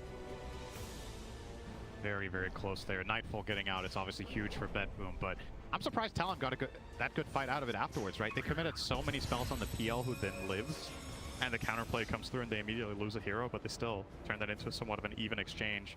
Actually coming out slightly ahead because of the nature of the heroes that they killed versus the ones they lost. But yeah, just to finish off my thought from before, Nightfall, the two heroes that I feel like he made a name for himself with was PL and Ursa. And Ursa we're not really seeing being very popular in the patch right now, so I think he's just happy in an elimination game like this, you know, everything is on the line. He gets to play one of his absolute trademarks in a game that is looking really good in. And likewise, we talked about it, and I think the panel talked about it as well. Shiva mentioned 23 Savage when he originally made his first splash on the big scene. Think back to that Genespris lineup with Gunnar. It was on the Morph lane, back when Morph Shaker was still a thing. And pairing it together in this game with the Spirit Breaker, I mean, on the other team, it's one of the best heroes that you can grab with it. So for sure, this is going to be a battle of the Siggies, say. Comes out on top. I don't know what people you talk to. The people I talk to don't say that. I think you're actually the only person who says that. Dude, that's an Avery line. You can't take that. This is definitely... That does not make it any better. Now it's you and Avery saying it. That's even worse. If you want to mimic people, here's a little crash course for you, okay, my friend. If you want to mimic people, Avery is like at the absolute bottom of people you want to mimic. That's it. That's the lesson. It's very simple. Well, 15 minutes in as we all get a little bit of a lesson in who not to. We've got 1,000 gold separating the two. Betboom trying to hunt with GPK and save. Not sure if they're gonna find quite anybody there, but getting a ward down, and that's already Aghanim Scepter done for Nightfall. He's farmed. It's impressive that Morph is keeping up this well, though. I mean, I was saying they were probably going to be quite even, but given the way this last fight with Morph showing up and spending quite a lot of time in the fight, he's still still keeping it. They're basically neck and neck. I wonder if this dynamic changes now with the Ags coming out, if this is when PL starts overtaking Morph a little bit in speed. Obviously, he will also be, we talked about the Chakra friends. PL also loves getting Chakra, so that's another one. Gross. Just keep his farm running in fights. Double Spirit Lance is very strong. Effectively, it just generates your entire army of Juxtapose instantly, right? If you get double Phantom Lance off with Ags. Problem. And we've talked about just the one-on-one of Morphling getting all the mana drained, but have kind of an Invoker sitting around not moving too quickly. Even the Shadow Demon Tusk could potentially be problems with all that mana drain. The big question is, are we actually going to see any of those fights? I feel like as much as, you know, having the Ags is nice for Nightfall, might just wait for Diffusal Blade too, and who knows, maybe a couple more items. I mean, we saw a game the other day with K1. Yeah. Effectively, I think he got his first assist like 40 minutes in the game or something, 35. And he went this exact order of items as well. He went Treads, Midas, Ags, Diffusal. I think he got Manta and then showed up to a fight. Didn't get an assist, farmed another item, and then I think he got an assist. If I remember correctly. It was a long rocky road for the PL. Classic. But the thing is, it feels good, right? You're playing a high-pressure game. There's a lot on the line. Feeling like if nothing happens, you're comfortable is really good for player mentality, right? Obviously, some of the great teams in the world will play higher-risk stuff and play aggressively and win the game that way and just outclass their opponents. But in these games where it's so slow, yeah, you don't want to go down on timing, right? No. You want to feel like, okay, the average game time in this series is 68 minutes. We don't want to feel like we're under pressure at 55, you know? And I think neither team feels that. I personally am favoring the Betboom lineup slightly in the later portions of the game, especially because I think Caudle is a real wild card in this one with Chakra and an inevitable Ags. But, you know, Morph, Invoker are exceptionally strong late gamers, and Puck has changed a lot since a few years ago. This hero doesn't fall off. It used to hit a wall at like minute 40, 45, where it's like, okay, what can you really do now? But with the talents and the itemization that you can go for now, Puck can carry games ultra late as well. So Talon probably aren't too worried either. Well, and this is just their normal operating speed as well, right? Like, yes. They could go into this with two random heroes that don't do anything. Oh, I like that play by the Spearbreak, putting his courier onto the hard camp to charge away. I mean, you have a lot of brain power for this if there's no fighting. Then you can use all your energy on how can I farm the most efficiently? Which, again, brings me back to game one, where Betboom didn't stack a single camp for their Sven. You know? You're not getting over it. No, I mean, what about this game, you know? Yeah, like, stack some camps for your Storm, your Spirit Breaker, you have Caudle to stack with, you have Inch Creeps to stack with, PL can farm stack. They're not putting a lot of emphasis on it, and it's kind of interesting for me to see because we have other teams in this tournament that stack the crap out of the jungle, right? Team Liquid, for example, are putting a lot of emphasis on it. Gaming Gladiators are putting a lot of emphasis on it. Those two teams are looking quite good right now. So I think maybe there's a little bit of a lesson to be learned for other teams in prioritizing that more.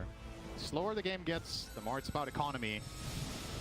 That's also how you bring your supports into the game better later, because they get both experience and gold for you farming ancient stacks, right? So everybody benefits from it. It does feel like the type of thing that, will give you that little extra edge. And granted, Betboom are still farming out a huge chunk of the map themselves. They're with a slight lead right now. Again, probably due to some of the Midases. Jeb's the one with it on the side of Talon. And they're actually going to go for a smoke play themselves now on Betboom and heading towards the area that Talon are sitting in as they go for an early Roche.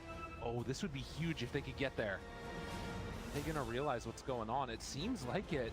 Drawing the straight line here is pure. He knows exactly what's happening. He has the Octarine Core and his Spirit Breaker. Still needs to really respect the Shadow Demon. Ollie in a very good position right now. Oh, Roche, it's not low enough to jump in. Do they have enough there? Tries to back out, able to get out of the pit for the moment. 23 low, but Jabs, he's already gone. Q is in trouble, going to fall. 23, can he get out? Save is gone, but it's not nearly enough. Talon, they lose 3 for only 1, and Makoto, he's still in trouble. Roche is now low, and Betboom Oh, he got the might mono be for the able to clean vortex. this one off as they find, chase, and finish Ollie. I mean, it's just devastation in the pit. I love that play from GBK. They have to read that Roche is happening. He's just jumping in first. He's jumping in first, immediately repositioning himself so he doesn't get counterplayed by the puck.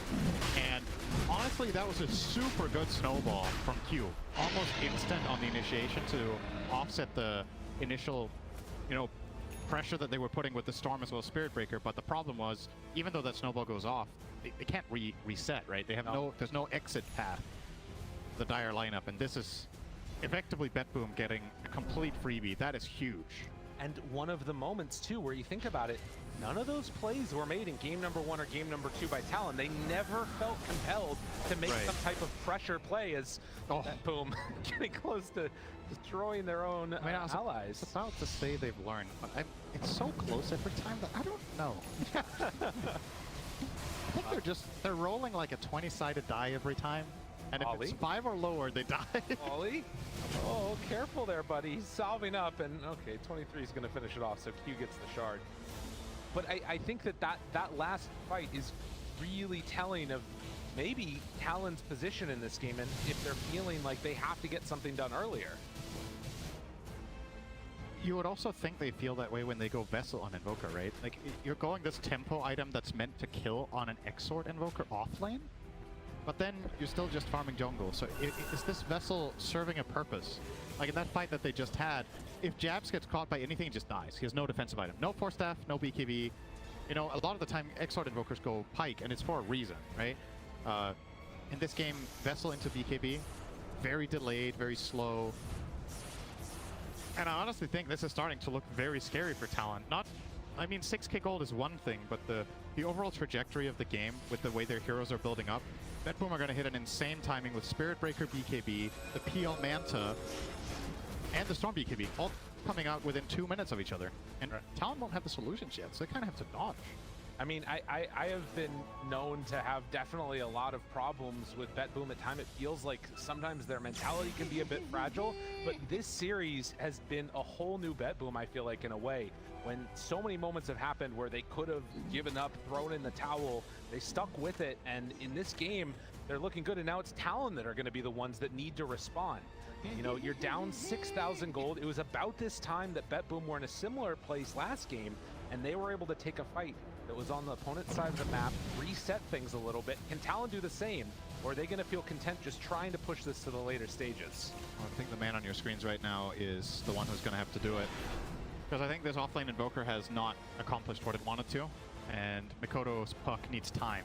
A lot of what makes mid-puck succeed in many games and feel strong is getting a couple of kills and snowballing off that. He's 3-0-2, so he hasn't died, but in comparison to... he has the same net worth as Storm, but it's not translating into the same amount of teamfight impact right now, right? Like, Puck is going to have to disengage a lot. He had to buy Yules, so a lot of his net worth is defensive in nature. The Storm BKB is a lot more aggressive than the Puck Yules, right? It's going to convert this into way more damage than the Puck probably can. And he had to buy that Yules or BKB because of the Storm Orchid. So you have to... You're itemizing to solve problems. The enemy team is itemizing to pressure you. That's essentially what's going on, right? So... yeah, it is a very tall order, and the reason I'm highlighting the Morph so much is that I think this game for Talon is going to come down to big plays. I don't think playing, just solid Dota is necessarily going to be enough. Somebody's going to have to pop off here, and the Morphling is the guy who could do it, turning into the Spirit Break. Gotta take a chance. Yeah. Absolutely. Probably wait the Aegis out, though. It's a minute away. Fair. I guess you just concede this top tower, to be honest. I like this from Betboom a lot as well. Nightfall's alone up here, but since Talon don't have any information to go off aside from like one rogue hero showing hit. Jump in, Toronto Tokyo, leash, Sprite tries to get away. Is it going to be enough for the kill? Yes. 23 is under control. They bring him down though. Pure moves in and finishes off the Morphling. Oh, Talon, they lose a couple on that fight and just barely managed to take down Toronto Tokyo. He's very farmed, not an easy kill. Storm is dealing so much damage in these fights. It's quite scary, honestly. PL also getting involved there. He did leave the top tower to participate instead. Obviously paid off big time. Dodging is gonna feel like now the name of the game a bit, particularly after that last fight happened. Still, Aegis expiring, maybe there's an opportunity there that you can do something. They are definitely on the side of Talon, gearing up for a later game scenario. Maelstrom, item of choice for Makoto. He kind of has to get it against PL, right? You need a lot more just AoE damage to deal with these illusions consistently. Imagine he's hoping to get a free shard on the puck. You don't really want to buy that if you don't have to. He's out. Comes his direction. Now there's Jabs' BKB, so he'll have a little bit more of a presence. That's the Orchid reveal. Onto him. Ollie, nowhere left to go, so another pickoff as see Talon try and push off these side lanes, but every single kill, more gold into the coffers of Betboom. And honestly, this is the type of game that Caudle feels the best in, right? Your heroes are dominating the map, you're pushing out all the lanes, you can be a mana battery for anybody you want, and if nothing's happening, you can just push waves and farm jungle as a support. So with his shard as well, he just gave GPK a full refill, so he spent all his mana killing a support. It's like nothing happened. He's just straight back down. Jabs there, you saw too. Unfortunate scenarios. Forge Spirits were out in front. That tipped off the PL that he was in the area and was able to doppelganger get out. Might have been a pickoff potential there, but quite able to find him. It's gonna take a lot to kill this PL, man. Oh yeah. 3,200 health and 21 armor with 28 minutes in.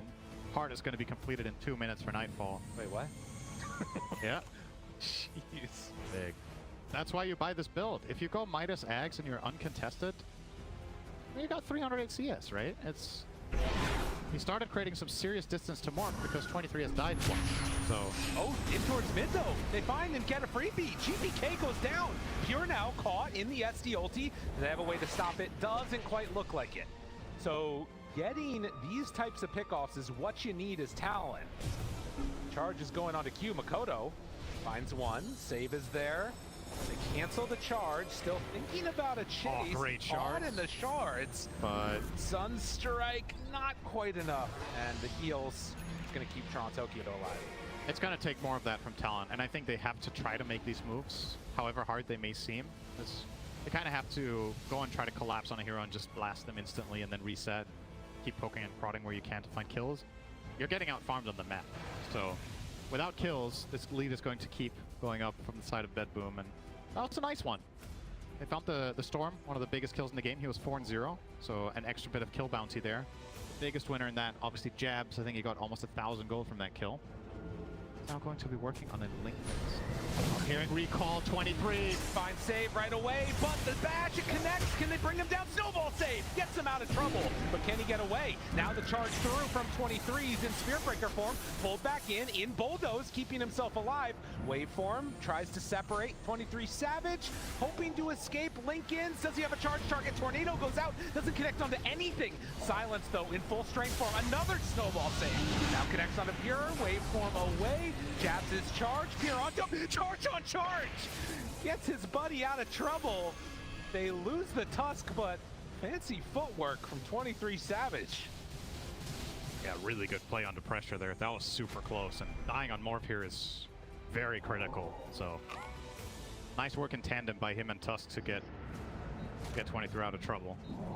Also, it's scary how clutch it needs to be, right? Oh yeah. You really have to nail it. You have to turn to, and I wonder if there's value for Pure in going Linkins here, actually, on the Spirit. Like, try to prevent the Morphling from turning into you. I think it's a super high value play. You charge into the fight, you pop BKB, and Morph can't ult you. That will convert into some kills. I would actually really like to see that from him, but he's currently eyeing up the Kaya Yasha, which is also going to be a standard build for this offlane Spirit Breaker. The only hero in Dota that buys this item, I think, pretty much. Primal sometimes, but yeah, it's mainly Kaya Sanj, right? Oh yeah, good call. Yeah, Kaya Yasha. Kaya Yasha is like, is there any other hero that buys this? I don't know. Zeus. The lightning Lightning Hand Zeus build. Actually true. Yeah, that's another one that can't buy. But if you find that, you're probably losing the game. So that is not true. No? You like the Lightning Hands? It's pretty good in some games, yeah. Okay. All right. But well, a 7,000 gold lead for Betboom. A little bit of stabilization for Talon. see Dota Plus feeling a certain way about it, but we've seen bigger comebacks, even in just the last game. Yeah.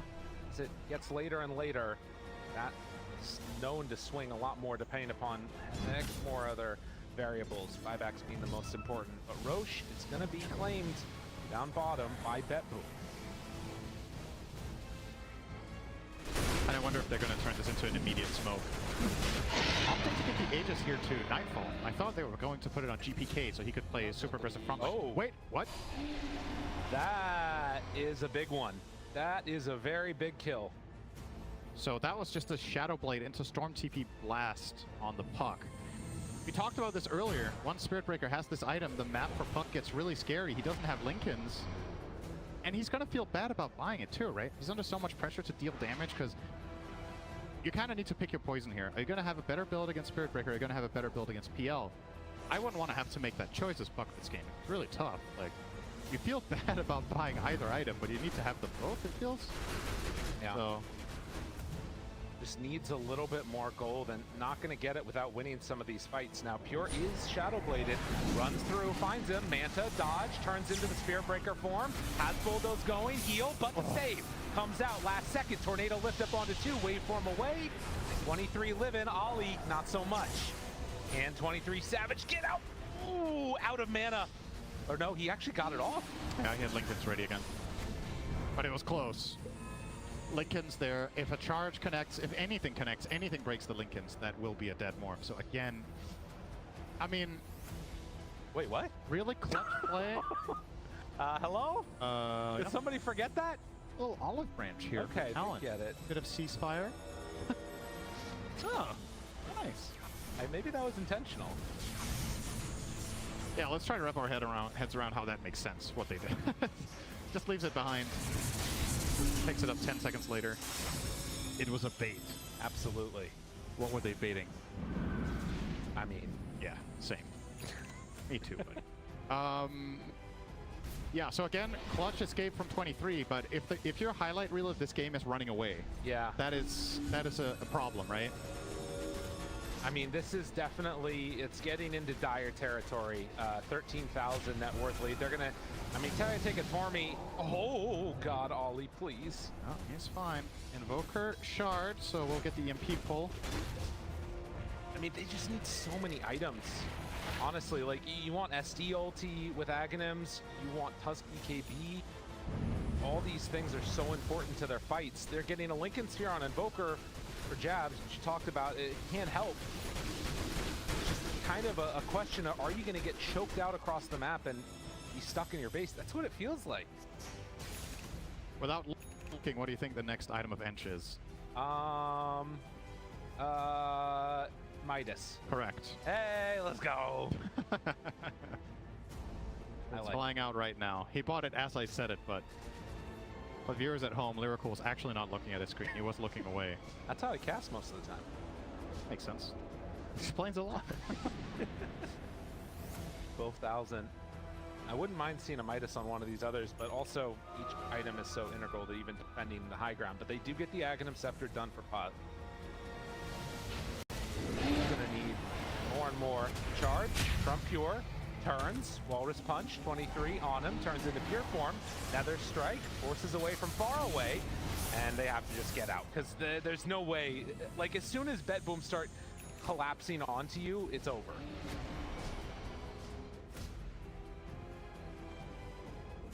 This Radiant lineup is so terrifying to play against from behind.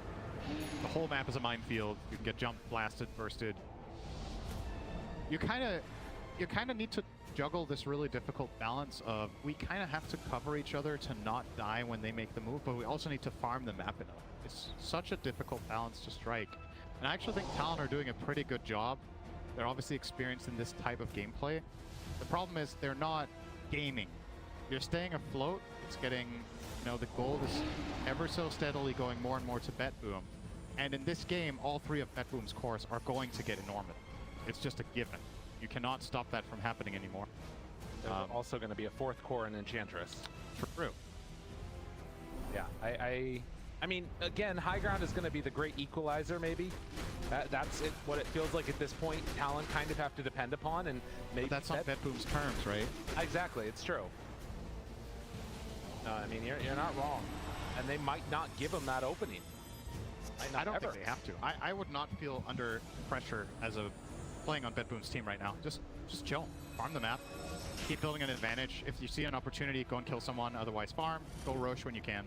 You know, Sind, you did say we might see a 70-minute stomp. You might have been right. As they charge on the Pure. Catch him, the Hex, but bulldoze. Really good. That's already the agents down. Makoto wants to chase. They managed to find the coil onto him right away, but no extra damage. They focused the wrong one. Didn't find the real PL Nightfall too quick on it. GPK gets lifted, also gets chakra'd. The reset is full. Off across the map.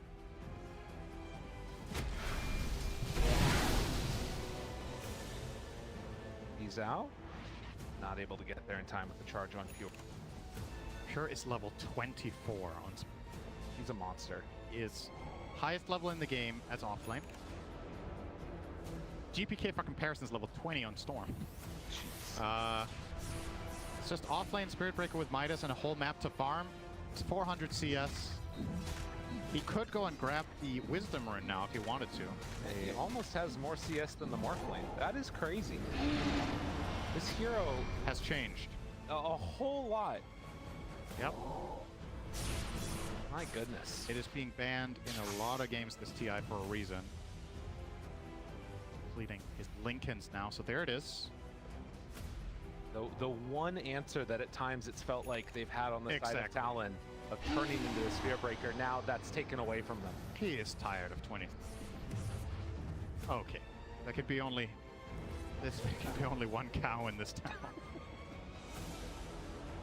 The OG cow. Ready with the taunt, ready with the bodying powerfulness of it. 4,000 HP. Continues to just eat up every wave. And Talon, now they are going to make a move across the map here. The waves are pushing in. They might see Pure, but you don't really want to go onto the Space Cow. I don't know if you get to choose your target here. You're just running in blind and hoping you find some sort of start, and that forces an error from Betboom. Toronto Tokyo, they find him at the beginning. Walrus punch, couple quick kills, still not dead, but the waveform, that'll be enough to secure it. Talon managed to get on the board for what feels like the first time in a very long time. Let's see what their last kill was. It's all the red dots down there, all the few of them. They killed a courier and a ward and another one. Well, they killed GPK's Invoker minute 28, so it's been 10 minutes. Talon are back, baby. Killed the inch. Doing what they can. I mean, it is one of those moments where, as Betboom, you just need to keep farming and get to that, like, indomitable space. For Talon, hoping to get a good fight around the Roche timing, which they have done. Roche capable of responding in 10 seconds. We'll see what the actual timing ends up being, as save is already set up down bottom here. The highlight, Pure's 25 talent here, plus 20% greater bash chance. Has the opportunity to maybe just flat out chain bash the Morph. They find it immediately right on top of GPK, starting to fall so quickly. That was a lot of damage out from 23. Does already pop BKB though. GPK can port, so no, actually he can't port, he doesn't. Can't recall it again. Well, somewhat low on the HP. That's a long Roche time. I mean, Morphlane is getting to a pretty high damage amount with the Butterfly Daedalus completed. But having the freedom in these fights to actually hit is maybe another story.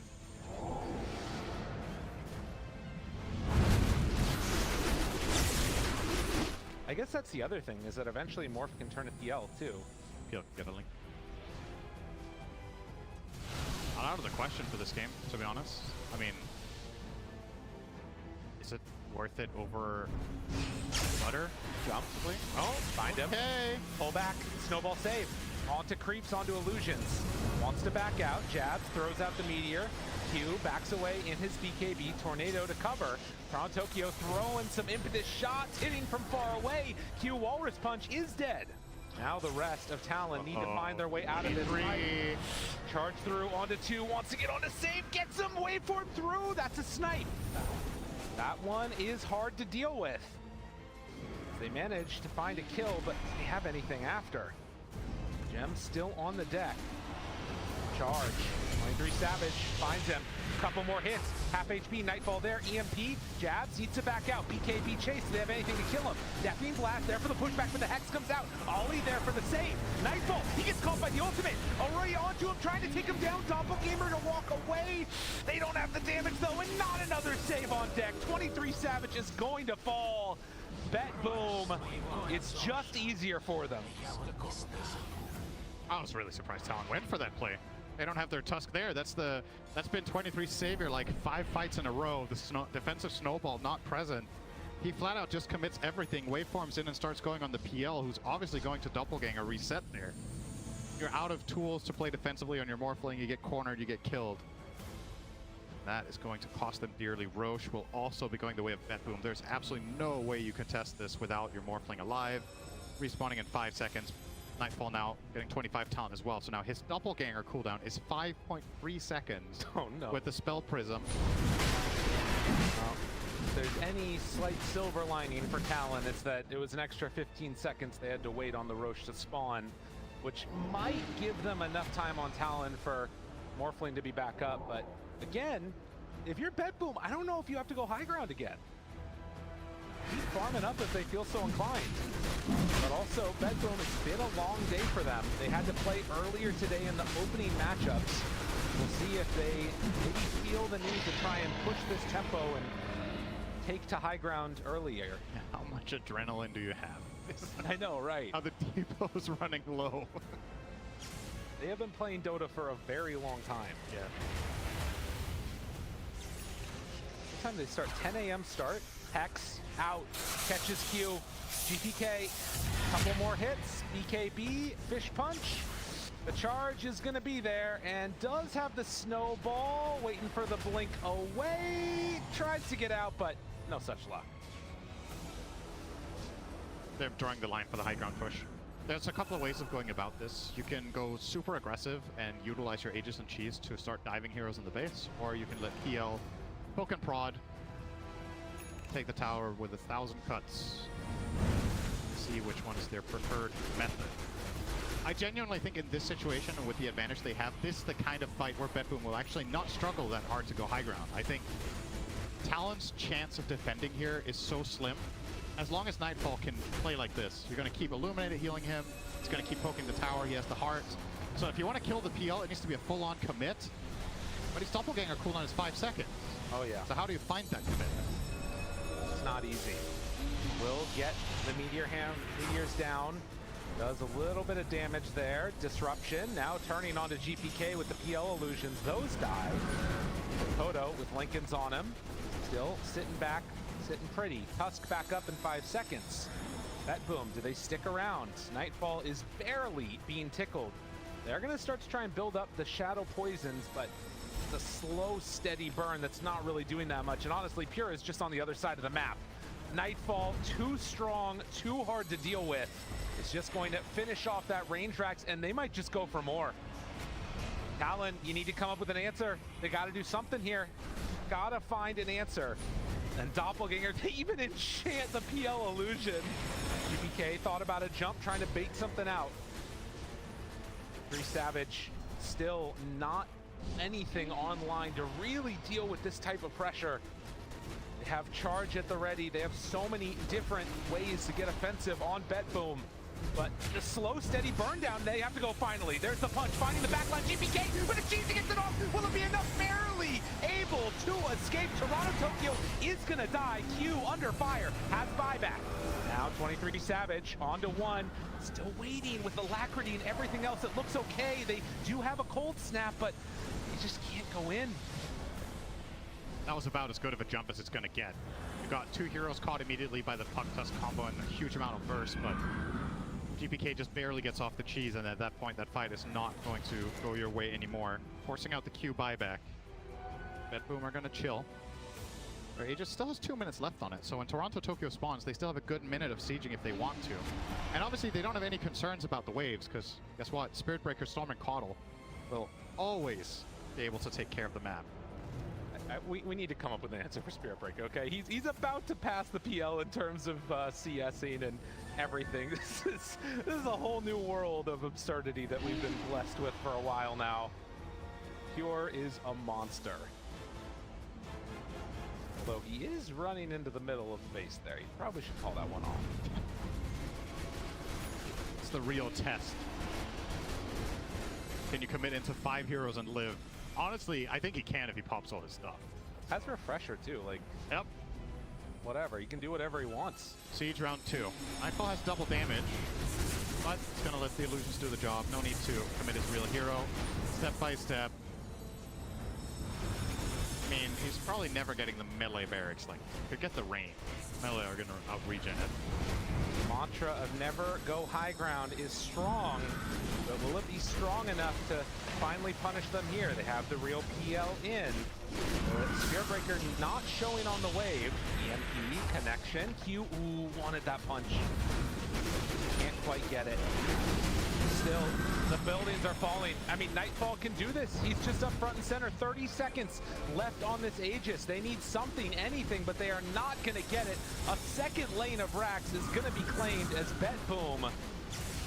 Dominant control further of this game and even going to move forward for the next one. Surely Talon has to stop it here. They have to make some type of a play. They will go for the disruption. Doppelganger take over the illusion. Get into the real Nightfall. Makoto trying to stop it. They are doing nothing to this hero though. And just like that, I mean, you can see Jabs is on the other side of the map right now, finishing off his Hex. Yeah, this is probably the one chance Talon are going to get if they somehow want to miraculously turn this game around. It has to be off the back of Hexes. They need to just flat out burst PL in a Hex before the saves can come out.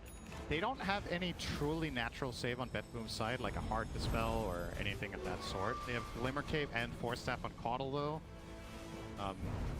So it's going to be a tough ask, but I think Betboom are not going to give them any other targets than the PL. They're going to put him in front. Can't kill this guy, you can't win. We'll see if they will chill for the final. I say final Roche because it seems very unlikely for Talon to be able to hold in the base against another Aegis, so they will probably be fighting for the Roche too. And I'm sure for Betboom right now, there's a part of them that would like to go high ground and just close out this game after such a long day full of Dota. But of course, it does become a little bit scary if you do happen to step just a bit too far forward. We've seen leads thrown before, and this would be one of the biggest of all time. They did happen to do it. You're up on the top side. 49 minutes in, it does look like Betboom are going to be making that safer play. Another 11 minutes for the prophesized 60-minute stomp. See if it happens. If Talon can hold out that long, it's a tough ask. This disadvantages are mounting every minute. Betboom's heroes are getting bigger and bigger, and you're picking up the pieces in your base, scavenging for scraps here while the enemy team is just controlling the entire map. Spirit Breaker now closing in on level 30 sometime soon. You know, given a little bit of time in the map, maybe we're looking at that 5 to 10 minutes away if no fight breaks out. Pure is just farming. I mean, it really is just nothing going into the favor of Talon at all. They have been completely corralled inside of their base and trying to set up for a fight that Betboom are not giving them. Not even giving them an opportunity to take that engagement, saying, come and deal with us instead. And, well, yep, that's even more voice lines dropped down in front of them. Aestrin spawns. I mean, the other problem is that, like, Talon eventually do need to leave their base to go at the Roche fight at the very least, surely. Maybe not. Surely. Surely. Giving that one up feels like it's just delaying the death sentence. Jabs. Barely farmed on this Invoker off lane, but has not been able to get the most out of this hero so far. 4, 4, and 5 as the recalls come out. Oh, this is an interesting play. They've showed all their heroes bottom. Now they're going to recall them top one by one and then probably smoke. Try to catch them inside the base with killing blow. This is a very unpredictable move actually here for Talon, so quite creative idea if they do choose to go for it. Or maybe they just recalled everyone up here to farm a Centaur camp together. That's also, I mean, that's kind of wholesome. It also feels like you put somebody in a headlock and then you just like let him go to do a backflip or something. It's like you kind of had him in a nice little grasp there. Yeah. Instant Roche spawn. Oh no, are they gonna get it on Talon? Dude, there's no way. There's no way. Oh, why did Betboom go up here? Why? Don't do the backflip. Just choke him out. Are they gonna get? I mean, okay. So okay, here it is. Divine Rapier. All in. Okay. 23. He's ready to go. Scan hits. They do see the illusion. Now Makoto baps away. They're still under a smoke. BK jumps forward, finds one. Waveform. How much damage can they take? They absolutely rip through him. That's gonna do it. They find and kill 23 Savage. Easy as pie. And Divine Rapier now in the hands of Nightfall. That might be the shortest rapier I've ever seen. He held it for 5 seconds. Oh no. Yeah, that's the cursed blade. If only he hadn't bought rapier, this might not have been over yet. Well, it's 54,000 net worth. There's a chance. More than 1,000 net worth a minute. All right, 8 more minutes, Talon. You can do it. Let's see. Go through. Buybacks abound. And oh my God, are they going to respect the buyback, dude? Oh no, Pure, how are you going to tip them now? Oh, jeez. Well, that is going to be the retreat after the buyback. And you can see here again, the quick jump. They just didn't stand a chance. It was way too much damage. And of course, the random bash coming out from Pure. Feeling it right now. Oh my God, that's some pent-up aggression right there. So, rapier in hands. This is why we only find the sturdiest tables for TI, by the way. Good craftsmanship needs to be able to handle some pent-up frustration. All right, 62K. I believe this is the second highest gold lead a team has had this event. Okay. Did the last one win? I think so, right? I mean, I don't think anybody threw an 80K gold lead. I don't think that's ever happened. Surely it can't happen here. I don't remember what the record was this tournament. I think it was about 80 or something. Well, Puck is queuing up a rapier too. Might not need it if they can get the pick off onto PL. Just makes him stronger. Pure. Bound. Walrus punch. Control. Down to about 2/3 HP. GPK goes through trying to take down Q. He's still surviving. Well, not anymore. 23 Savage slept. Waveform back. Buyback from another. So they did get the kill onto the Spirit Breaker. And that gave him a lot of gold, if I'm not mistaken. Yeah, that was 3,000 gold spread across multiple heroes with the Pure kill. Another 20 of those, boys. Wait, and he bought it. Puck got the rapier off of that. Okay. Wait a minute. Wait, are you telling me there's a chance? The Hex, the bash, the control, the walrus punch, the stun. Where's the damage zone? Where's the pump? They don't quite have it. He's not going to be able to quite do enough. Makoto goes down. That is the buyback. 23 Savage hoping for anything, but there is nothing left. Betboom has taken it all. GG is called. Cinderin, you were right. The 54-minute stomp, it can't be stopped. Yeah, an 80K lead to finish it off for Betboom. I mean, in reality, when you look back at this game, the last 35, 40 minutes, Talon just couldn't find anything on the map, right? All their lanes are pushed in all the time. Every time they try to make a move, Betboom are ready. They're counterplaying them. They're out-farming them. They're getting the Roches. You know, ultimately, it's for Talon, the game you got to look at here is obviously this is a shame to go out on a game like this. You know, you had 2 marathons, and the second game was definitely within their reach and very much favored, right? The regret of those late game buybacks in game number 2 that put you in this position to begin with and just cannot finish it off. But Betboom